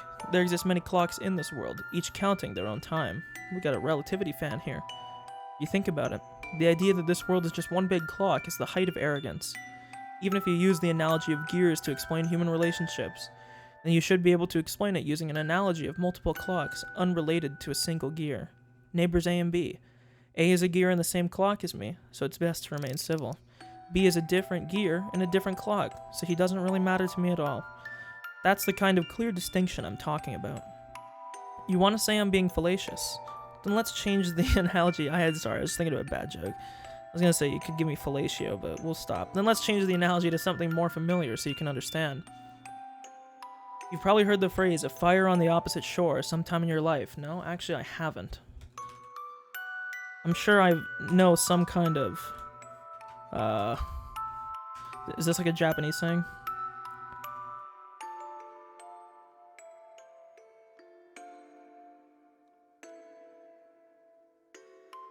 I don't know. This might be some Japanese, what do you call them? Oh my lord, what's the word for sayings? Oh, I'm tilting. I'm closing my eyes. I'm not looking at chat. I need to think for a second. I know the word. Oh, what is it called? There's a special word for this. Oh, I'm actually tilting. I can't think of it. Proverb. I think it's a proverb.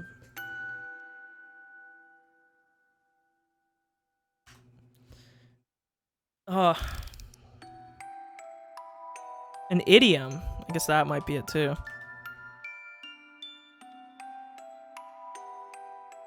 True, it could be that too. I'm not sure. Whatever. I'm assuming for example, if your neighbor's house was on fire, you'd probably try and help put it out, wouldn't you? It'd be awful if the fire spread and burned down your house after all. But what if that fire was in a town on the opposite side of a river? Would you still go out of your way to help? You wouldn't, would you? Even if you thought it would be the wrong thing to do, there's no way the fire could spread to your own house.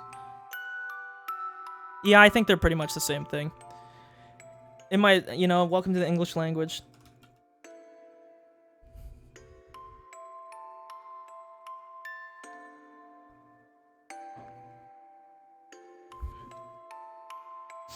Even if it turned into a huge conflagration.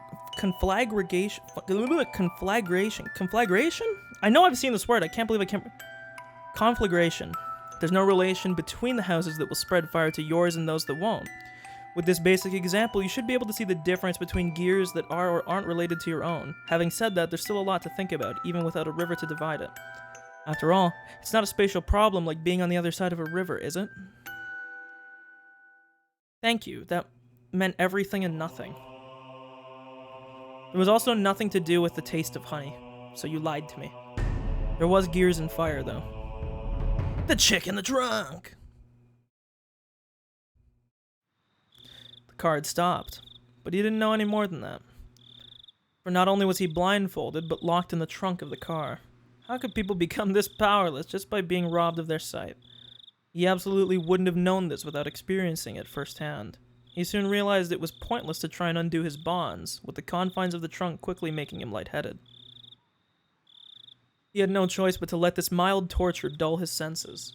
That's why when the car stopped and the unpleasant vibrations ceased as the engine was killed, he couldn't help but delude himself that he was being set free, even though nothing had been resolved in reality. Of course, he was soon removed from that delusion. He strained his ears when he heard one of the men who had abducted him and an older man he was hearing for the first time strike up a conversation. Nice to see you. The chick is in the trunk. I think this is talking about the kid. The chick, I think this might be a meme here because it's like you think a chick and you think a girl, but I think in the sense it means a chick as in like, a chick is a young chicken, so I think that's like the meme here. He struggled so much that he's probably exhausted right now, but there's not a mark on him, just as ordered. Haha, must have been a handful. Ow, I just got flashbanged again, bro. Stop with this. The trunk opened, letting in a blast of fresh, cool air. Even though up until just now he'd been thinking about getting out of that stuffy trunk, when it was actually opened, he suddenly became uneasy. Even so, or enough so that he wished that the lid of the trunk would once again close, separating himself from them. Suddenly, somebody stroked his head. Ooh, weird chimp. Of course, since he was blindfolded, he couldn't tell if the hand was petting him or simply evaluating how easy it would be to remove his scalp. Unable to tell the difference, he could only freeze as he imagined the worst-case scenario. Poor little bugger. He's shaken. Just stay calm for a bit. The older man said that kindly as he gently stroked the boy's head. This must be real tough for you. But you see, your Gramps is a nice man. He'll help you soon enough. I wonder if that's old man Kimiyoshi. It's impossible to know. Having heard nothing but the average standard dialect his whole life, the older man's distinct intonation left a deep impression on the boy. But he had no idea what he was saying. For your Gramps to register as meaning your grandfather took a while to process. Eventually, the hand that was stroking his head loosened the blindfold. Can't keep his eyes covered. If he splits his face open, it'd be bad. And with that, we might as well take out the gag. He can't breathe like that. It'll be trouble if he yells. Leave him to us. Geez, you guys don't know how to treat somebody. The main family... Okay, it's not then. The main family said no rough stuff. You better remember that well. Yeah, we won't do anything stupid. As long as the kid cooperates, that is. The man's hand prodded roughly and repeatedly at the boy's head. A rugged hand, unlike the affectionate one that had been stroking his head before, bro. I don't want to hear about an old man affectionately stroking a kid's head, okay? Let's pass on that one. Just stay cooperative. If you struggle, there's no guarantee what will happen. That cliched threat was literally beaten into his head. Cool. Those tips meant literally nothing to me. Let's continue. Waking up in a cheap hotel in the city was by no means pleasant. I remembered even during the long camping trips we had during grade school. I wanted to get home quickly, counting out the days left on my fingers. Waking up this morning, I was somehow reminded of that. Was it a need to be with my wife when she gave birth? A particular type of homesickness? As a productive member of society, as a public servant bound to fulfill his duties, it was pathetic indeed. Those negative emotions faded as I downed my breakfast, which was surprisingly not half bad. Yeah, most of the tips do make sense in the scheme of things, just those ones especially, like I don't give a fuck about the phone call with the thing. But we'll see. The meeting with the informant that Oishi had provided would be tonight. Until then, I couldn't just be lazing around. The Onikafuchi Guardians were protesting the dam's construction in various ways. I noticed they use was in really weird ways here. Included in this was a strategy for improving public relations, which could be categorized into two major forms, combative and peaceful.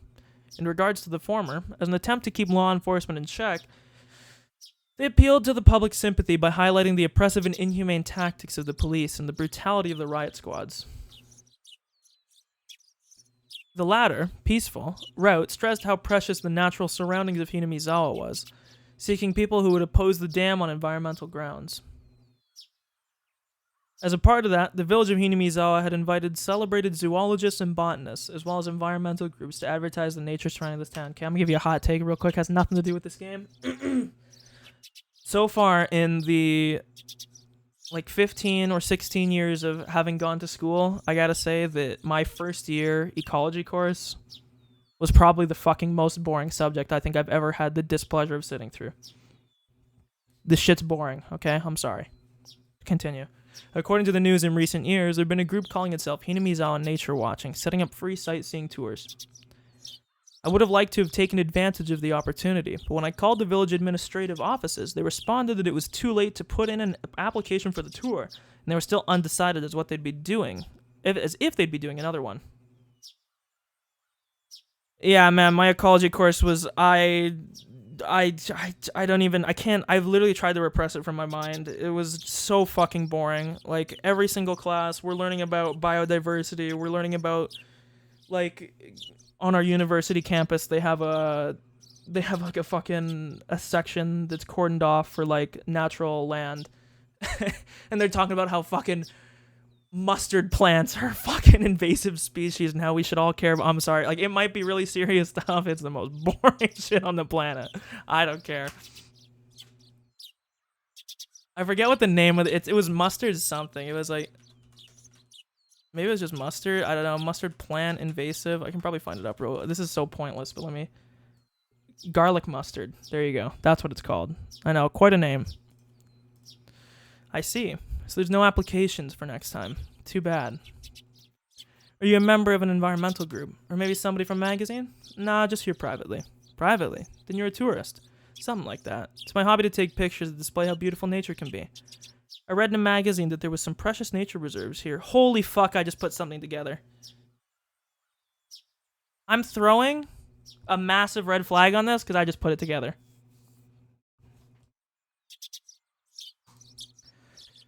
Okay, let me pull up my theory booklet here. Where is it?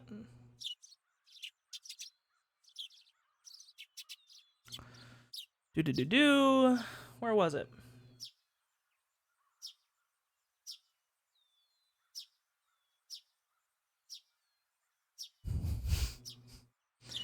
Who else was a big fan of wildlife photography that we've met so far in the game? And what this guy just lied about. I'm not saying that it's true yet. But what I am saying is that for him to come up with the excuse that he was coming around to take pictures. Now remember, we don't know about this guy's dealings years later. We only know about this part right now. Okay? In that fucking screenshot, which I can literally pull up right now. Let me find it here.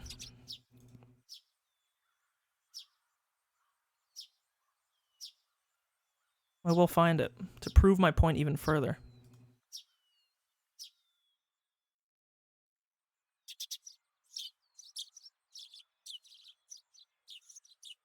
One second. This is important to my point.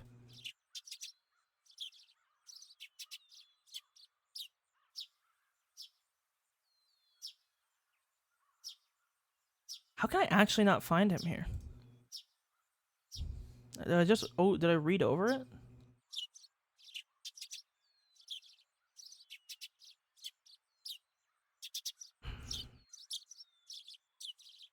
I'm tilted. Where is it? Found it. I'll put on the display capture here.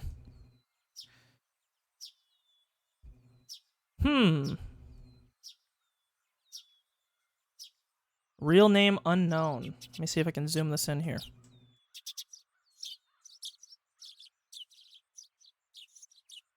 Okay. I just want you to process this with me. Half of you that are watching this already fucking know anyways, so it doesn't mean anything to you. But real name unknown. Okay, it told us that he was using an alias. So, I'm starting to think here that maybe all along, Tomitake is this guy. And that this guy right here is secretly been doing some undercover work.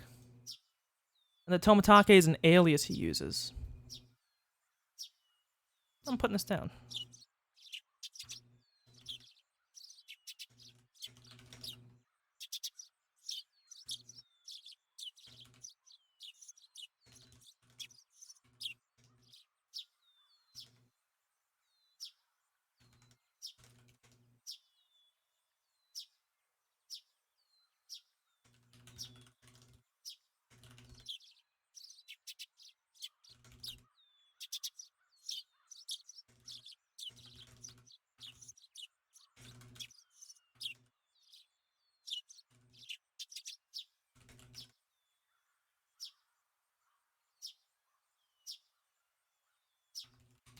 There you go. That's my take on this, okay? We'll continue now.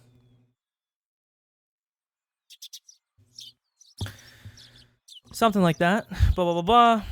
I read in a magazine there were some precious nature reserves here, so I was looking forward to it. Now I know, before anyone says it in the future, I know Tomitake said he was bird watching, that he took pictures of birds specifically, okay? I don't give a fuck. This is a close enough connection for me. I knew there was an article that had something like that written in it, but I hadn't actually read it. So unless I see this guy and Tomitake standing next to each other, that's my theory. My game theory.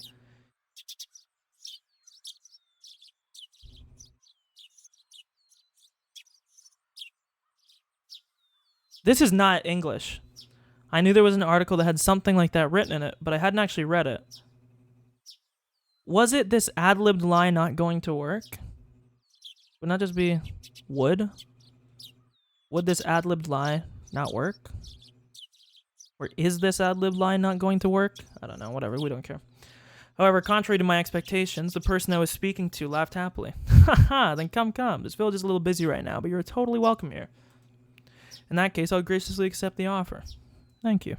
How are you getting around? Car? If that's the case, could I ask for your license plate number? No. There's no ulterior motive behind that. This was probably related to the checkpoints they'd set up on the way to the village. If I didn't give them my license plate number, I'd most likely be hindered in various ways. I thought about using the car I had borrowed from the prefecture, but I was lost on whether it was okay to tell them that plate number. If the Onigafuchi Guardians was behind this incident, there was no guarantee that they wouldn't be able to find out who I was. I had to play it safe, so I elected to refrain from using a car. No, actually, I'm not using a car. If there's a bus or something, I'd prefer that. We do have a bus, actually. The route is going to be discontinued soon, though. Okay, I was about to say, this is a lie, because I actually wrote down in my notes, which I don't want to pull up again. I made a meme joke in here. I'll read it. I won't show it. But I said,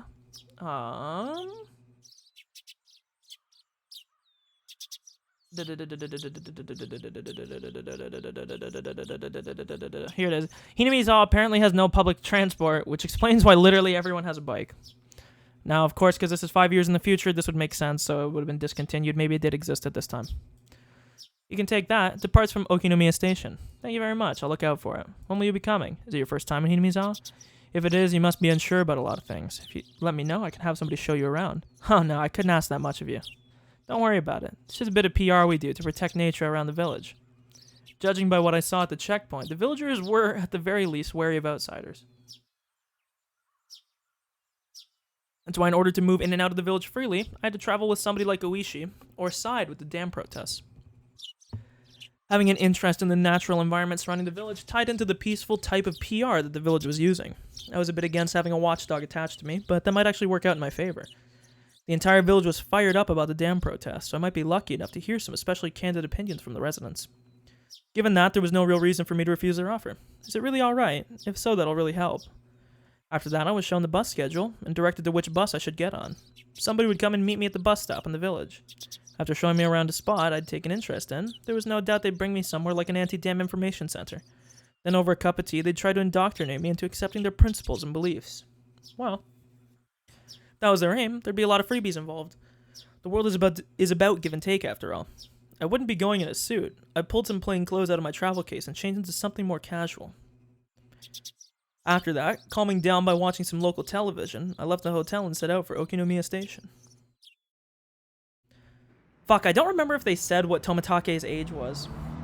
The bus route that I was told would soon be discontinued certainly didn't look that way. There was more than enough trips on the schedule, and the number of passengers was by no means sparse.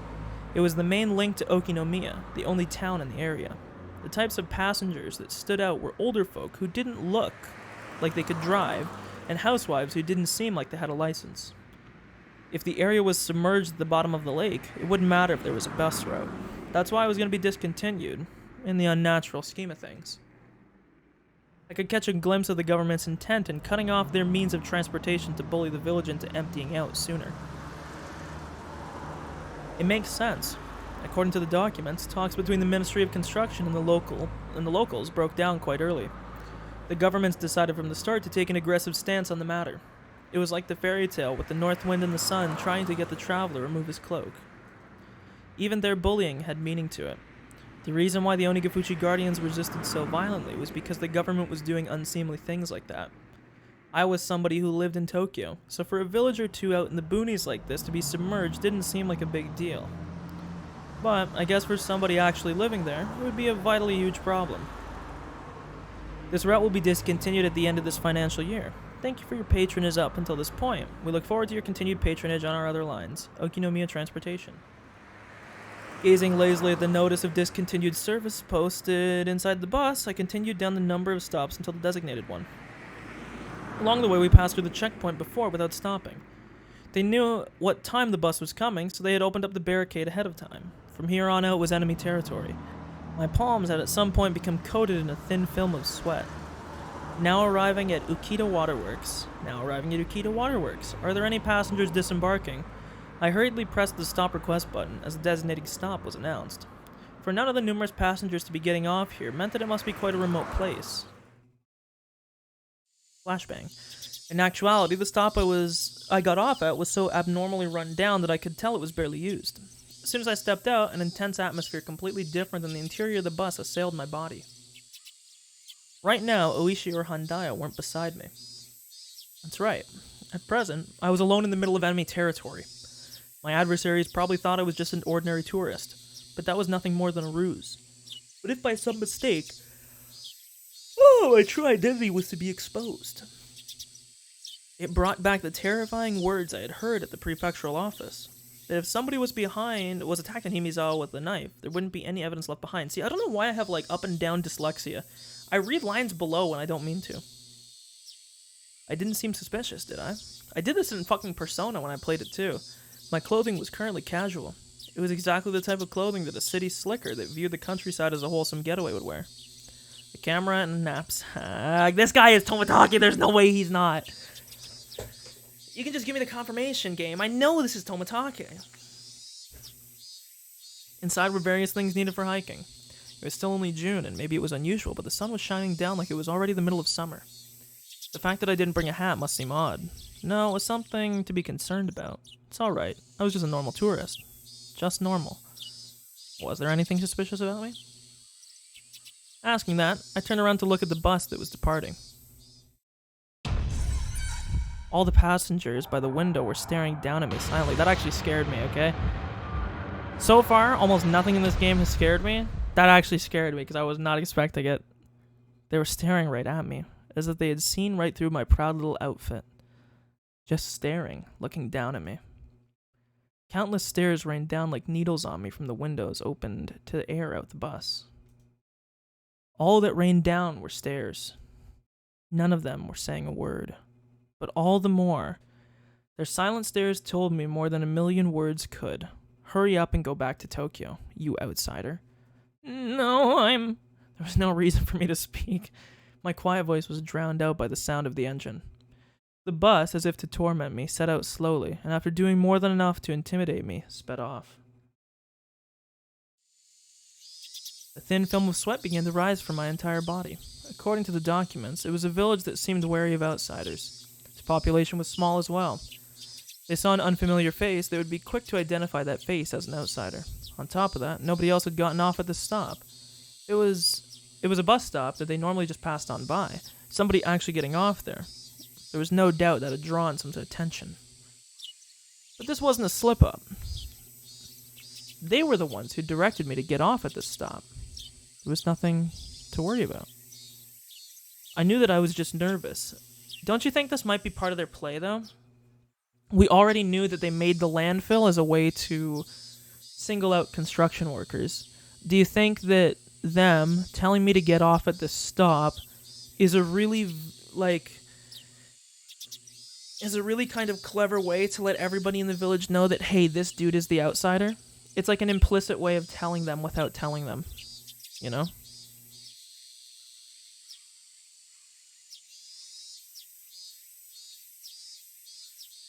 I knew that I was nervous. I was just nervous, since this was my first undercover assignment. My more seasoned colleagues referred to us as the new generation that didn't know how to lose their cool. But that wasn't true at all. Whew. In order to calm my breathing down, I exhaled the unpleasant air residing in the pit of my stomach.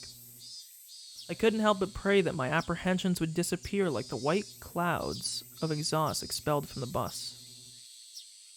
There was a small shed there to serve as shelter if it rained, and it was there I decided to wait. Inside the shed, one wall was plastered with posters advertising the dam opposition efforts. It was like the heartfelt screams of the villagers were recorded on that wall. Inside that shelter, I felt an inexplicable pressure. It wasn't like I had any real relation to the dam project, but it still made me feel hesitant about being inside there. That was just how filled with the force of denial that space was. And inside that uneasy space was a girl. Oh, it's Rika. Inside that shed covered in words written in broad brushstrokes berating the policies regarding the dam and calling for action, there was a girl sitting there with a drowsy gaze as if half asleep. The two images clashed so much that I could only stand there dumbfounded for a moment, trapped in such a surreal environment. If I stepped inside, who knew what kind of oafish noises I would accidentally make? I couldn't be disturbing this girl's slumber like that. Having thought this, I gave up on entering the shed. It was just a sleeping kid, so why was I so worked up about it? Finally, I realized. This girl, to us as a married couple, was the very image of our ideal child. Okay, bro, you're getting attached real quick. Even after numerous examinations at the hospital, we didn't know for sure what our child's gender was. Whether we could tell if they were a boy or a girl was, in the end, dependent on whether or not we could get an image of their genitalia. There was, of course, no guarantee that it was a girl, but with things the way they were, the possibility was high. Even so, Yuki had been saying that the chances that it was a boy or a girl were even. I mean, that is how it goes, you know? But in my heart, I'd already decided that our coming child was a girl. Since that day, I decided that up until now, it was so fun to imagine how our child would grow up that I couldn't help myself. Amongst those numerous imagined forms, the one that I thought to be the most ideal had materialized right in front of me. Okay, I don't want to so normally I let my theories in my head stir. I'm thinking here. Let's assume this guy is Tomotage. I think he is. I think it makes a lot of sense if he is, given the info at the end of the last chapter. Let's think about it like this, however. The question here is Takano Yuki? I think she is. From the way that she was talking, the he, that's kind of a thing that Takano was doing. Because there's two questions, I guess, right? If Yuki isn't Takano, then the question would be, like, what the fuck happened? Okay, so if Takano isn't Yuki, then we have two questions, right? One, what happened to Yuki? My guess would be, like, death by childbirth would be what I would think of. And if Takano is Yuki, it kind of clears things up, because then the question would be, if this guy is Tomitake and Yuki is not Takano, then, you know, the reason is, like, why are Yuki and this guy, like, why are Takano and this guy, if he is Tomitake, like, so close with each other 5 years in the future at the Watanagashi, right? So, my current theory, we'll add this to the booklet. I can't believe I didn't pick up on this earlier. What is up with my notepad? My notepad is crashed, as you can see, I think.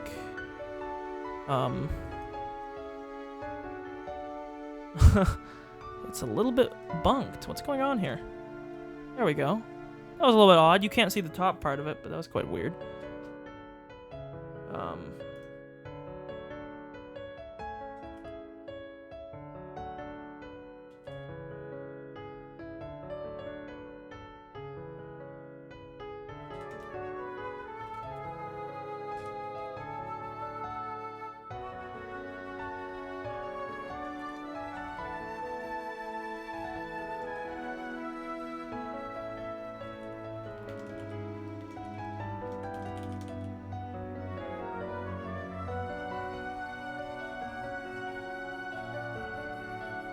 Not Michael Jackson, of course.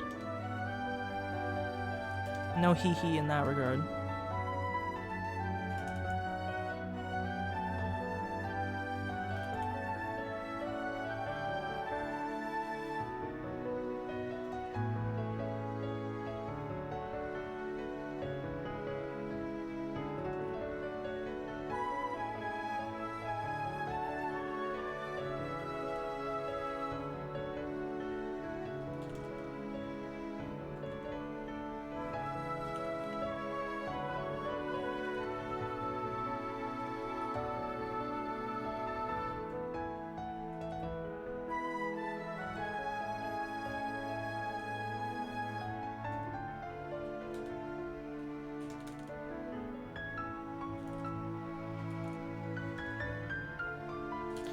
Okay, that's my point. So I think Akatsuki is definitely Tomitake and his wife Yuki is Takano. Not too sure about the last part, but just the way Yuki talked and the small time we can actually see here. We heard her, especially the hee-hee-hee laugh reminds me of Takano. This, if true or false, brings up a lot of questions. If she is Takano, then why did she kill Tomitake in Chapter 3, I should say, or at least is insinuated to. If she isn't Takano, then what happened to Yuki such that Tomitake seems to have moved on in the events 5 years in the future? Okay. Cover this up. I keep forgetting that I have to do it. I have to cover it up on my fucking OBS before I actually continue. Of course, a little bit was due to the circumstances. In my ideal image, her hair would be on the short side. The girl in front of me, though, had long hair. It was almost as if somebody had taken my ideal and made some small adjustments. It certainly wasn't something unpleasant. Even so, I felt like I was sullying her just by looking at her like that. She had an immaculate, no, a divine air about her. Kate, chill, bro. Age difference. Calm down. Is she crying? No, she's waking up. The girl with an angelic smile, with a yawn wide enough you could see her molars, woke up all of a sudden. I didn't mean to peep. But locking eyes with a girl who had just woken up like this somehow made me feel like I was playing a prank on her. I mean, at this time, Rika would be what? Like 5? Because she's only like 10 or 11 5 years in the future. Who the fuck is just ditching their 5-year-old, bro? Wasn't doing anything shady, but I had become flustered. Girl spoke. No, cried out. Meep? Meep. Like that character on the show with the puppets. With the orange hair? Huh? Are they talking about, oh my god, who are the two fucking guys that were on Sesame Street? Ernie and fucking, what's the other guy's name? Bert and Ernie, that's what I was thinking of. No, he was just orange, he didn't have orange hair, never mind. I'm smoking crack. Just forget what I said. So in order to prove I wasn't a suspicious person, I responded in kind. Meep. Meep? Meep. The girl stared at me dubiously with a doll-like expression. Cute, but cold and hard to read. Well, I wouldn't be surprised. There was, after all, an unfamiliar man right in front of her when she woke up, who responded with meep when she said the same. Suspicious. She definitely thought I was suspicious. Meep. Okay.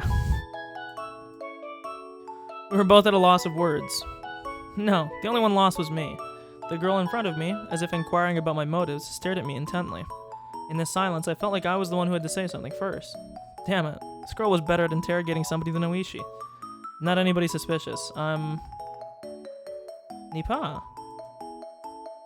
What I could have only described as a cold expression suddenly blossomed into a smile, one that soon infected me. You might be familiar with the term angelic smile, okay, bro? I know it's like, oh, cute kid. This guy's toeing a line I don't like him getting close to, okay? To me, it was like that phrase was created just to describe the smile she gave me. The girl smiling while saying Nipa probably wanted me to return the favor in kind. That's right, this was a kid's form of communication. Having the other person emulate what you just did was a rudimentary form of mutual understanding. It was a beautiful afternoon in the early summer. What was I doing? Whatever. This was interesting in its own way. If making somebody happy with just a smile was the word of angels, then this girl was definitely one of them. Okay, again, bro, chill. I couldn't help but pray that my own child, who was soon to be born, would grow up to be like this girl. She's 5. What do you mean grow up to be like her? This girl can grow up to be a fucking serial killer. That strangely gentle moment was finally brought to the end by the arrival of a car. An older person waved at me from the driver's seat, a dry smile plastered on their face. Is it Oishi? Oh, no, it's not. It's old person. Hi there, good afternoon, I'm old person. Sorry for being late. You're the tourist who phoned yesterday, right? Huh? Ah, yes. Sorry to keep you waiting. I'm running a little behind because of the farm. Hop right on in. Looks like the weather isn't gonna hold up for much longer, so I'll show you around real quick. The weather? Changes fast around here. There'll probably be evening showers again today. If that happens, you won't be able to take any pictures. Come on, get in. Meep. Turning around, the girl was standing right behind me with an intrigued expression. Her body language somehow reminded me of a stray cat that followed you around after you played with it a little. So charming. It actually happened to me once when I went on a school trip. It was in 8th grade, I think. We went to like a... I think it was like a fairgrounds or something. We found a stray cat, and I felt really bad because the cat was like really nice and followed us around, and then we couldn't bring it back, obviously. Well, if it isn't Rika. Praise be, praise be. A girl named Rika with an immaculate smile and an old man praising her while rubbing prayer beads in his hands. It was a rather mysterious sight to hold. The girl turns her face to me, tilting her head a little in a cutesy manner. After seeing that, the elder introduces me as a tourist who came to sightsee Hinamizawa. A youngin' who came to the village for sightseeing. This is kind of getting creepy here. The girl, Rika, said that with a smile as she clung onto my arm. Well, yeah, I heard that this village is surrounded by a precious nature reserve, so I very much wanted to record that with my camera. Even though I look like this, I really like to take pictures. I knew it anyways. It all makes sense now. I'm getting a drink. I'll be right back. You can brew on this one.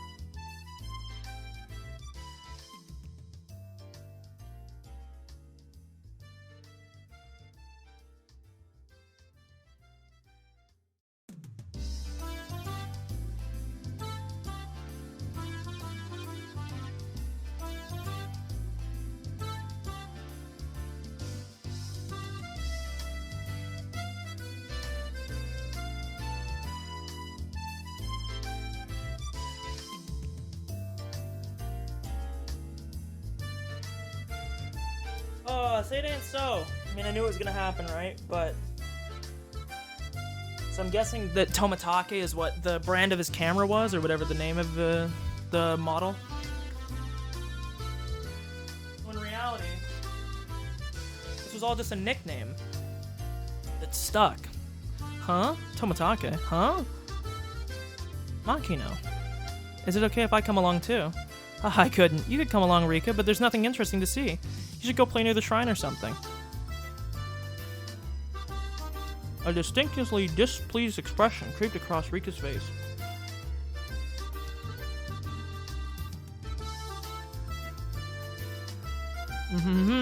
Try I'm eating here.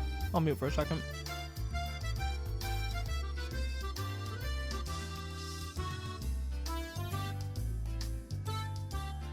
This is what I meant. This guy, Tomatake is a fucking weirdo. I knew it all along. I'm not saying this line. Fuck that. Okay. Okay, no. No.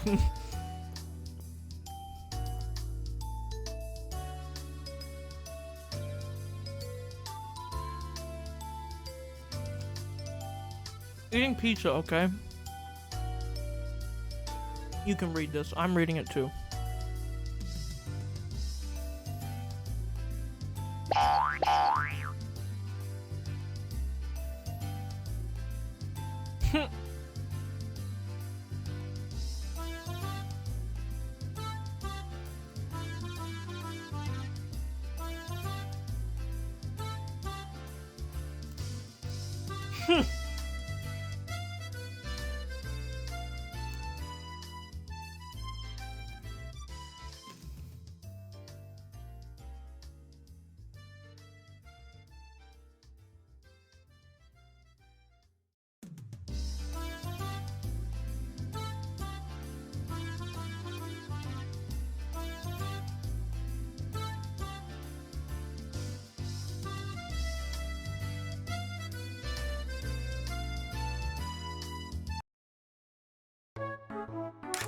Hey.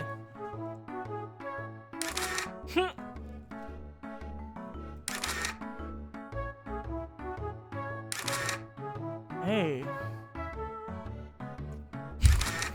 This is so dumb.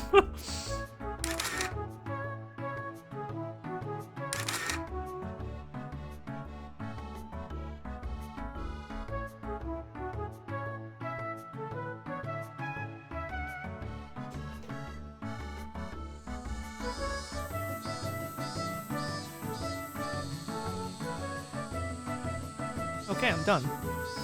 The old man, who is apparently named Makino. Was he the same Makino that was listed as the auditor on the Onigafuchi Guardians? Showed me around places that were all breathtaking. Even though I wasn't really here for sightseeing, I couldn't help but be impressed. First of all, this was different from the simple scenery of a city. The scenery of a charming village like this, no matter how mundane it seemed to the villagers, had a tranquil appeal to it. At first I was only releasing the shutter as part of my tourist act, but midway through I found myself taking pictures out of pure interest.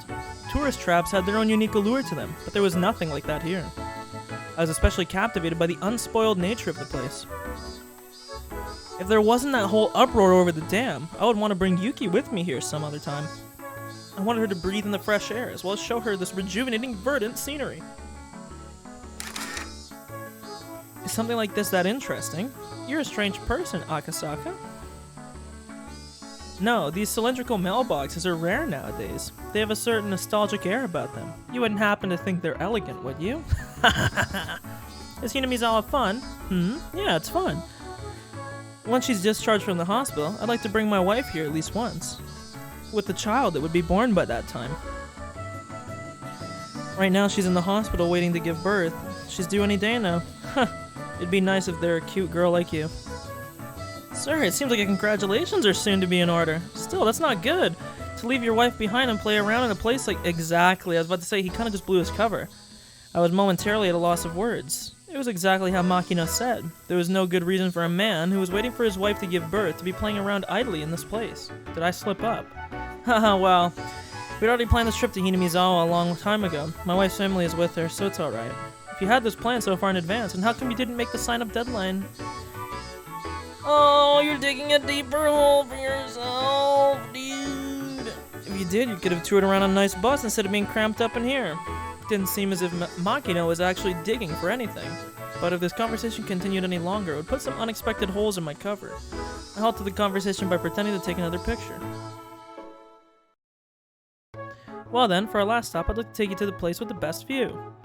It's probably going to be the shrine ground, right? That overlooking... It was slightly before evening. The sun was still burning brightly, but a cool breeze had begun to mix itself into the air. It seemed my exploration of Hinamizawa with Rika was just about done. The place with the best view. Well, Rika, where else could it be but the view from around the shrine? Yeah. Hearing that, Rika smiled even more. Well, then I'll introduce you to my home, Akasaka. Huh? By Rika's home, you mean, huh? The shrine. Furude Shrine. There's an observation platform. You can see some real pretty scenery. Furude Shrine. The girl who called Furude Shrine her home, Rika. If I remembered correctly, her full name was Rika Furude. And Furude was, that's right, one of the three families. Even if the Sonozaki family is said to hold all the actual power, it was still one of the old houses that held some authority. More important than that right now, was Furude Shrine. If I remember correctly, Oishi had told me, within the grounds of the Furude Shrine, there were the offices of the Onigafuchi Guardians. And since the land around Furude Shrine were private property, the police couldn't set foot there heedlessly. Furude Shrine, where even Oishi couldn't simply set foot into, the main base of operations for the Onigafuchi Guardians. I've been given the unexpected opportunity to enter there. I couldn't have asked for more. I'm looking forward to it, please, if you would. Well then, let's get there quick. The weather seems to be getting a little iffy. Dun dun dun dun dun dun. The sky had suddenly become overcast. It wouldn't be odd if it started raining soon. The cicadas, as if trying to finish their daily allotment of chirps before the evening, cried out even more fervently. Yeah. Bum ba dum ba dum.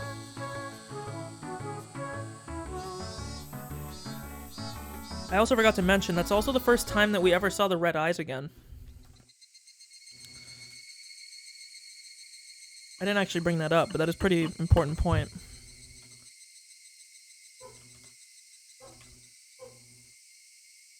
Hear my dog for a second while I type this.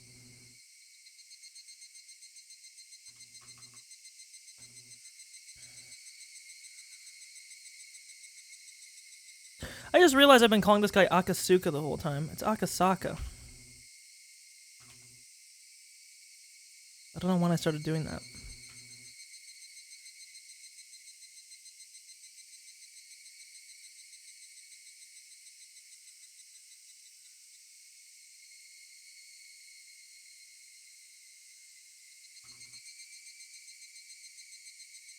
One second.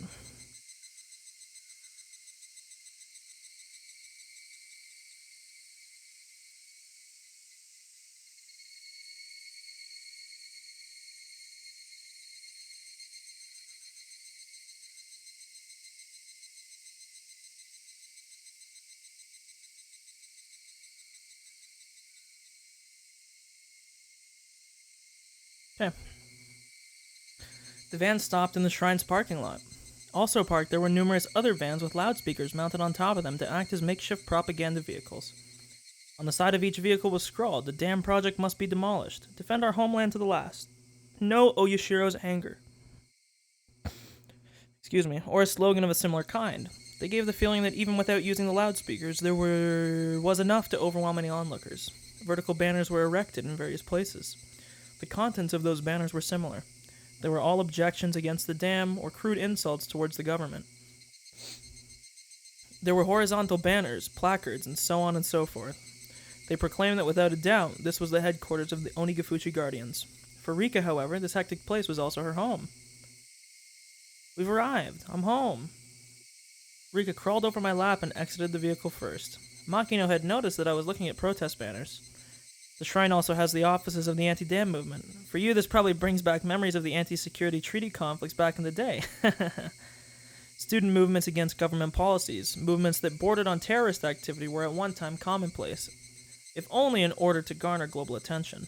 Students holding out in lecture halls, brawling with the riot squads that charged in. It was an age where wasting one's youth like that was widely considered a road to glory. It was slightly before my time.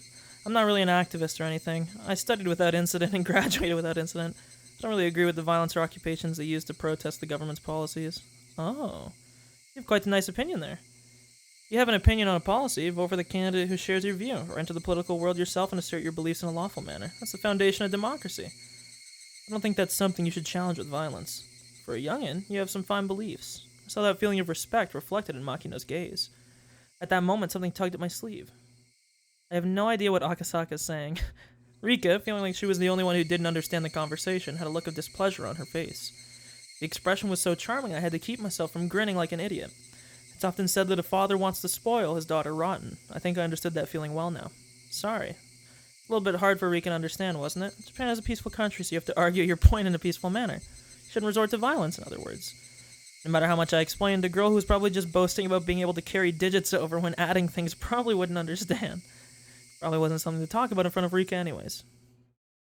So then, Akasaka, how do you think we should keep our village from being flooded by the dam? Even if I regretted my careless words, it was too late now. Here I was at the main headquarters of an organization, telling them their way of doing things was illegal.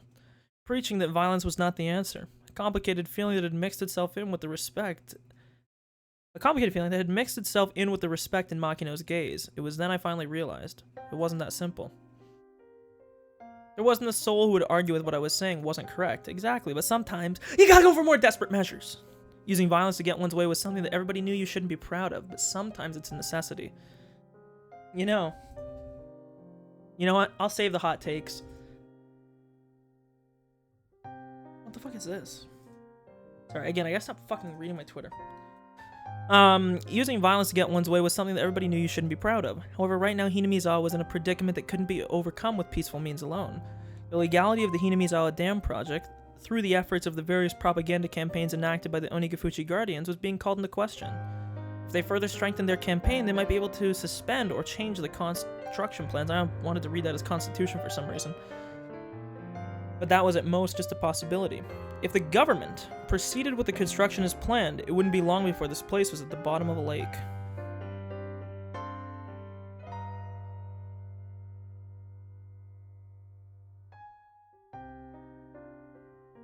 Sorry, one sec.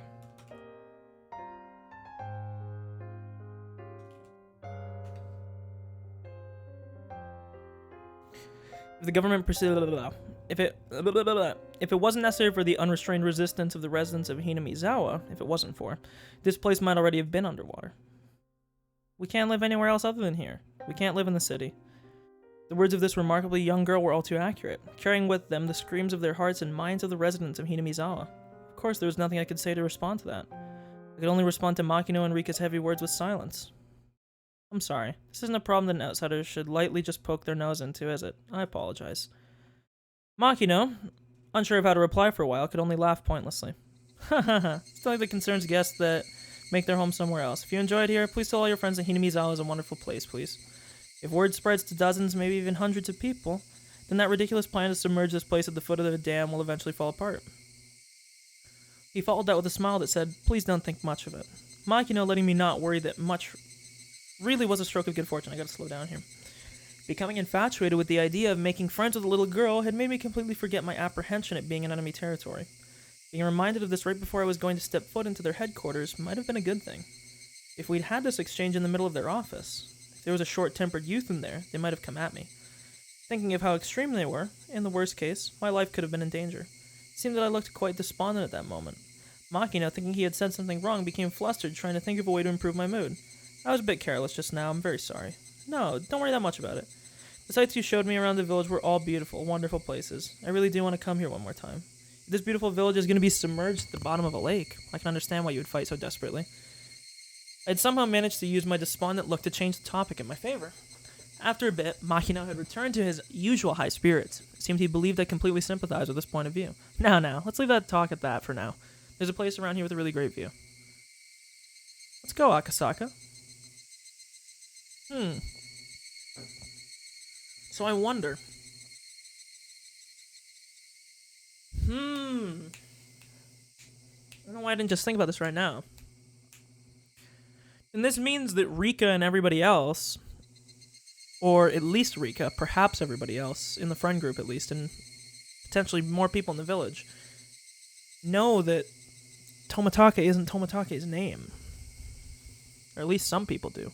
We would expect that Mion would, because she's connected. We would expect that, that obviously this Makino guy knows. We would expect that maybe all the friends of Rika would know, because, you know. I don't know, man. It's a little bit questionable.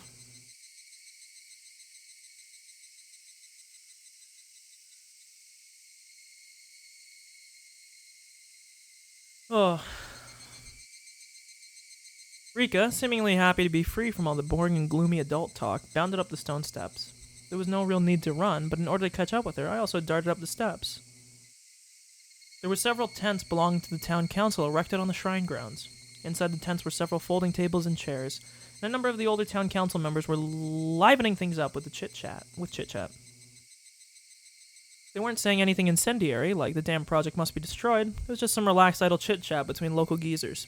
A normal sort of calming scenery.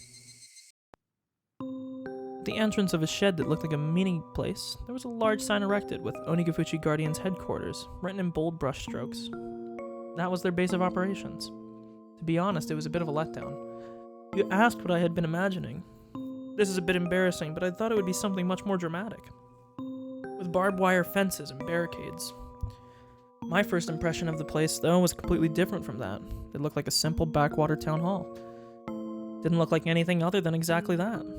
The old folks who were chatting had noticed Rika's presence. Well, if it isn't Rika. It's time for little kids to head on home. This is my home. The old folks guffawed. Since she wasn't wrong. From that exchange I could tell that this Rika Furude girl was loved by everybody.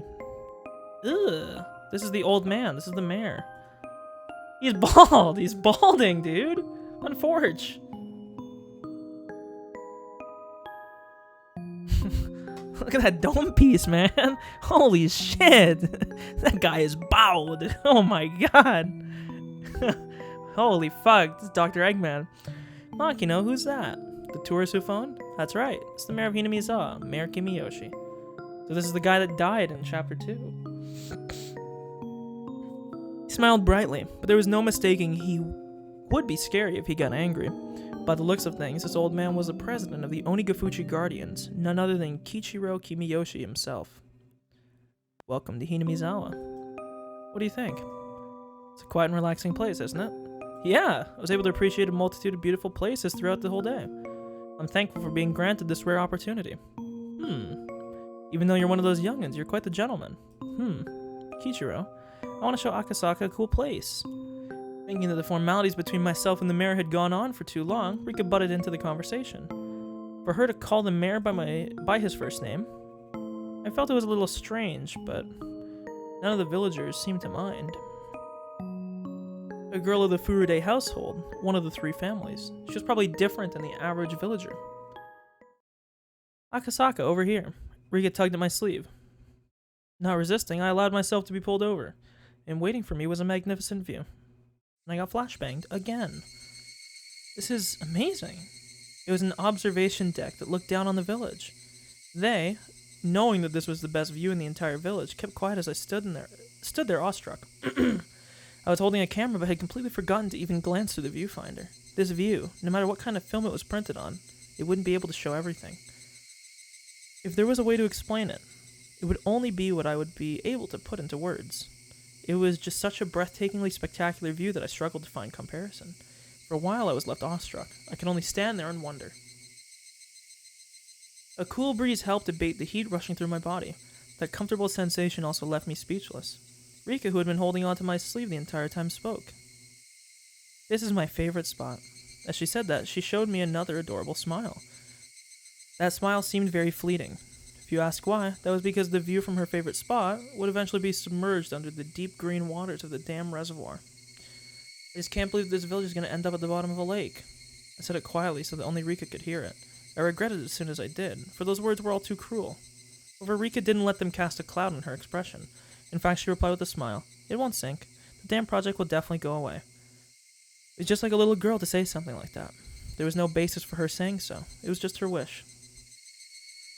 Akasaka, do you think that the village will be submerged? Or that this village will be?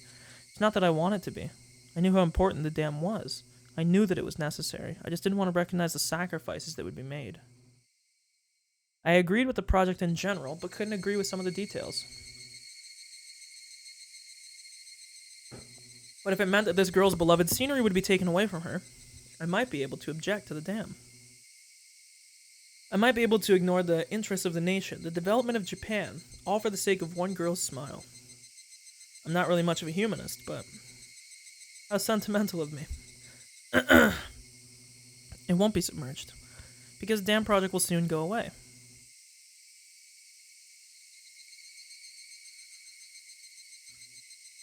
Her words weren't just hopes and dreams, but were seasoned with a hint of resolve, as if she was talking about an unchangeably predetermined outcome. As surely as the sun rising in the east, it'll be gone soon. Wanting to ask her why she believed that, I turned around. Yeah, it'll be gone. What makes you say that? Well, you see... She seemed to want to answer, but as though unable to find the right words, she swallowed back what she was about to say. Regardless of what Akasaka does, the dam project will end this year. It's already been decided. That was a lie. It seemed like that had already been decided. If something like that had already been decided, then the Onikafuchi Guardians would have no reason to continue existing. From my point of view, it was like they were doing nothing more than throwing themselves into an endless battle. So this part I'm going to throw the flag again. I said this earlier before, and I'm sure I can even find it somewhere in my notes, that I felt like Rika had some odd, like, future-telling abilities. Maybe there is some truth to her being some, like, Oyashiro incarnate, because... Or, I mean, maybe she's extremely perceptive. I don't know, but I know I have...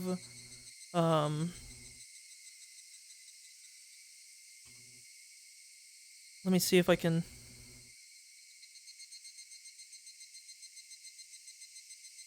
Right here, I said... This was at the end of chapter 2. I said, Rika at her time of death had a syringe in her possession. Likely the one that contained the suicide drug used on Tomatake. This feels even worse now, knowing what we know. Why would Rika have it? Was it planted on her by Mion? Someone else? And why does Rika know so much? She seems to know events that she should not have. I think it's kind of interesting now. A lot of these events in the past are starting to get a little bit more of a meaning to them, considering what we know. From my point of view, it was like they were doing nothing more than throwing themselves into an endless battle. If they knew the dam project was cancelled, it would feel much more relaxed around here. The village, though, could hardly be called relaxed. For evidence of that, I just had to remember how charged the atmosphere was at the checkpoint or at the bus stop. The villagers, with their misplaced resolve, were still fighting. And this girl, even knowing the villagers' grim resolve, had already declared their victory. The villagers throwing themselves into this endless war, and this optimistic girl who said they had already won. This could also be, though, like a confirmation bias type thing. Like, we already know that everybody in the village kind of looks up to Rika as, like, some divine being or some kind of some sort. And because they look at her like this, maybe the thinking is that if Rika says something, people will, like... How do I put this? Like, if she says something that people are more willing to believe what she says, because she might not actually be omnipotent, but you don't really need to be omnipotent, you just need to have people believe that they are. So because of that, they might work in a way to confirm whatever she says. So, if she says, like, hey, we are going to win, keep fighting, and they're like, Rika, the omnipotent, blah, blah, blah, blah, says that we're going to win, we got to keep fighting, like something like that. The villagers throwing themselves into this endless war and this blah, blah, blah, blah. The contrast was somehow strange. Why do you think that? If you know something that makes you that confident, could you tell me? Rika stayed silent for a while, seemingly choosing what to say. Because... I'm assuming she's gonna give, like, some weird reveal, like, I see dead people, or, like, some weird shit. She looked like she was lost on whether she could continue or not, as if she was troubled on whether it was okay for her to say it, that kind of expression. It's already been decided. There's no other way to say it.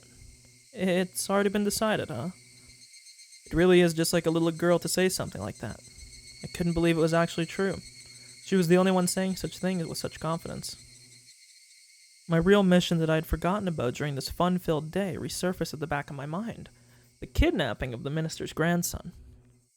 Had the Onikafuchi Guardians kidnapped the minister's grandson, and already succeeded in negotiating the cancellation of the dam project. Did Kimiyoshi actually already know that and was just playing dumb? Was that what this girl was really telling me? Akasaka, the girl called out my name suddenly. What is it? Go back to Tokyo. Huh? I wasn't only surprised by it at that sudden command. Ever since I came to this village, I had never once mentioned I was from Tokyo. Well, based on my accent, she might have been able to guess where I was from. What was I getting so worked up over? It's probably the sudden and complete change in her demeanor. You should definitely go back to Tokyo right away. If not, you will woefully regret it. The girl had been holding my sleeve the entire time. She'd been tugging at my sleeve since, hurriedly dragging me over to show me this wonderful view.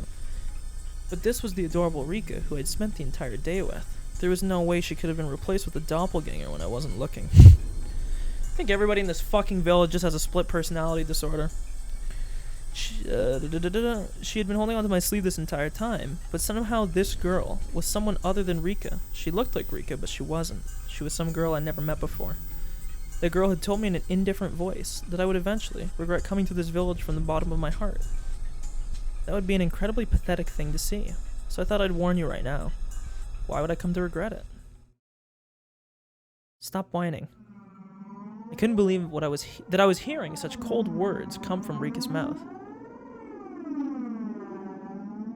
I just couldn't believe it. Was somebody impersonating her, using ventriloquism or something? Thinking that, I wanted to take a look around, but the girl's gaze had me pinned down and making me unable to move. When you tried crossing the road when the don't walk sign was up, did your parents finish explaining why it was dangerous before pulling you back to the sidewalk? They'd pull you back right away, wouldn't they? They'd pull you back before explaining why it was dangerous, wouldn't they? In other words, it's something like that. The fuck is that supposed to mean? She's saying go back first before you realize the danger that you could have avoided?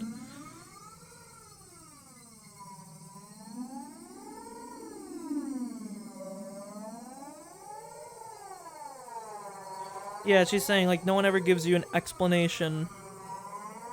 They don't give you that explanation before they pull you back. Or, yeah, before they pull you back. They pull you back first, then explain to us what she's telling him. She's saying, get the fuck out, and you'll find out later. The girl I had spent time with, Rika Furude, would not speak like that. She would speak with a cuteness befitting her age, with brief childish remarks, expressing her emotions honestly. She definitely wouldn't speak with such pointed words. I've warned you. Don't get the wrong idea. It's not like I'm saying this because I hate you. You don't need to tell somebody who's better off dead that they're in danger. Who are you? You're not Rika. Tee-hee-hee-hee. As soon as I accused her of not being Rika, she let out a strange, quiet giggle. It was a laugh not befitting a child of her age. It was like she was possessed by something. Her change was just that total and complete. Was Rika being attacked by some terrifying phenomenon? That occult idea came to my mind without any sort of hesitation. Rika's acting strange, somebody help. Thinking that I'd yelled at, I turned to where the mayor was. Immediately realized he was looking at us with a smile. That's right, to him, it looked like nothing more than me and Rika fooling around. He didn't notice that there was something terrifying happening to her. Akasaka is such a coward. The girl had obviously grasped that I was afraid. Noticing that and calling me a coward, she laughed again. That cackling girl approached me in a strange manner while still laughing, lost her balance, and fell flat on her face. Rika fell down. If it was just a while before, I would have extended a hand to help her up without hesitation. But now, extending a hand to this ominous girl who looked like Rika but wasn't required a bit more courage than I had at the moment. Meep. The girl cried out thus. She then squirmed upright and dusted herself off. Afterwards, she looked around restlessly, as a blank expression crept across her face. You've got to be kidding me. Was she making fun of me? That way of acting. It was as though, after being possessed by something, she had lost her memories of what happened. You're joking, right? Rika? Meep? I don't know if Rika had heard me or not. She just cried out like that as if questioning herself. Hey mister, Rika too. Tea's ready.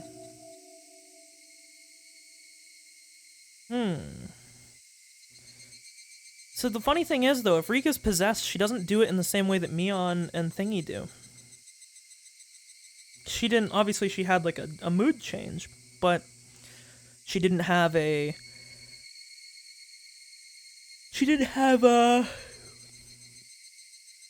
an eye, like a visual change to her, other than like maybe the weird smile.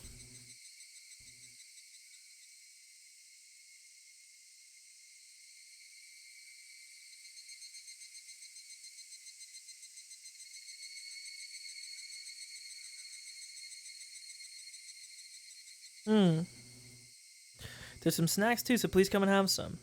An old lady wearing a smock was waving energetically from the entrance of the office. Hearing that there were snacks, Rika's expression changed. Excuse me. Yay! A carefree smile. That was a familiar smile, the one that belonged to the embodiment of my ideal daughter. Any hint of that creepy girl that was just there, spouting sinister words, had vanished. Okay, I'm just gonna write a thing down. I just think everyone in this village is fucked. Rika had a weird transformation of some kind.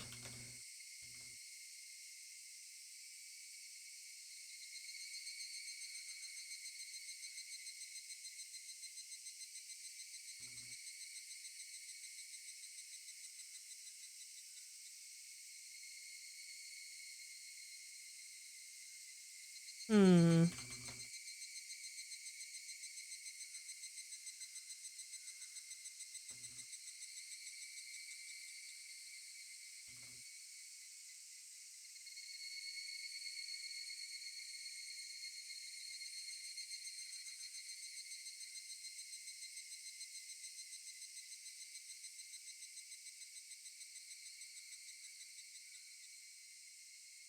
Hmm.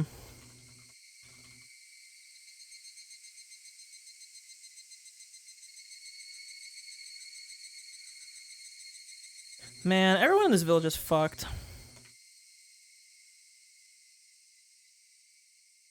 Except Mion, of course. My favorite. Come on, Rika, wash your hands first. There aren't any manju here for your dirty hand or for dirty hands. Fuck, I'm having a stroke. I'll wash them real good.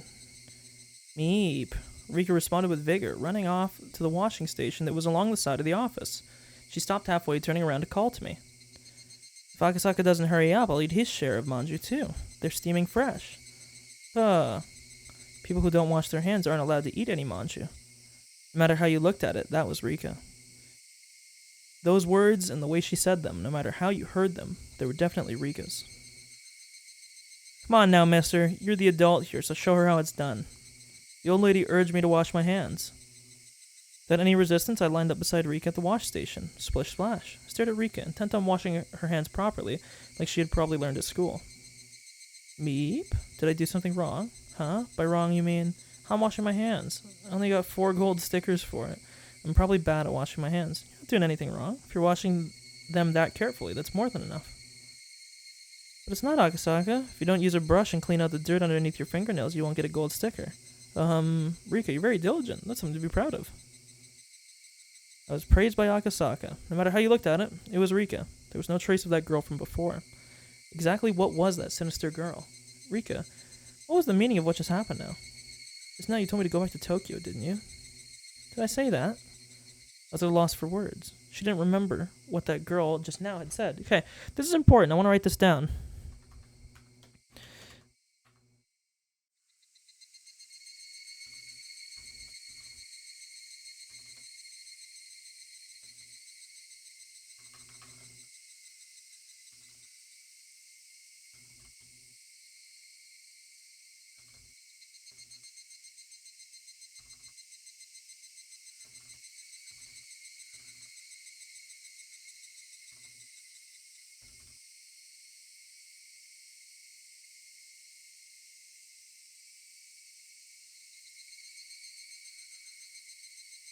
Hmm.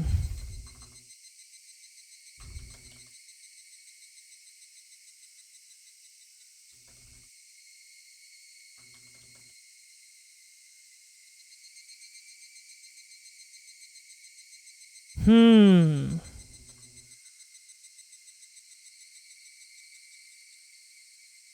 Sorry, I'm just writing something down here that seems could be a pretty important point later on. I said it would seem that Rika didn't remember what she said under her transformation. I wonder if this holds true for the others. We know that the transformations have access to the regular person's memories, as we deduced in chapter 1 and 2 with Mion and Rina.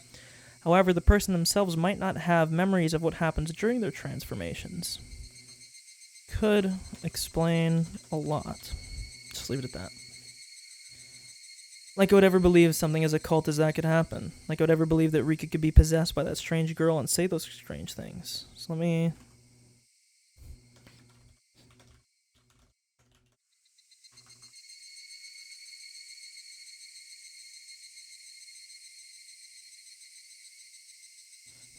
Her expression told me that despite my saying so, she had no idea. She wasn't playing dumb. She actually didn't know. Exactly what was that just now? Just as Rika had, I let a look of confusion creep across my face. The two of us, both looking like we had no idea what was going on, must have certainly been a humorous sight to behold. While partaking of tea and snacks, I was shown a propaganda film shot by the Guardians that highlighted their resistance efforts. Older folks talked passionately on how long and grueling the fight against the dam was, but they fell on deaf ears. I was transfixed by Rika, who had heard these stories countless times before and was nodding off. Eventually, Rika noticed I was staring at her and smiled as she rubbed her eyes. That smile was Rika's after all. There was no hint of that sinister shadow. After that, my unreasonable fear of Rika lessened with the passing of time, but I could by no means forget what had happened.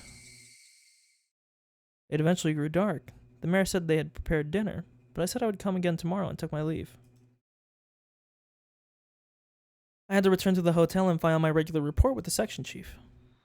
Now this is where you need to be ultra, omega, super duperly careful that you're not going to get tailed. I see. Well then, please come again tomorrow. If you phone, we'll send somebody to pick you up right away. I appreciate your hospitality. I'll probably come again and enjoy myself tomorrow. Yes, please do. Seems that Rika has taken a pretty big liking to you. Agasaka, are you coming again tomorrow? I finish after 5th period, so if you could come around at 3 o'clock, that would make me happy. Please come again. That pure smile urged me to do so. There wasn't a trace of that evil aura. Depending on what happened next, all that might end up as nothing other than my hallucination. Thinking about it logically, if the daughter of the Furude household, one of the 3 families, had taken a liking to me, then this was a strong foothold for my investigation from here on out. It was like a free ticket for a reason to visit Hinamizawa. If only I could treat that little incident as a figment of my imagination, then having this girl who was the embodiment of my ideal daughter grow so attached to me wasn't bad either. I had successfully dove into the belly of the Onigafuchi Guardians, and had the mayor, as well as other important members of the Alliance, welcome me with open arms. This was a great turn of events. However, I still felt uneasy. Getting back to the hotel, I forced down an almost painfully cold beer until I could clear my mind. The shock from that incomprehensibly strange incident continued to torment me. And that's probably the end of the chapter, right?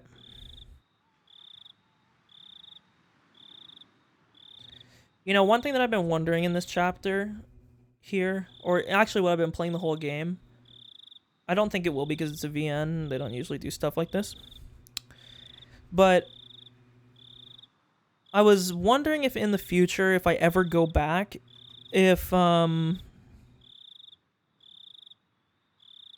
some games, what they like to do is have Easter eggs where you can see, like, things in the background in the art, and I wonder if there's stuff like that in this game. It'd be interesting if there was.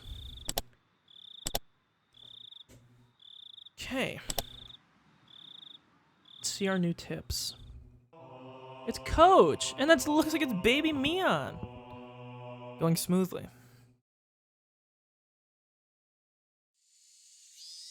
The sound of the car grew closer, followed by the sound of it braking as the engine cut out. At that moment, his up until now lackadaisical footsteps grew decisive as the man in the room dashed up to the wall beside the window and carefully peeped outside. It was his comrade's car. Even so, he didn't relax his guard. Eventually, the sound of footsteps approached the door. Thump, thump, thump, thump. It was the passcode. I'm back. Open the door already. Ah, you must be tired. I'm opening it now. After the locks were undone and the door opened, a man appeared, his arms laden with swollen plastic grocery bags. The bags in his hands had 7 Mart written on them, with bread and milk cartons able to be glimpsed within. The contents of those bags were then spread out over a sheet on the floor. I bought some cup noodles, so go boil some water. What's the kid doing? He's been sleeping the entire time. Thank God he's not causing any trouble. He did struggle a bit when he was about to shit himself.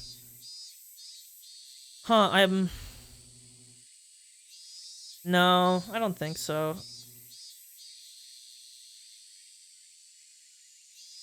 No.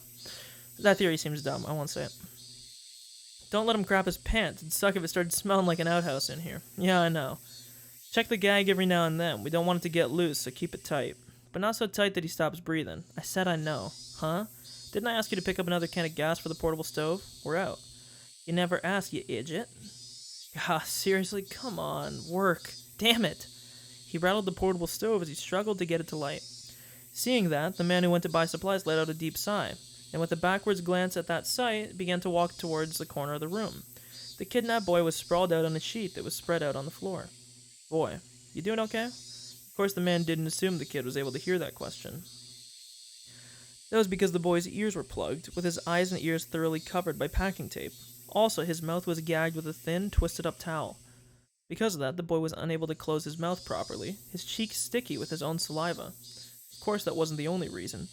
Both his arms were tied tightly behind his back with a leather belt. You seem to be doing okay. At least you're not gonna die. If your grandpa wanted to play tough, we might have had to lop off an ear. It'd be great if we don't have to. The main family says we do, though. Tough luck. I can't even imagine what kind of cruel things they'd have us do. The family says not one scratch on him, though, so it seems to be going well for the time being.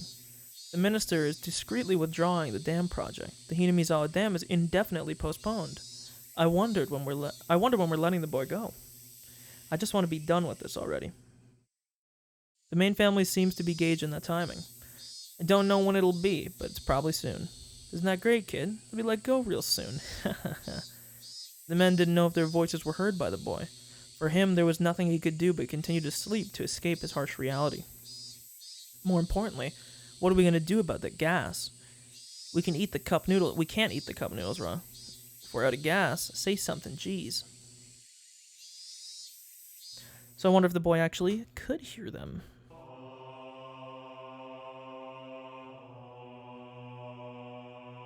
Why I like rainy days. I actually like the rain too. The weather forecast had predicted that it wouldn't rain at all this entire week. It's not that I hate sunny days or anything. When every day is the same, unchanging sunny weather, however, anybody would long for a rain cloud or two. If it's simply clear skies for a week, a month, a year, anybody would long for a rain cloud or two. The weather specialists said that they had carefully scrutinized a large quantity of past data, so it wouldn't be so likely for the forecast to be wrong. I knew as much. But even then, there was occasionally a day where I was hoping that it would be wrong, as I stared up into the clear blue sky. Was I being mischievous in hoping so? I waited and waited, feeling almost suffocated by the boring blue sky undisturbed by a single cloud. If you could die from that suffocating feeling, then the population of Earth probably wouldn't have increased at this point. In other words, the only person who was being suffocated by this was me. And so, I welcomed the summer evenings, where not even the weather forecast could predict a sudden shower. Huh. I wonder if this is talking about, similar to what happened with Keiichi, where it was the raining was just happening randomly. If I were to explain it like this, would you understand a bit more how I feel?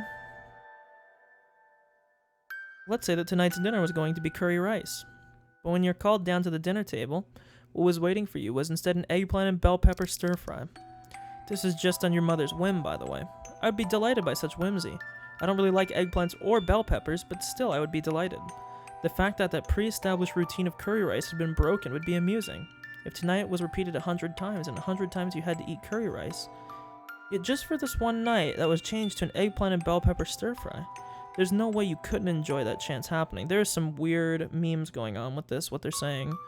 They're talking, I feel like this is like a Groundhog Day meme. I hate pre-established routines. I really hate when things are all decided beforehand. I have no love for boredom. I always get my hopes up that something today will be different from yesterday, no matter how trivial. It's been decided this entire week starting today was going to be clear skies. The weather forecast decided upon it, so the god of weather must also feel obliged to do so. But who's to say that a rain cloud might not just show up one day on a whim? It's something that nobody can say for sure, but because that thought remains in this world, a creature such as myself can continue living without being suffocated. Tomorrow will probably be a hot and clear day. However, I'm the only one that knows that predetermined fate, even with but a slim 1% chance, sometimes changes. Hoping for that 1%, I hung upside down weather charms on my sunlit eaves trough. In the end, I spent my days waiting for those unexpected things in life to happen. I pondered why I was hoping for it. Why was I hoping for a rain cloud? The answer was simple. I've had my fill of clear skies. Then why was I hoping for a rain cloud? The answer was simple. The fact that it was going to be sunny tomorrow was boring. So why was I hoping for a rain cloud? In the end, it doesn't really matter whether it rains or shines tomorrow. Basically, it was just that the rain would water my heart, which was withered from boredom. That's why rather than a TV drama where the plot's already been decided, I prefer to look up at the sky. Okay, I know there was some far deeper meaning to that tip. I'm not really sure how to address it though.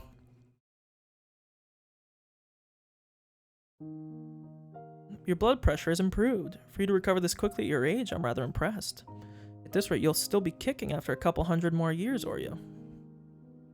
The young doctor in his medical coat said that as he undid the blood pressure cuff from the arm of the old woman tucked away in her futon. Ugh. You're a very good physician, Dr. Irie. If a persistent old fart like me doesn't hurry up and die, I'll just be in the way of you young folk. Oh ho ho. The old lady Oreo laughed faintly with a broad smile on her face. Then turning towards the sliding door, she called out in a strong voice. Is Shimiko, or Teiko, there? Bring some tea for Dr. Irie.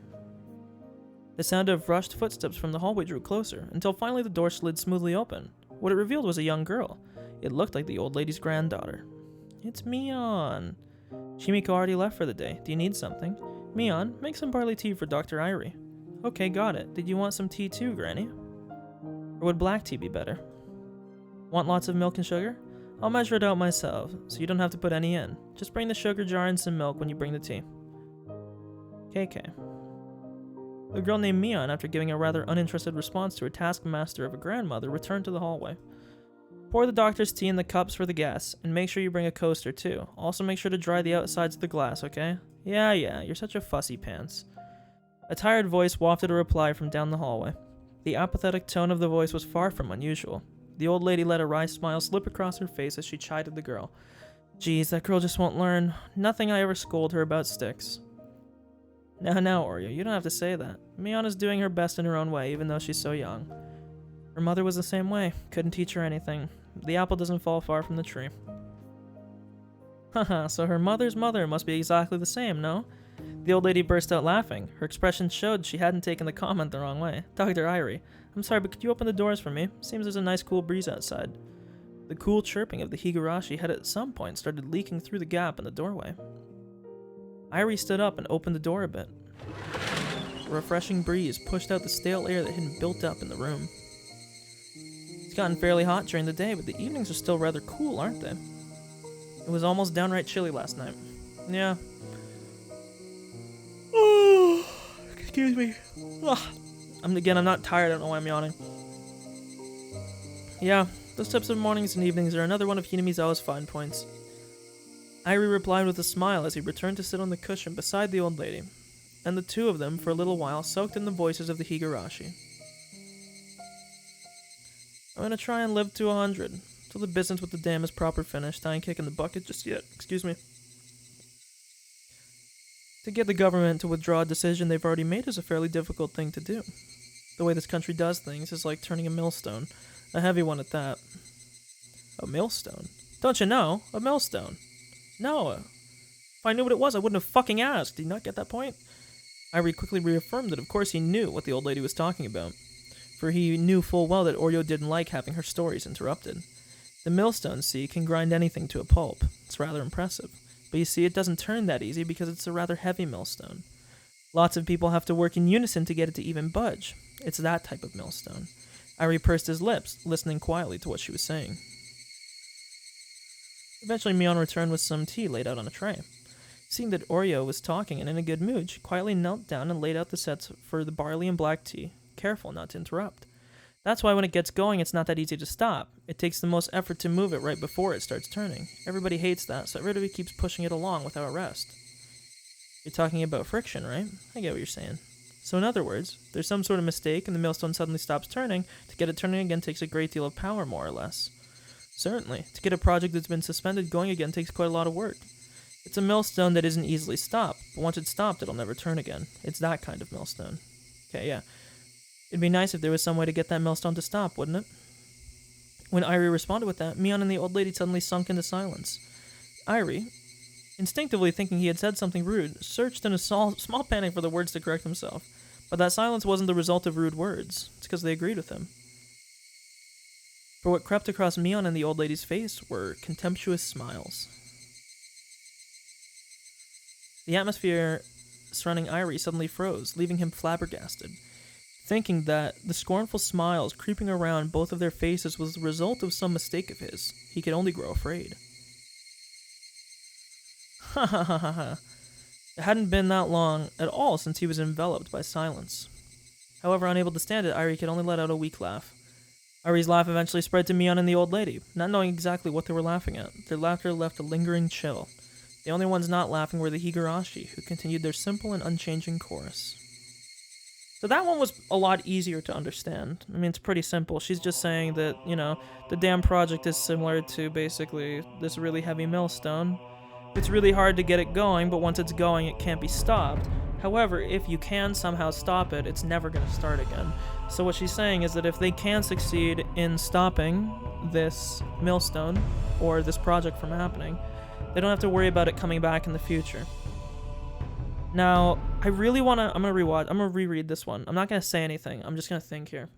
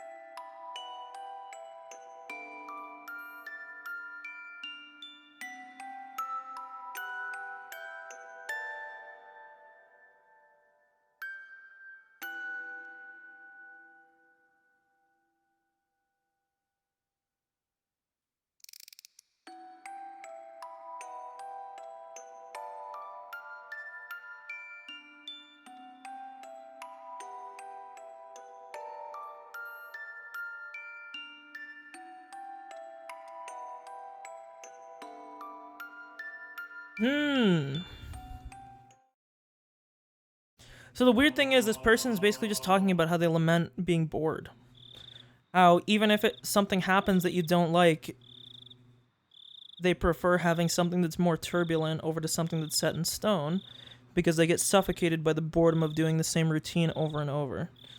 It's not really like a super complex thing. The only question that I wonder that's a little bit deeper is when they're talking about changing fate, if that's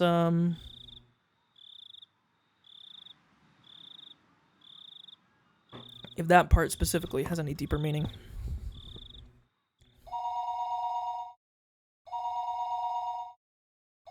The phone suddenly rang. I woke up in a hurry. The clock read 9 p.m. Damn it, I slept past the time I was supposed to report in.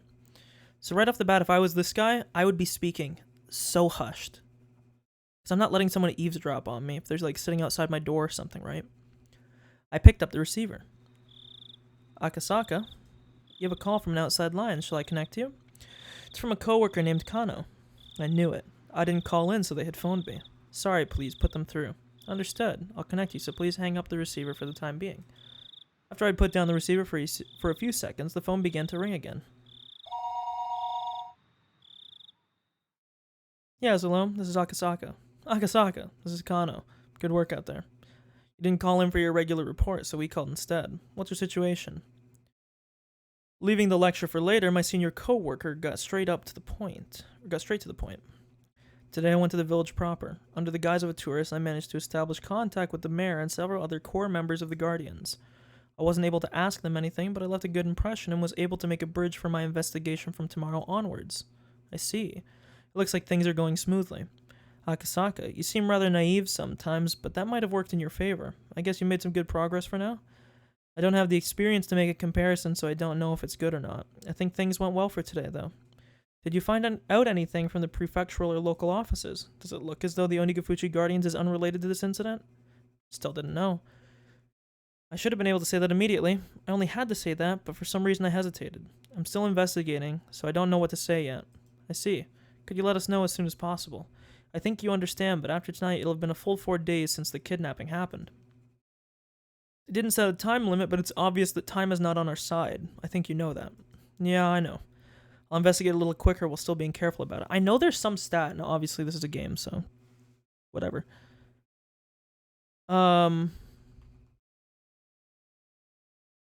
There was some stat that I read a while ago, and it's like if a missing person isn't found in 24 hours, the odds of finding them, it's like are near zero. Like it's really low. Oh, for 72 hours. Let me read this real quick, sorry. Hopefully this doesn't destroy my ears. Why the first 72 hours in the missing persons investigation are the most critical? Whatever, we can just assume that whatever I said was, there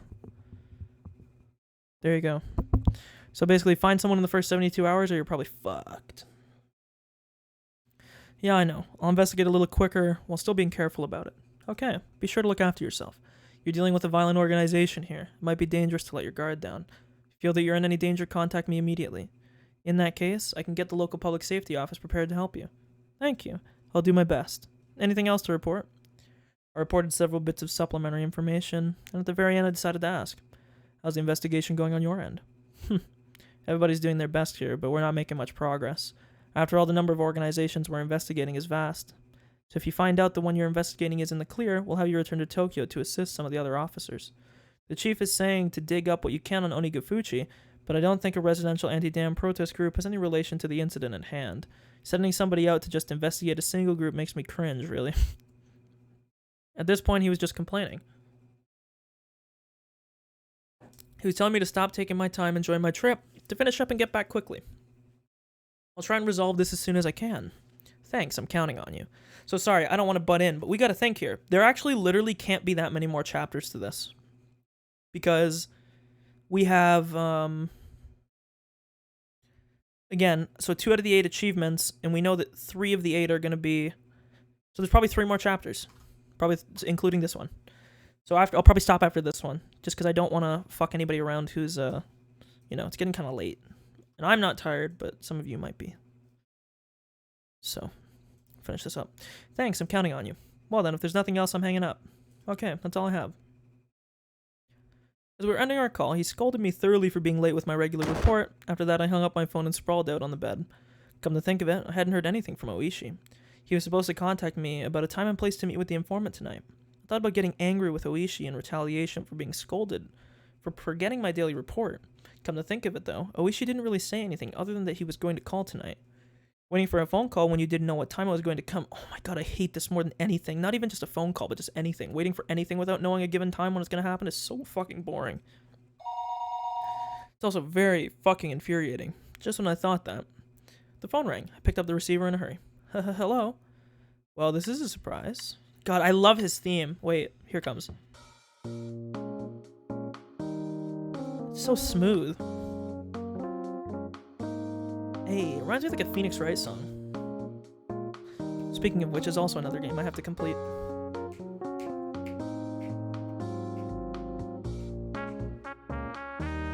Hey. Whew. I don't want to get too stuck up on the OST, but this is probably the first song that I've really been like, holy shit.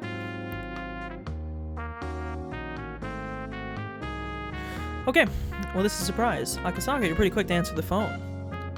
Are you a regular user of dating chat lines or something? I would never even try something seedy like that. The way you overreact is rather interesting. Want to go a place where you can have a little bit of lewd fun? I'll pass. So please get to the point, Oishi. Really? Too bad. We'll leave that for next time then. Well, I'll get to the point. Many of the executives in the Onigafushi Guardians had a lot of sway in the neighboring regions. Even in Okinomiya, there were a lot of people with relations in the village. So I'm meeting in the... didn't get to read that. It said Shishibon something. Market district far away from Okinomiya was something. Akasaka over here. Didn't you get a little lost? Or did you get a little lost? Coming from the north entrance might have been a bit of a detour, but it was easier to give directions from there. No, I'm sorry for being late. Did you eat dinner already? Yeah, I already did. Well then, should we go to a place where we can get a drink? Do you prefer Western alcohol? Or maybe sake? Would you prefer a place with or without women? Don't worry about it. I don't drink while I'm on the job. Hearing that, the man that Oishi had brought along bent backwards as he guffawed, clapping Oishi on the shoulder. Excuse me. See? Isn't he just adorable? In exchange, can you give him a bit extra? The money all came from this guy's wallet, you know. The man Oishi had brought seemed almost like a ticket scalper or a bookie. Even his appearance was dubious. The informant grinned deviously. Hey boy, how much did you give this guy? It looks like there was quite a bit skimmed off the top, you know. Oishi's handling fee was included, so I took that into account. It seemed that the informant had expected a more extravagant reaction on my part. When I responded matter-of-factly, he realized that I was an entirely different type of person than he was. But rather than putting a distance between us, it seemed that I had piqued his interest. I said it, didn't I? He's a serious type. Do you see, Akasaka? People in a line of work like ours can really use their wealth of experience to their advantage. I was wondering exactly how the experience of drinking in a bar with women would work to my advantage. The informant, unable to contain himself, clutched at his stomach as he guffawed, heedless of the people watching. Oh lordy, Akasaka, you really can't judge people. That's what an education does for you. Oishi, you've been drinking somewhere, haven't you? Are you drunk? What's wrong with drinking when I'm off duty? Even if you're working, I'm not. Oishi, who was the sort that'd fool around to begin with, was in such a good mood I couldn't figure out a way to deal with him. Completely different than me, who had come worried about getting every bit of information I could. Oishi, after taking so much money, you were supposed to get me information worth at least as much. I thought this, but then realized that I was getting my information from the informant, so it really didn't matter how drunk Oishi was. It was nothing I could complain about, but I still felt slightly riled up. Oishi and the informant, it was no doubt a fake name, but he introduced himself as Sato, led the way deeper and deeper into the back streets of the market district. Even though the market was bustling, a couple of turns off the main street and you were in a desolate alleyway. Oishi started climbing a set of stairs on the side of a seedy building. There wasn't any sort of signage, so I couldn't tell if the place was open or if it was even a store at all. Don't worry, this isn't a dubious place. The words coming from Oishi's mouth had absolutely no credibility. Beyond the door was thankfully a typical mahjong parlor. I was relieved that it wasn't the sort of suspicious place I had to be on my guard about.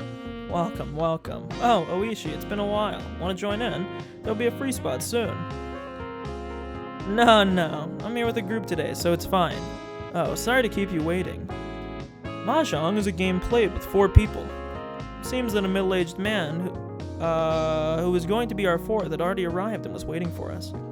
You're late, Kurado. I was just thinking of going home. Oishi made an excuse for why he had taken so long. Eventually realizing that I was a new face, the other man grew interested. That's Akasaka. He's a rookie who came all the way from Tokyo on assignment. They have high hopes for him. Boy, can you play mahjong? Boy. We're sitting with Kratos. Boy, can you play mahjong? I didn't mean to skip that. Well, I played a bit when I was still a student. Sato and the old man cackled in unison. Their plot to sucker me out of my money was painfully obvious. I thought you'd be a bit tired from your assignment, leaving you on edge all the time, so I thought I'd give you a night to cleanse your spirit. I know asking this now might be stupid, but we're all police, aren't we? Well, let's not talk about that. Loosen up a bit. We won't actually gamble anything. We're just deciding who's gonna pay for everyone to go play at a very nice place afterward. Go play? What kind of place would you be doing that? Without reservation, the 3 of them started suggesting places like cabarets, high-class clubs, and even brothels. At the very least, they were the type of place that you couldn't go without money that was just for funsies.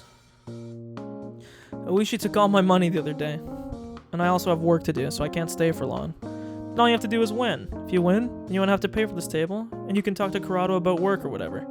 No matter what happened, it seemed like they were intent on playing mahjong for free. I'd have to fasten my resolve a bit. didn't mean to skip that. If I was going to be underestimated like this forever, it was going to get in the way of my work. I understand. And I'll play with you guys for just a bit.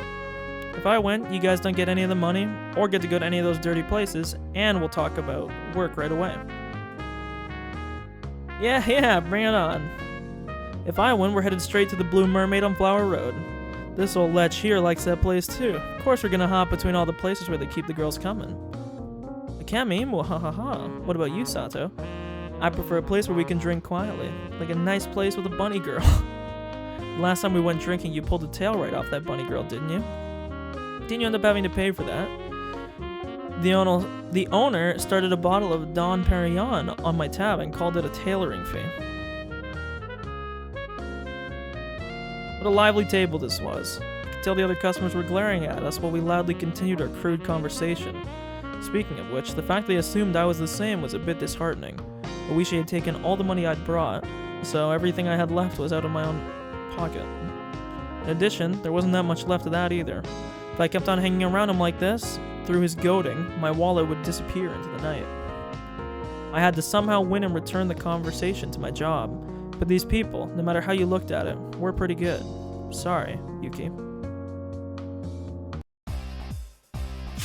Well then, I'll just call Richie here. See, I don't know anything about mahjong, so this is just gibberish to me.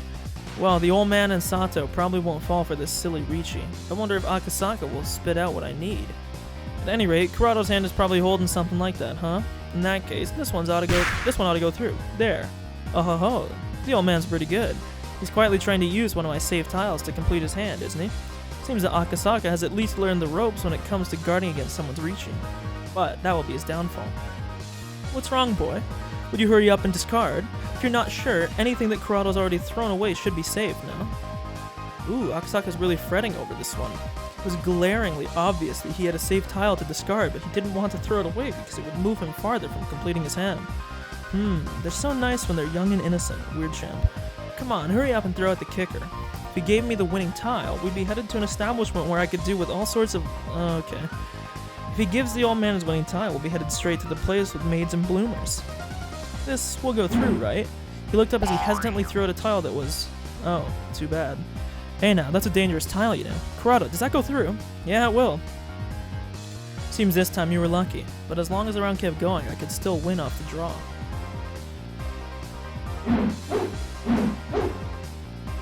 But after that, Akasaka managed to luckily avoid throwing any bad tiles, and somehow the round managed to end without anybody completing a hand. Tenpai. No 10. Sato had keenly anticipated that two players were in Richi and had decided to play it safe. What a cool-headed way of playing. Now let's see, what kind of hand did Akasaka have? When the round ends with nobody winning in Mahjong, anybody in Tenpai has to show their hand. Tenpai has to show their hand. But if you're not in Tenpai, you have no obligation to reveal it. Your average beginner would normally show their hand even if they weren't in Tenpai, and start a commotion about how if this tile or that tile came, they would be in Tenpai. But he didn't. Being stingy, how'd you do, boy? Come on and show me. Sato reached over to flip the hand that Akasaka had casually placed face down. What the hell is this? He was nowhere near Tenpai. Was Akasaka totally bad at this after all? Right then, the old man compared the tiles from Akasaka's hand to the discarded pool. A puzzled expression crossed his face. Boy, you were in Tenpai right around here, weren't you? Why'd you break your hand? The higher Manzu tiles suddenly got more valuable, so I held them back, even though the chance they were safe tiles had increased with respect to Oishi's reaching. It would have been safer to read the discards, but there was a player who went out of their way to keep the tiles out of play. Oh, so Kurado's Tenpai was no good from the start, in other words. If it wasn't such a high-level trap, I would have thought that you were waiting for me to throw out the winning tile. But the more concerning thing is that you were in Tenpai and didn't say anything. When did you realize I was in Tenpai? Around here? You threw out 4 tiles in a row immediately. At first I thought you were just discarding redundant tiles, but I noticed you glancing over at me and realized you were waiting for something. Akasaka, you. Akasaka, when did you first start playing Mahjong? I never did, except in high school and university. Now let's continue. Since Sato wasn't in Tenpai and the round ended without a winner, then I'm next, right? The next dealer. Seemed like Akasaka is really aware of how the game flows. We thought we were just going to eat him alive, but it looks like that isn't going to be so easy. Damn, look at this.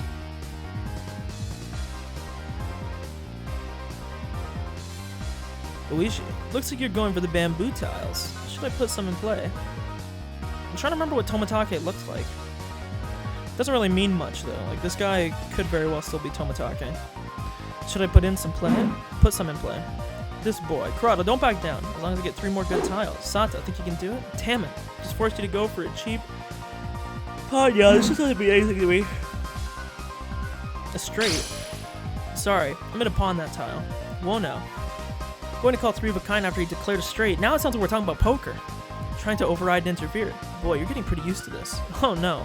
I couldn't even compare to you guys, who've been playing since before I was even born. That's game. Ron, triplets, 2 red Dora, and 3 more Dora. I'm the dealer, so this will cost you quite a bit. Akasaka, nice job. Now we'll have to get serious, won't we? Well, can you get serious about handing over your points? I'm tired, so let's end this quickly. Akasaka, this is somehow unreal. Before I could realize it, there was an ominous cold air emitting from beneath Akasaka's feet. How blasé. The 2, 5, and 8 Monzus are laughing at you. Damn it, boy, you... Kurata, finish it. You have to end this boy's turn as dealer. I hate to admit it, but that seems like the best option. There it is. Ron. Simple straights, 1 Dora. Sorry, head bump. Ron, straight. A head bump? You damn brat. Brat? So you'd play that sloppily against a brat. Guess that means you're worse than a brat yourself. It's so interesting. The way you guys call people things like brat and boy.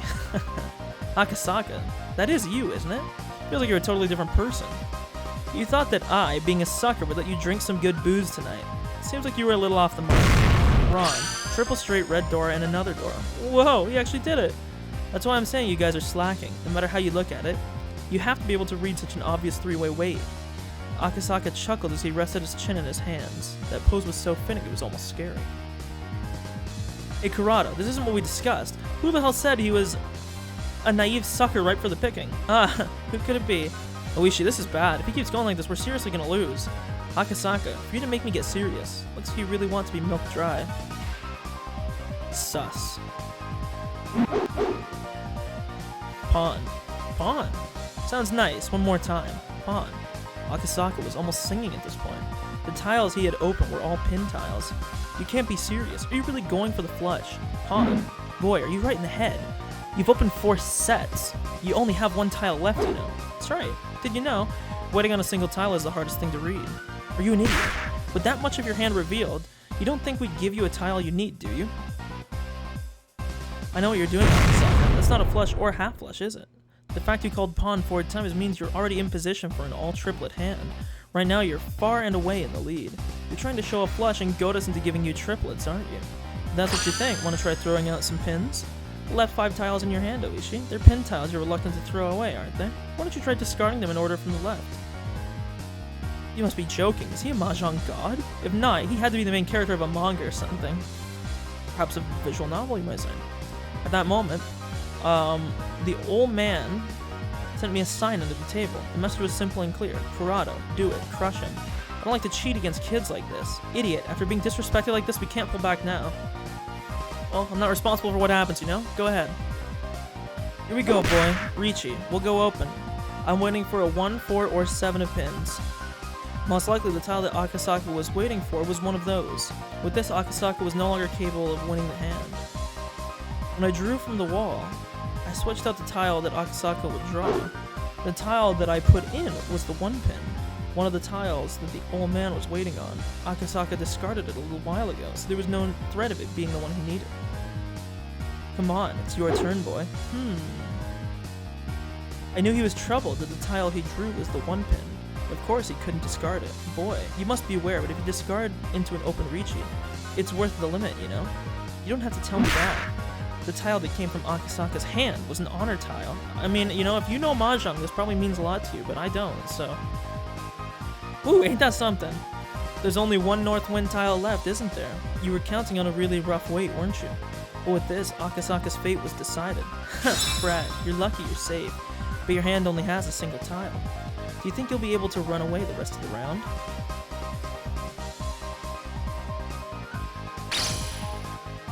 So it's gonna be like that. Akasaka glared at the old man with a discerning eye. This guy had pretty good instincts. Did he figure out we were cheating?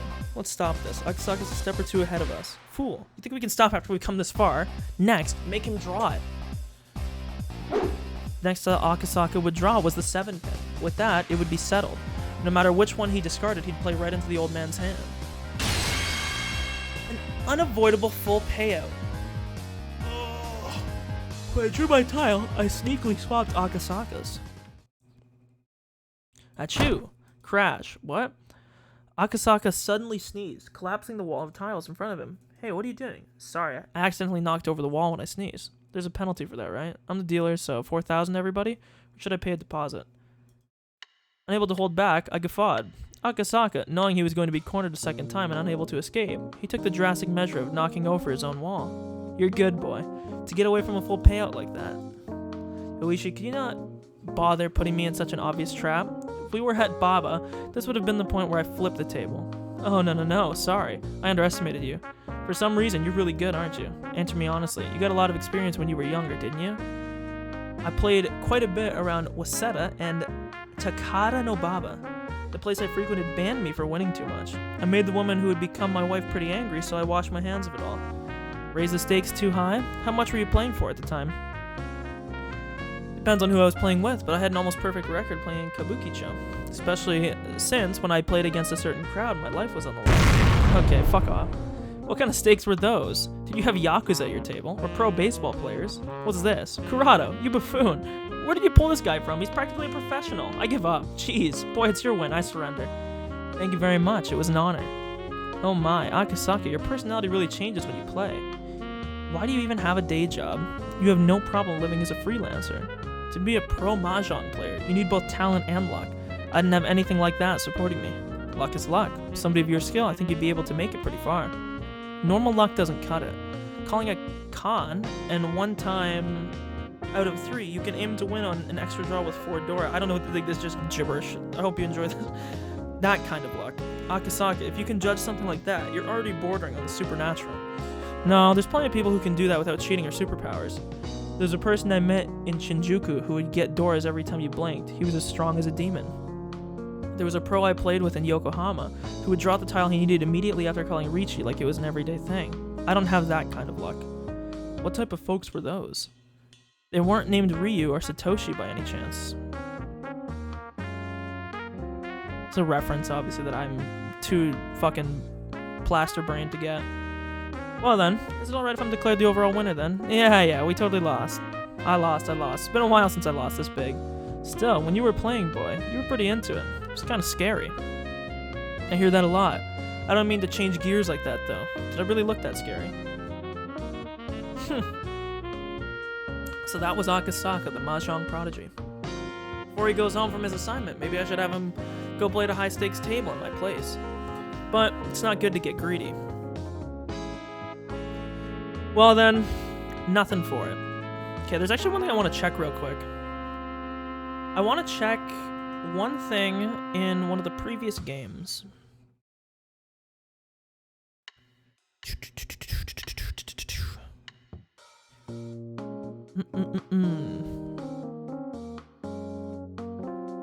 What I want to check is Tomatake's eye color. But I'm going to do it for one of the old chapters so that there can't be any spoilers.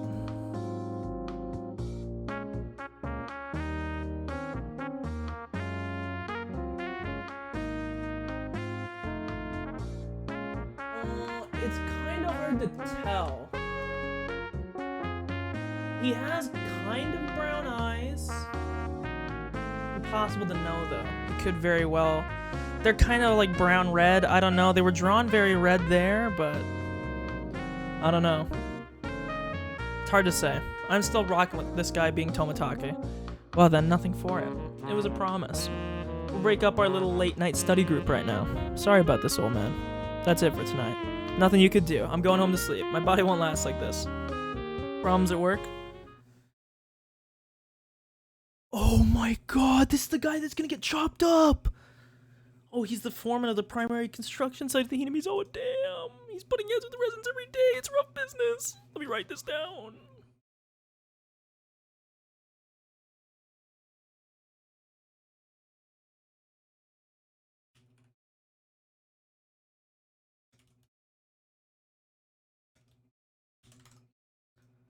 Around next year, I might be in charge of the second side as well. I heard that Kuroda was pissing blood. He won't hold out much longer. You'll be alright, old man. Your skull is thicker than it looks. Careful what you wish for, you know?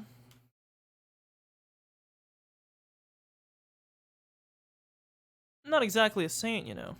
Still times that just make my blood boil. I especially can't stand dealing with that bratty daughter of Sonozaki's. I think one of these days I'm gonna rearrange her face. No. At least the pay is good, right? Heard the wages were pretty exorbitant. Of course they are. If the pay was cheap, nobody would hang around that god-awful job. Hey, Corrado, exactly when are the police gonna tell all the villagers to shove off? There'll be a notice of eviction from the government, right? Maybe. I wonder what'll happen next. The old man who identified himself as the foreman of the Hinamizawa Dam spewed a few complaints until he felt better about it, then left quietly. Well then, let's go. I'll leave the rest to Sato. Oishi, are you going home? If I'm here, I'll just be in the way, won't I? Besides, the one who bought Sato's services was you. I didn't pay for my share. Oishi was kind of sketchy, but he was strangely conscientious about some things. I felt quite a bit of a gap between myself and Oishi's generation from that part of him. I didn't comprehend. Then, boy. No, I can't call Mr. Mahjong here boy no more. Is Akasaka alright with you? Yeah, then Akasaka. Shall we go? Monk ass, dude. Well then, Akasaka, later. If you're having any trouble, you can count on me anytime. I don't have any more money to pay you, you know that? Okay, if you go easy on me the next time, we'll be even. Oishi, seemingly still not having had his fill of playing around, but without overstaying his welcome, disappeared into the night. Okay.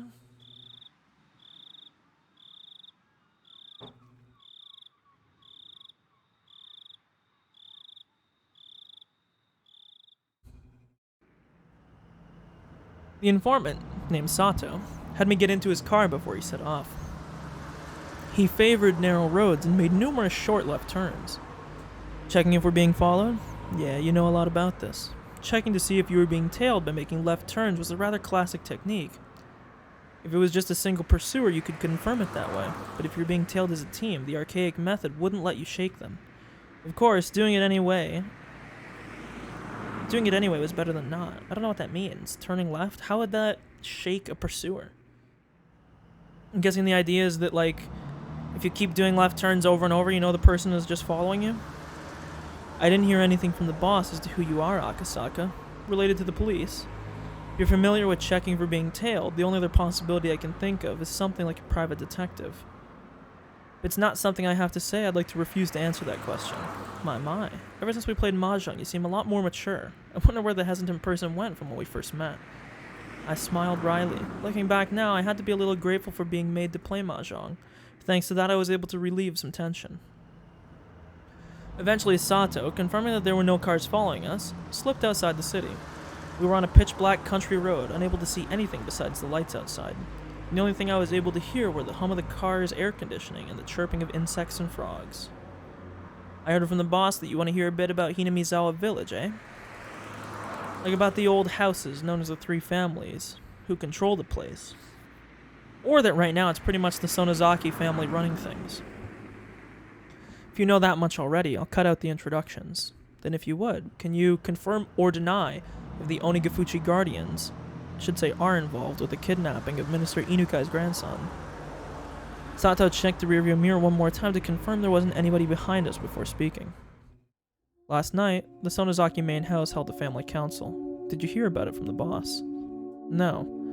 It was a normal meeting, then it would be all the relatives coming together over a nice cup of tea or something.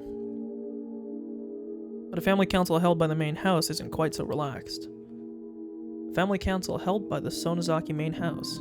There would be a meeting between those who truly controlled Hinamizawa Village. There wouldn't be talking about private family matters. It would be about the village as a whole. About organizing activities against the dam project. Among other things, everything would be decided there. In reality, they were deciding the fate of the village. The head of the meeting was Oryo Sonozaki, more or less called Empress Sonozaki, as the ultimate decision-maker of the clan. She was to be feared and respected. Infirm with old age, she was often unable to stand on her own, but her words carried enough weight to sway the fate of the village. If I was writing this, I would have done a meme here. I would have been like, infirm with old age, she was often unable to stand on her own, but her words often carried themselves. Some stupid meme like that. Seeing that lately she had grown weak, and on days where she wasn't feeling well, remained bedridden. Family councils that occurred while she wasn't feeling well took place with her on the floor. In the middle of a dignified Japanese-style room, still in a futon, only the upper half of the body sitting upright, a stern look on her face. That was Oryo Sonozaki. Sitting next to her was her hair, Mion Sonozaki. She was still young. No, young wasn't quite the right word. She was a girl who remained childish. Her role was to merely sit beside Oryo, sometimes responding to her requests. However, she was the only one deemed worthy to succeed Oryo. She had the same hawkish eyes, enough to give pause to anybody who so much as looked at them. Much was expected of her in the future, this granddaughter of the Sonozaki's leader. And also, on either side of her, sat several other important members of the remaining three families, the Kimiyoshi family and the Furude family.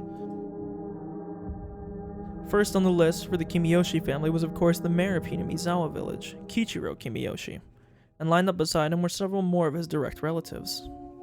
Opposing them sat the other of the three families, the Furude family. The Furude family was only comprised of a family of a Shinto priest, so the only ones sitting there were said priest, his wife, and their daughter Rika.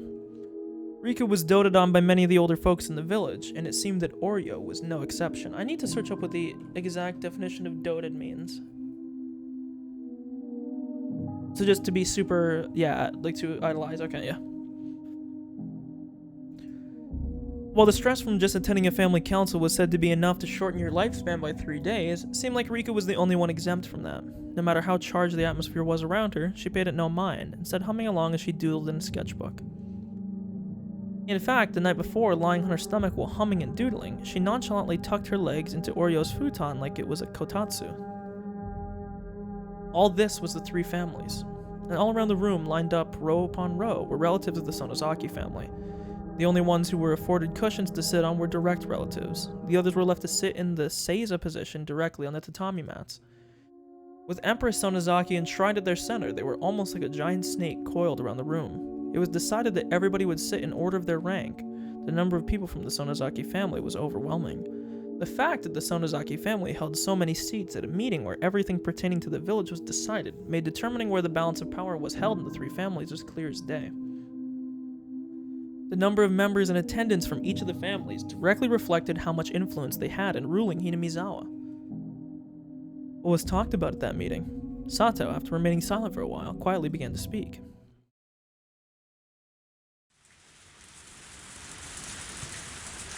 Wasn't our monetary gift of appreciation to the media a little large? Breaking the long moment of silence was the head of the Kimiyoshi family, Kichiro Kimiyoshi. So is this guy, he's an informant. I wonder if he's a mole, like is he a Sonozaki? The Onigafuchi Guardians wasn't a business. They were nothing more than a private organization pushing for the cancellation of the Hinamizawa Dam project with no reliable source of income. Fundraising had always been a problem. When they first started operating, they had managed to collect a sizable amount of funds through donations, but as the conflict dragged on, that amount was steadily declining. This isn't an era where you can get what you want just by throwing rocks. It's very important you don't underestimate the power of the media, and we want to borrow some of that down the road. The expressions of the people related to the Sonozaki family were sullen. As the one who suggested that they should borrow that power was the family head, Oryo Sonozaki. The battle wasn't just about force of arms. In this civilized age, there were civilized methods of fighting. Oryo suggested that creating a strategy incorporating the mass media. Oryo's foresight was spot on, and the effects of that plan, while at first unclear, slowly began to manifest. With the physical confrontation at the construction site was meant to delay progress on the dam by even 1 day, and the propaganda war using the media was aimed at attacking the dam project itself. At first, there were those who had doubts about the strategy, but there was nobody now who called those results into question. But in order to maintain those media ties, a colossal amount of money was required. As long as the amount of funds they had was abundant, things would turn out fine. It couldn't be argued that it was a massive expense, but the results spoke for themselves. But with the conflict continuing to drag on, circumstances had changed. The head of the Sonozaki family, no, the one who sat at the pinnacle of the Hinamizawa's three families, Oryo, had suggested the idea herself, so it was already untouchable and continued to be allowed to drain from the budget. Nobody acknowledged that it should be so allowed, but nobody could say anything. That was the price of dealing with the mass media. What do you think, Oreo? The only person who could object to a plan proposed by the head of the Sonozaki household herself was probably Mayor Kimiyoshi. Oreo, with a hard-to-define expression on her face, as if she had severed herself from the fetters of mortal emotion, simply listened quietly to Kimiyoshi's words. But really, it was hard to tell if she was quietly listening, or didn't even have the intention of listening at all. Last year, we went through a lot of trouble getting people to wrap their heads around the price hike on the bulletins we were putting out. We convinced them it was just the one time. It wouldn't do if we had another one this year. Right, Furude? The mayor looked to the priest and his wife from the Furude family for affirmation. The priest gave a vague expression, avoiding a prompt response. But his wife gave her answer without a second thought. That's right. The cost of the bulletins are a particularly harsh burden for the poorer families. Everybody is dealing with it for the sake of the village, but it's best we don't increase the prices anymore. The bulletin was, as its name implied, a bulletin published by the Onigafuchi Guardians. It outlined the Alliance's activities, ideals, and resolve, but you couldn't deny the contents were rather piecemeal. That bulletin's main goal wasn't to inform people, but rather was something to sell to businesses and people living in the village or connected to it, and using those sales to collect funds. In other words, to become something of a tax. Of course, it didn't have to be said that this was one of the main sources of the income for the Onigafuchi Guardians. Originally, the way that this ends up being is you would probably have to keep buying these to prove that you were supporting the cause, because if you stop buying them, you're either apathetic, which is being undecided, or being apathetic on the issue is basically being against. So even though at one point it may have been voluntary to be like, oh yeah, support the dam project, it's not necessarily required, but it's so compelled to the point that it might as well be considered required. Originally, purchase was supposed to be voluntary, but in Hinamizawa it had silently become the opposite. In the neighboring towns as well, it seemed that many businesses were buying copies just to avoid butting heads, The priest whispered to his wife to not say anything unnecessary, but was struck down decidedly with a cold glare. Cowering from that glare, the priest shut his mouth. The priest's wife always held the power in their relationship. That was because she was the one who carried the Furude bloodline. The priest merely married into the family. That's maybe a potential thing to,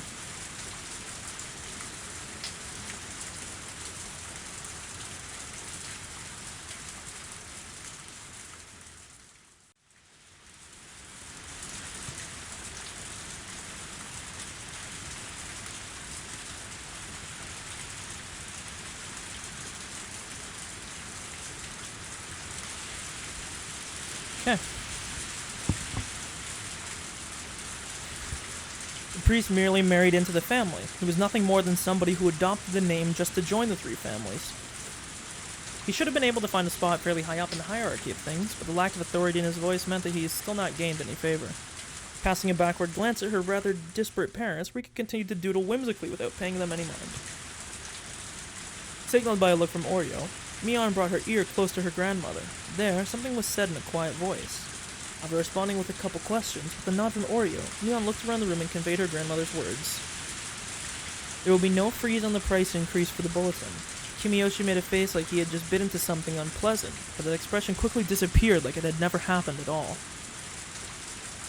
But, Mion, I think you already know this, but the cost of the bulletin is by no means easily affordable. It's a burden carried by everybody in Hinamizawa. If we make people carry too much of that burden, it's possible we'll collapse from the inside. And who on the inside would start that collapse? Who? I didn't mean it like that. I'm asking who would be the first to buckle. Being cross-examined by a girl who still had fragments of childishness remaining within her, the words stuck in Kimiyoshi's throat as he sunk into silence. Mion repeated her question once more, looking around the crowded room. Everybody refrained from making eye contact to avoid being pierced by her gaze. The words she had spoken were unarguably said in proxy for Oreo. That's why when Mion spoke them, they carried the same weight. But the look in her eyes was different. Like Oreo's, they had a hawkish gaze, strong enough that anybody looking upon them would freeze in their tracks and yield. But that gaze was without question one that belonged to Mion herself, as Mion would eventually inherit everything from Oreo. The day when she would stand up as a young and capable leader in her own right would come. Nobody wanted to believe otherwise for even a minute. That's why nobody even thought of Mion as just some sort of little kid. Kimiyoshi, Nobody will lose their resolve over something like a price hike on the bulletin. Kimiyoshi, while grumbling a little bit, made a gesture as if to say he had no objection. The expenses related to the mass media will continue. If those expenses become too much, we'll have no choice but to continue the price hikes. Mion had rendered her judgment. So basically, fuck poor people. Everybody bowed their heads, silently listening to her words. In the name of Mion Sonozaki, and as acting head of the Sonozaki family, I hereby declare that all of this shall be effective immediately. There shall be no objections, and any opposition shall be removed by force. The formal decree was read aloud, indicating her judgment. There would be no retrial, but there was a certain authority behind those words that even a courthouse couldn't compare to. If she was a judge, she would have banged her gavel, signaling that the matter was settled. Mion pulled out a large bell from inside her. It's a bell again.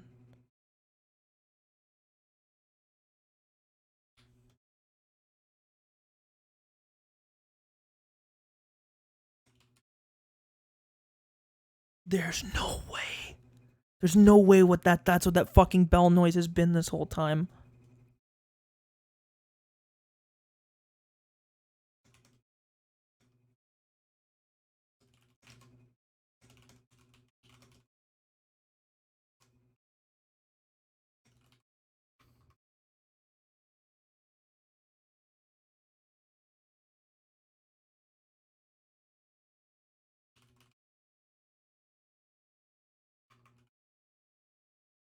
Dude, there's no way. There's no way that's what the bell ringing has been this whole time. Dude, there's no fucking way! There's been so many times that the bell was ringing. Does this mean Mion's been stalking me? Everybody present could only prostrate themselves before the harsh sound of the bell. Well. No way! No shot, bucko! No shot, bucko! There's no fucking way that's what that bell is.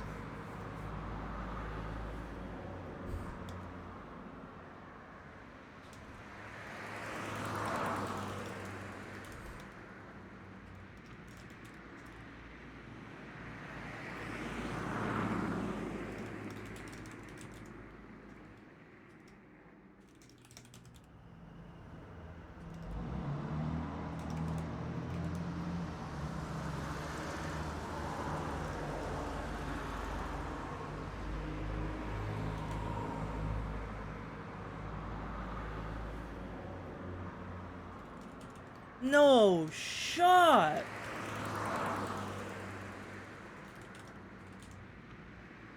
There's actually no shot that's what that bell has been.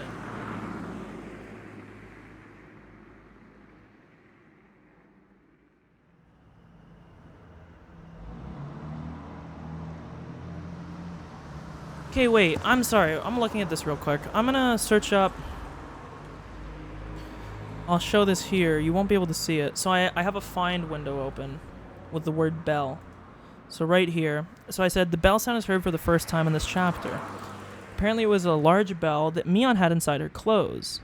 I don't even want to think that this is what the bell ringing the whole time this game has been. Has Mion been stalking me this whole time? In some situations it makes sense, like for instance the ritual storehouse. Perhaps Mion was somehow spying on us, but how the fuck could it have been her all the other times, right? So let's see. The significance of the bell ringing right here.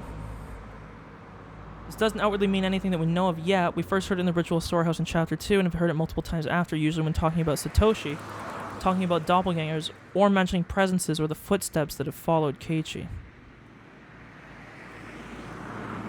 Toko brings up that although Keiichi is being implicated for killing a bunch of people, that it's not his fault and that he was likely just possessed. At this time the bells start jingling again.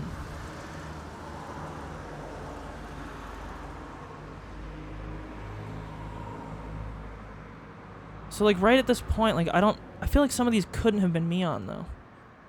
When Keiichi saw the crows in the garbage bag at the shrine after going with Stoka there, the bell started ringing again. Rika's dead, body in a trash bag and the blood still fresh. Rika's body was cut open. This is why... Dude, you can't tell me my girl's evil. I love her.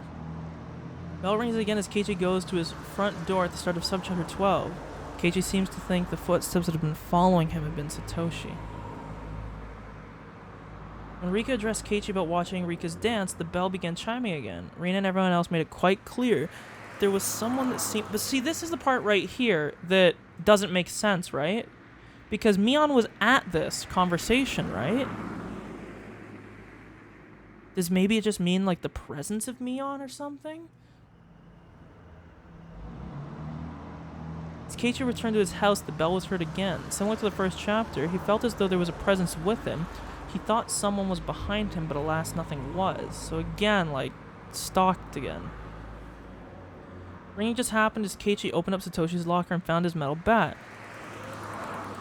There must be some significance to this ringing bell. Perhaps this is the demon coming out. Dude, I'm so scared. There's no way this is real. This is actually no shot, bucko. Dumbbells, El Megalo. Okay, so... see if I can do ring.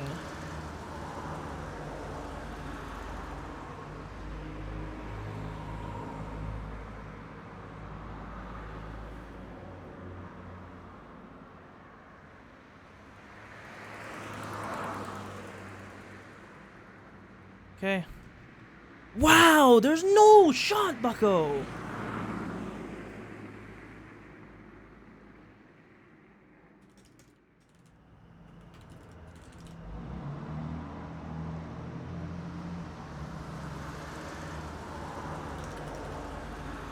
One second, sorry. I just gotta think about what this could mean.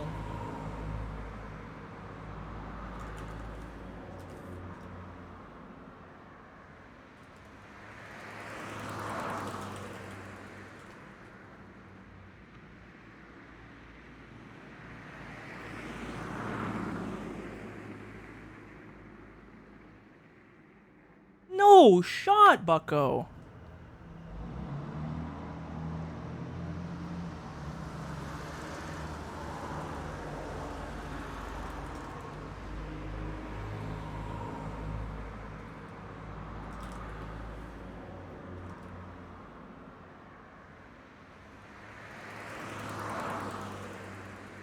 No shot, bucko!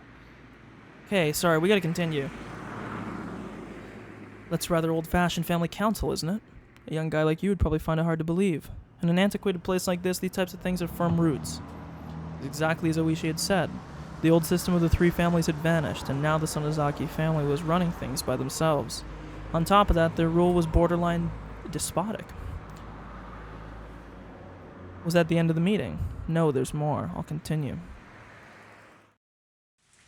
Eventually, after the ringing of the bell ceased, there was a deafening silence. Within all of that, a lone man shuffled closer to Mion and whispered something in her ear. Mion asked several questions quietly in response. When she was satisfied, she motioned for the man to leave. The man who talked to Mion was a member of a gang that her father was the leader of. That organization had the entire area of Shishibone City under its control, so it was quite well known even here. Of course, this was talking about the criminal underworld, so it's not like just anybody would know, but just showing a patch with the gang symbol on it was enough to resolve any disputes in the neighborhood. Mion's biological father, Teoryo, was her daughter's husband.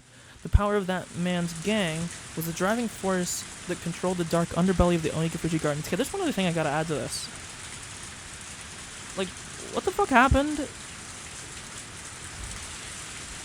to Mion's mom? We keep hearing people talk about her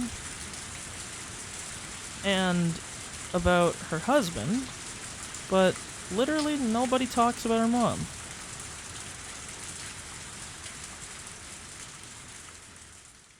Like, what happened? We'll see, I guess. Holy shit. And so that man, from his position as the next in line to control the three families, continued to coerce everybody around him with his unconventional presence. Mion exchanged a look with her father. Was it okay for her to tell what she just heard directly to Oryo? It looked like she was asking him that question.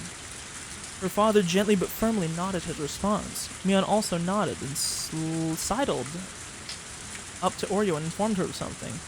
Eventually, Mion, conveying her message, separated herself from Oreo and fixed her posture, waiting for Oreo to signal her response. It wasn't often that Oreo showed any emotion. That's why when she started to laugh quietly, a vague sense of uneasiness crept over everyone in the room. It's quite the conundrum, isn't it? Oreo was laughing so happily that Kimiyoshi had to hesitantly ask, "What is it, Oreo?" "If this land is like a mother to us, then the business with the dam is like somebody threatening our mother's life, isn't it?" Kimiyoshi, unable to comprehend the meaning of her words, looked confused. Oreo, with a wide grin on her face, turned towards everybody and addressed them in a clarion voice. "The minister behind the dam project is apparently rattled over the kidnapping of his grandson. That makes us even." "Yeah, so they are involved. That's absurd! Information on the kidnapping of Minister Inukai's grandson shouldn't have leaked from anywhere. How'd they know? Even we didn't know much about the kidnapping incident.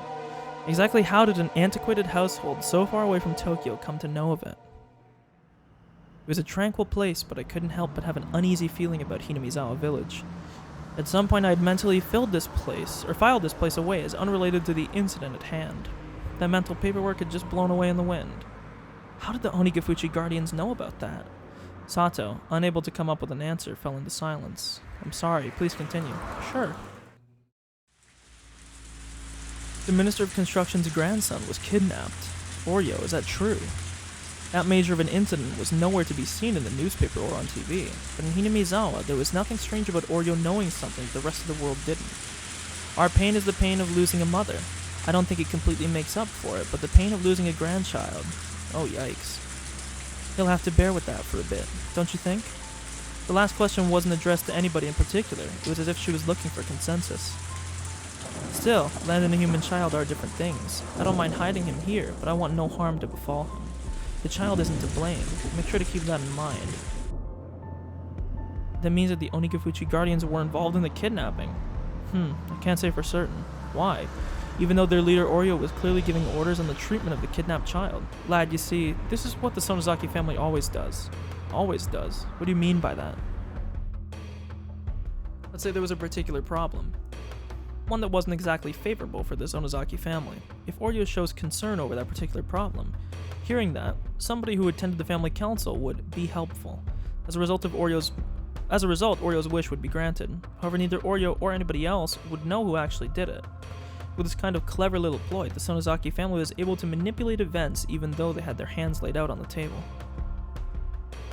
And that means that somebody who was at the family council was the culprit. Or there's the possibility that there was never a culprit in the first place. Oreo herself in that room full of people didn't explicitly say that somebody pulled off the kidnapping, she was just giving her opinion. It was an odd and unpleasantly secretive way of doing things. Were they involved or weren't they? I couldn't see beyond the veil. This much, however, I could say with certainty. This kidnapping was an ironclad secret. No matter how high a position somebody was in, even they wouldn't know about it. If there was somebody who would know about it, they would be connected to public safety. In other words, one of us. The only other options were people connected to the case itself, including the minister. There would be people affected by the incident, or the people that had committed it. In any case, there was no way an old household in a place removed from Tokyo by over 6 hours of highway travel should know about it. Them knowing it all was already strange. My suspicions began to accumulate, like falling snow. That's as much as Oreo said in regards to the kidnapping. Hopefully what you wanted to find out was in there. Also, why aren't you going to ask this guy how he knew what she said? Was he there? After this, it's up to you. I don't know what kind of work you're doing, but if you're going up against the Sonozaki family, you'd best prepare yourself. Oishi might be fearless, but even he's been attacked 2 or 3 times. He hasn't been wearing it lately, but at one point he was wearing a stab-proof vest while off duty. Oh, thanks for the warning, I'll be careful. You speak pretty well. Are you from Tokyo by any chance? Huh? What's your point? Investigators were always close to danger. It was best not to divulge any info on myself. Your job. Could you possibly be somebody from the Metropolitan Public Safety Division? I couldn't remain silent here. It would be the same thing as admitting it. Huh? No way. Haha. This wasn't accounted for in the money I got from the boss, but as somebody who played at the same table today, I'll give you this one as a freebie. After Oreo talked about the kidnapping, there was one other topic that came up. Another topic that Oreo brought up. And right before he told me this, Sato asked me if I was from the Metropolitan Public Safety Division. In other words, what those two things meant caused a chill to run up my spine. So you see, that in order to investigate the kidnapping of the minister's grandson, there's word that there will be an investigator from public safety dispatched all the way from Tokyo. Investigator from public safety? They can't be reckless and make a big deal over the kidnapping, so it seems the Metropolitan Public Safety Division is investigating this on their own. Ain't that grand, What is it? Rika, who had been drawing up the entire time and was completely uninterested in the conversation up until now, looked up at Oreo with an interested face as soon as the topic of public safety came up. Did the Metropolitan Police come? Oh, so Rika knows about the Metropolitan Police Department. It's very admirable. Who came? Is there anybody that knows what kind of guy from public safety came here? Mion's father raised his hand slightly. I heard that it's a nice young piece of fresh meat. Fresh meat? Is it nice and tender? Haha, yeah it is. Fresh meat. Mion's father smiled wryly as he answered Rika's question. Tender and tasty. Yeah. Tender and tasty. Rika smiled with interest. Why did Rika suddenly act interested only when it came to this topic? That was a question that apparently nobody had the answer to. Does Rika know something about this man? I don't know. After her rather flat reply, Rika buried herself underneath Oreo's futon again. When she buried herself there, Rika no longer started drawing again. Instead, she was making an expression like she was in deep contemplation. What shall we do about him, mother? Mion's father posed the question. He had the type of uncouth expression on his face, indicating that, given the order, he could snuff the problem out at any time. He came all the way to Hinamizawa. Let him take it easy for a while. So you're saying to just let him go around as he pleases? Mion's father asked in response. Oreo smiled thinly as she responded. Leave him alone. But if he starts causing too much mischief, when that happens, don't hold back. I don't enjoy being taken lightly. It's what they talked about, apparently. It couldn't be that you're that fresh meat from the Metropolitan Police, are you? It couldn't be. Haha. The sensation of cold, bristling fear began to crawl its way up my back. Family council took place last night, in other words, yesterday. And today, when I was dressed up as a tourist headed towards Hinamizawa, my cover was already blown? When I remembered the first person I met when I got to the bus stop, I couldn't breathe. The person at the family council who expressed interest in the man being dispatched from the Metropolitan Police, Rika Furude. And then the person who was waiting for me the whole time in the bus shelter, Rika Furude. It was an unthinkable image. No, it was a delusion. When we met at that bus shelter, did Rika already know my true identity? Did she know that I was Akasaka, dispatched from the Metropolitan Police Department, and come to meet me? Maybe that's why she warned you to run. Including Mayor Kimiyoshi, every villager that I met, everybody knew but just pretended not to, because Oreo had given instructions not to interfere. Thinking about it logically, it didn't seem possible. I met quite a number of people. There's people that are good at acting, and there's people who are bad at hiding things. If there was that many people, then there should have been somebody among them who knew I was from public safety and couldn't hide their hostility. However, I didn't feel any presence like that. But then even still, why did Oreo tell them to leave me alone? Was it because if they were careless about it, it would only raise more suspicion? Or was it because they believed a rookie like me wouldn't be able to find anything? Akasaka is a coward. I recall that strange voice, which could only make me believe that Rika had been possessed. That unknown entity, no matter how you looked at it, knew my true identity from the get-go. And then, how did it warn me again? It told you to go back home. It warned me to hurry up and go back to Tokyo. Instead of the realistic worry that the Onigafuchi Guardians had discovered my identity, the absurd worry brought on by the unknown girl struck me with more. What exactly was this girl? What was the thing I would eventually regret? That mysterious girl, Rika Furude. Let's stop this. Everything I was thinking of right now is merely conjecture. Tomorrow, first thing in the morning, I'll report everything I hear right now to HQ and await further orders. There was no mistaking the possibility that the Onigafuchi Guardians were related to this case. Or that they were related to this case was there. I read that so wrong. And the fact that my cover was blown meant I was in a precarious position. But as everybody at HQ was already extremely busy, they might not be able to spare the support. Is that everything? If you want, I can drop you off wherever you like. Ah, sorry. In that case, the station where we originally met, please. A rural road where even a streetlight was rare. Couldn't see anything. I wasn't aware of anything but the asphalt that was lit up by the headlights. Outside of that light, was it simply darkness, or was there something lurking there waiting to strike? I had to think I drew the short straw here. I wanted to go back to Tokyo. For some reason, the voice of the girl warning me to go back to Tokyo still lingered in my head. Yeah, bro, you should listen. I would. A little bit too much coincidence going on here, you know?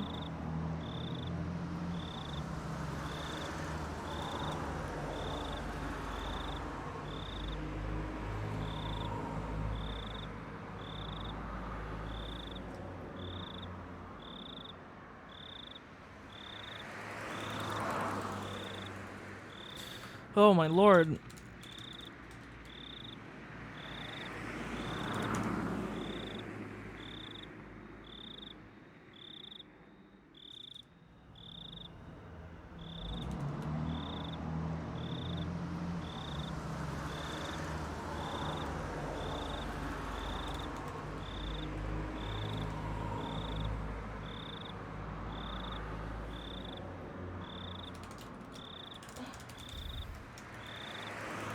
Okay, folks, we're going to read these tips, and that'll be it for the day, because apparently this chapter is short, so we'll finish it tomorrow. And I don't want to keep you all up, because it is late now. So we're going to read the new tips, and we'll be done for the day. The investigation runs aground. Yeah, yesterday when we met at the restaurant in Ginza, that topic popped up. That's overstepping their boundaries, isn't it? They're meddling too much with public safety. They keep doing that, they're going to set a bad precedent. Seems that Minister Inukai is openly uncomfortable about the way public safety is doing things. The Vice Minister is probably going to say something to that effect during Monday's debate session. But what can you do? We only had the director address the Vice Minister. That's why we pay him the big bucks. Well, if it comes to that, they're going to ask him for proof that the minister is being threatened. Sometimes I don't know what side he's on. If he's not on ours, then what? Well, he's probably getting some pleasure from... I read that wrong. Some pressure from the minister. Whoa. We'll probably just have to proceed with the investigation while he sweats it out in the Vice Minister's office and buys us some time. He might get so wrung out to dry that all will be left are dregs, though. So how's the investigation going? All the juicy leads I was pinning my hopes on turned out to be duds. Honestly, I'm at a loss. There are reports that the Hinamizawa Dam project's been showing up a lot lately in the minister's press releases, so what about that? Well, you say showing up, but it's really more of a very slight feeling that something's strange. He just happened to mention it during his speech at the Blank Prefectural Forum, so it just might have been something that he was mentioning because it was relevant at the time. If I remember correctly, a local organization there was protesting quite violently, no? The Onigafuchi Guardians. I think Akasaka was investigating that. I think those guys could possibly be behind what's happening now. Even if we can't say there's anything overtly suspicious about them, it might not be prudent to remove them from the picture. Akasaka reported in passing that he couldn't deny that possibility. Then, isn't there merit in investigating them? We're going through everything with a fine-tooth comb, so if they're one of the suspicious groups that are left, we'll eventually have to. Well, they're not the only group we should investigate, right? If we're just talking about groups that are suspicious as Onigafuchi, there's quite a few of them. We don't have the men, the time, or the money for it all. I'll try asking more details from Akasaka. I feel like we should pay some extra attention to this Guardians. He's reported that he's established a rapport with the villagers. It also seems that he's collaborating with the local police. Keep your contact with Akasaka on the down low. Also, if there's anything in his info that merits investigation, it's possible we can send reinforcements. Got it. Sorry, Chief Kataoka. There's a phone call from the director. First time his name's been mentioned again. Writing this down. Might not be the same one.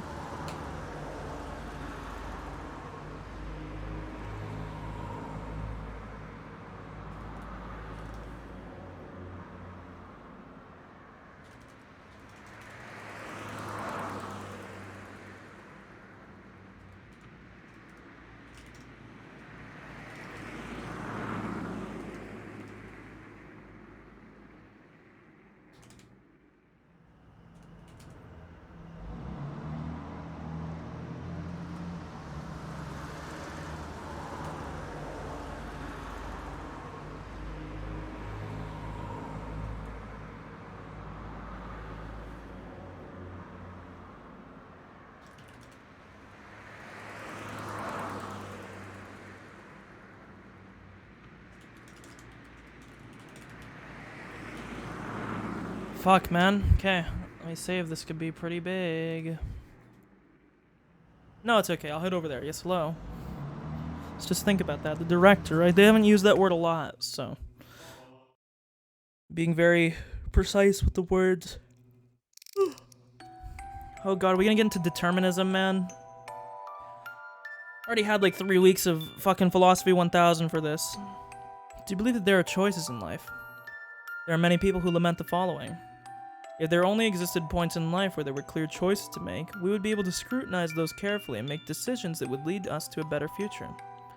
Every time I hear people lament as such, I cast it off as a rather trivial worry. Even if you were given a clear choice, it wouldn't be meaningful at all, and there wouldn't be any such path to a better future.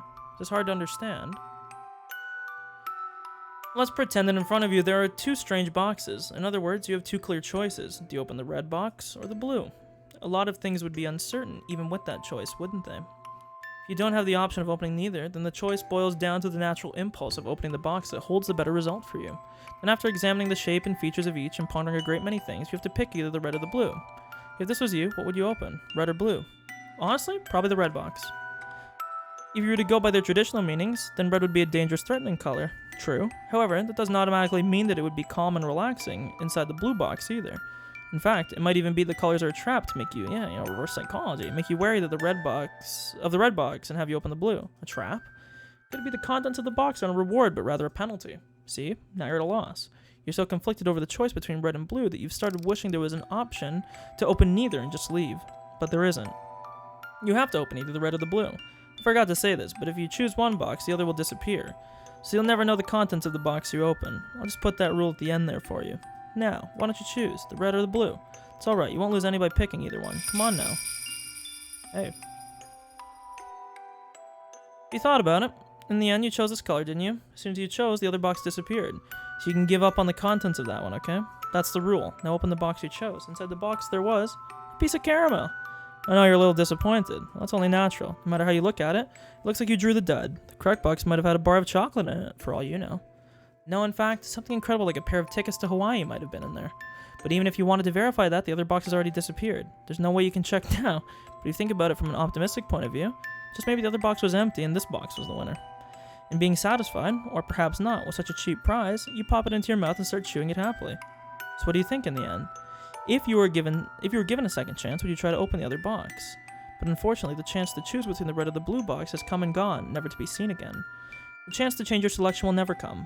Don't your parents often say every choice you make in life only happens once, so choose carefully? Hee hee hee. See? Choices aren't that great after all. Aren't you a little disillusioned now? I mean, it just felt like you were just dancing around the topic of determinism, but you didn't really ever get there. The Glint in the Demon's Eye, I'm most interested about this one because of the title. Yeah. So the wake will be from 6 p.m. tomorrow, and the services will be the day after from noon until 1. The venue will be Okinomiya Ceremony Hall. I see. It's Deputy Mayor Ikazawa's grandson's funeral we're talking about. We have to pay our respects. Mion, I'll have you go in my stead. Okay, got it. Should I wear mourning clothes? How much should I bring for the funeral offering?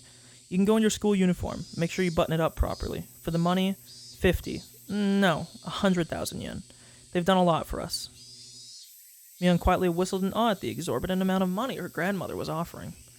Ikazawa-san's been a prudent person ever since his days as the head of the Okinomiya Municipal Office. Even if those government types paid me a visit, they'd always stay outside. But whenever I offered Ikazawa a cup of tea, he'd come inside and carefully listen to what I had to say. He always lent a proper ear to what people had to say. Others should learn from a person like him. The 2 guests made a show of nodding, making it clear they were paying attention as Oryo reminisced. The sight of them trying not to get on Oryo's bad side was humorous enough to elicit laughter from Mion occasionally. How young was Deputy Mayor Ikazawa's grandson when he died? 11 years old, apparently. Oryo closed her eyes and shook her head lightly, lamenting the loss of such a young life. If I recall correctly, he said he only had 1 grandchild. How sad. There's nothing worse for a parent than outliving their offspring. True, feels fucking bad, man. You're really nice to other people, Granny. If Shion or I died, would you be this sad? Don't be stupid. Saying something like that is bad luck. Having got the reaction she expected, Mion cackled. The 2 guests, unsure if they were supposed to laugh along, instead forced awkward smiles.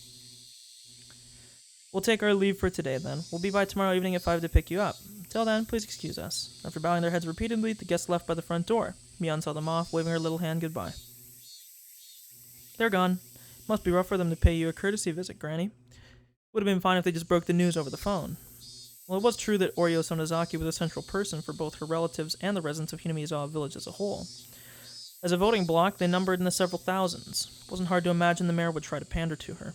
Unlike Mion, however, Oryo was looking up longingly at the sky from the veranda. What's the matter? Are you going senile? I just thought that no matter whose grandchild it was, I'd feel sorry for them. Saying that, she let out a deep sigh. Mion was let down, as normally her grandmother would have scolded her for her attitude.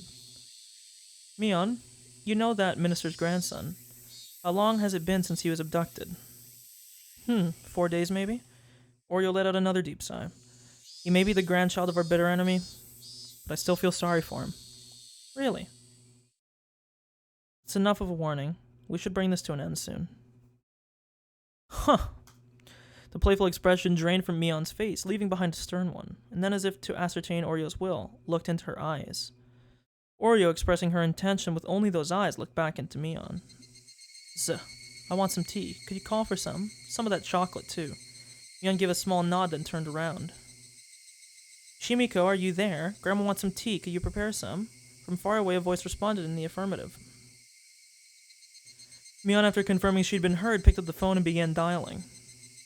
Hello, this is Mion. Yeah, is my father there? Whoa. Ooh.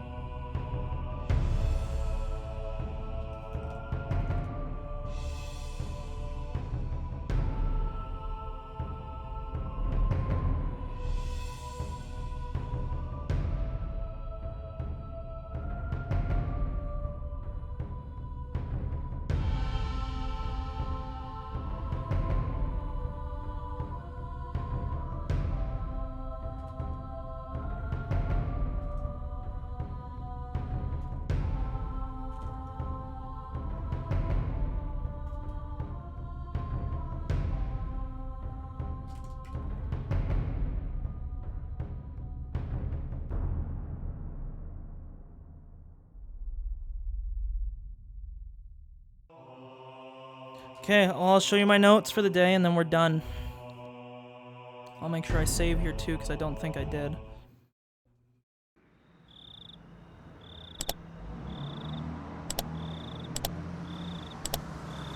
It's an hour and a half per chapter. Okay, so these are my notes for today. There actually wasn't a lot because,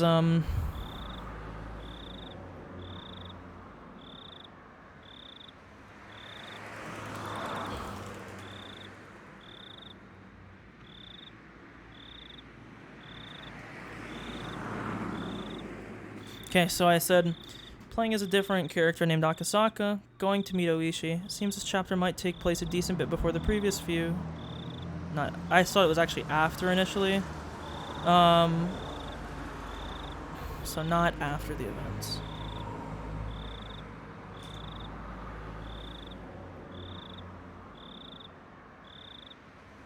It seems this takes around 2 or 3 years after the events of the first 3 chapters. This was wrong, obviously, so. At first I thought it was. The way it sounded, I thought they were talking. In 1985, not 1983, so not after the events first year of the Watanagashi string deaths. I think maybe the past and the future were blending together. Akasaka mentioned talking to Oishi as if he knew him before. However, in the game, we met Oishi for the first time.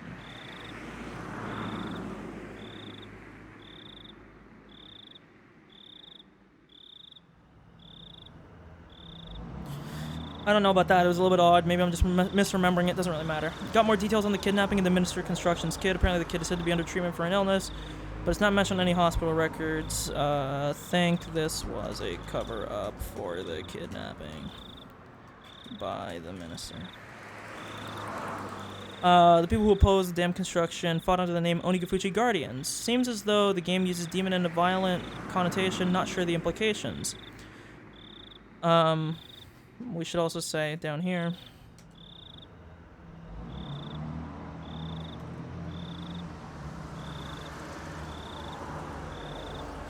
We'll go back to that later.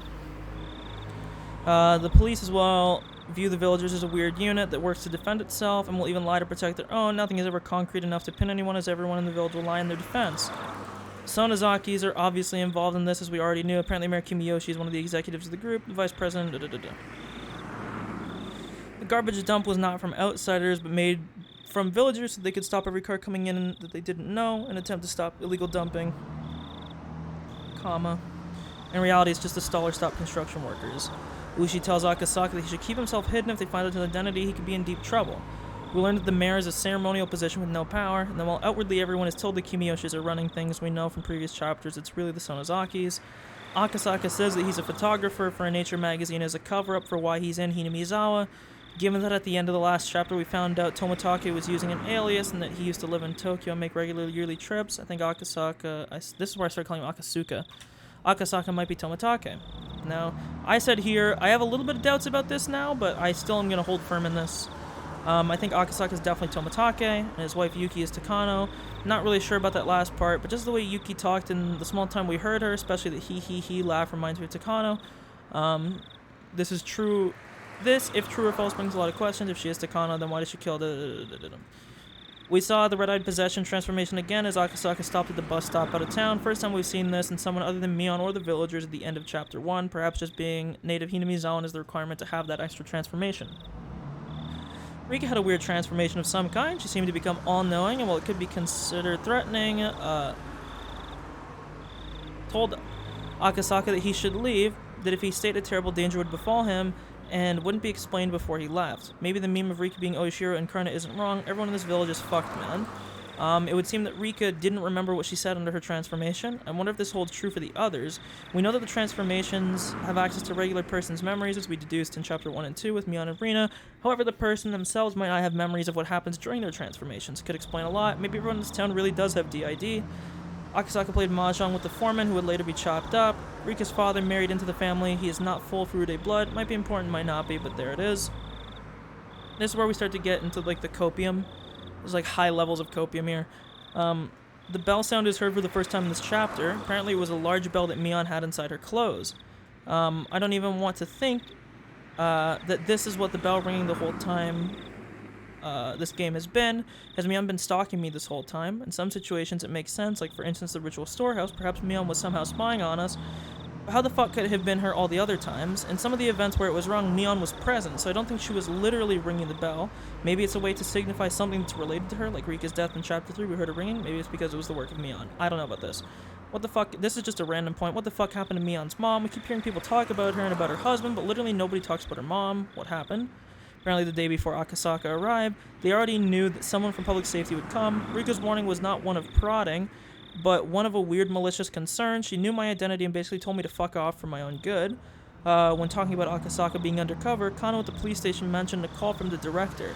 Not sure if this is the same one from Chapter 1, but I definitely don't know. Maybe the men in the van that came to get Keiichi in Chapter 1 were men from the three families trying to rout out a mole in their midst. I don't know about this. But I don't know what the...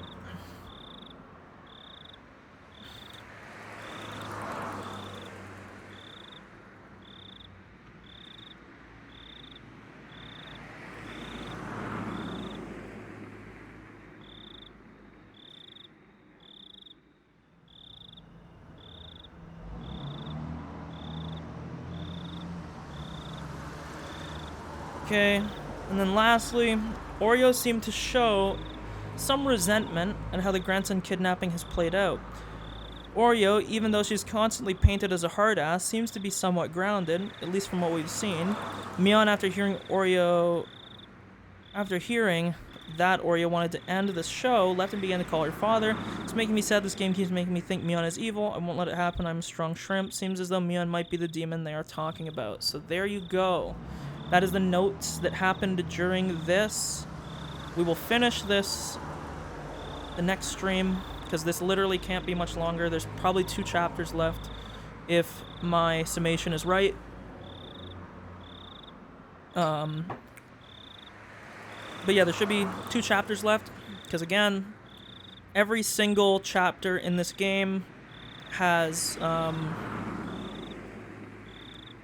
every single, I guess technically I'm right, chapter has a certain amount of achievements. Usually 3 of them are just, you get an achievement for beating the game, an achievement for reading all the tips, and an achievement for watching that after credit scene.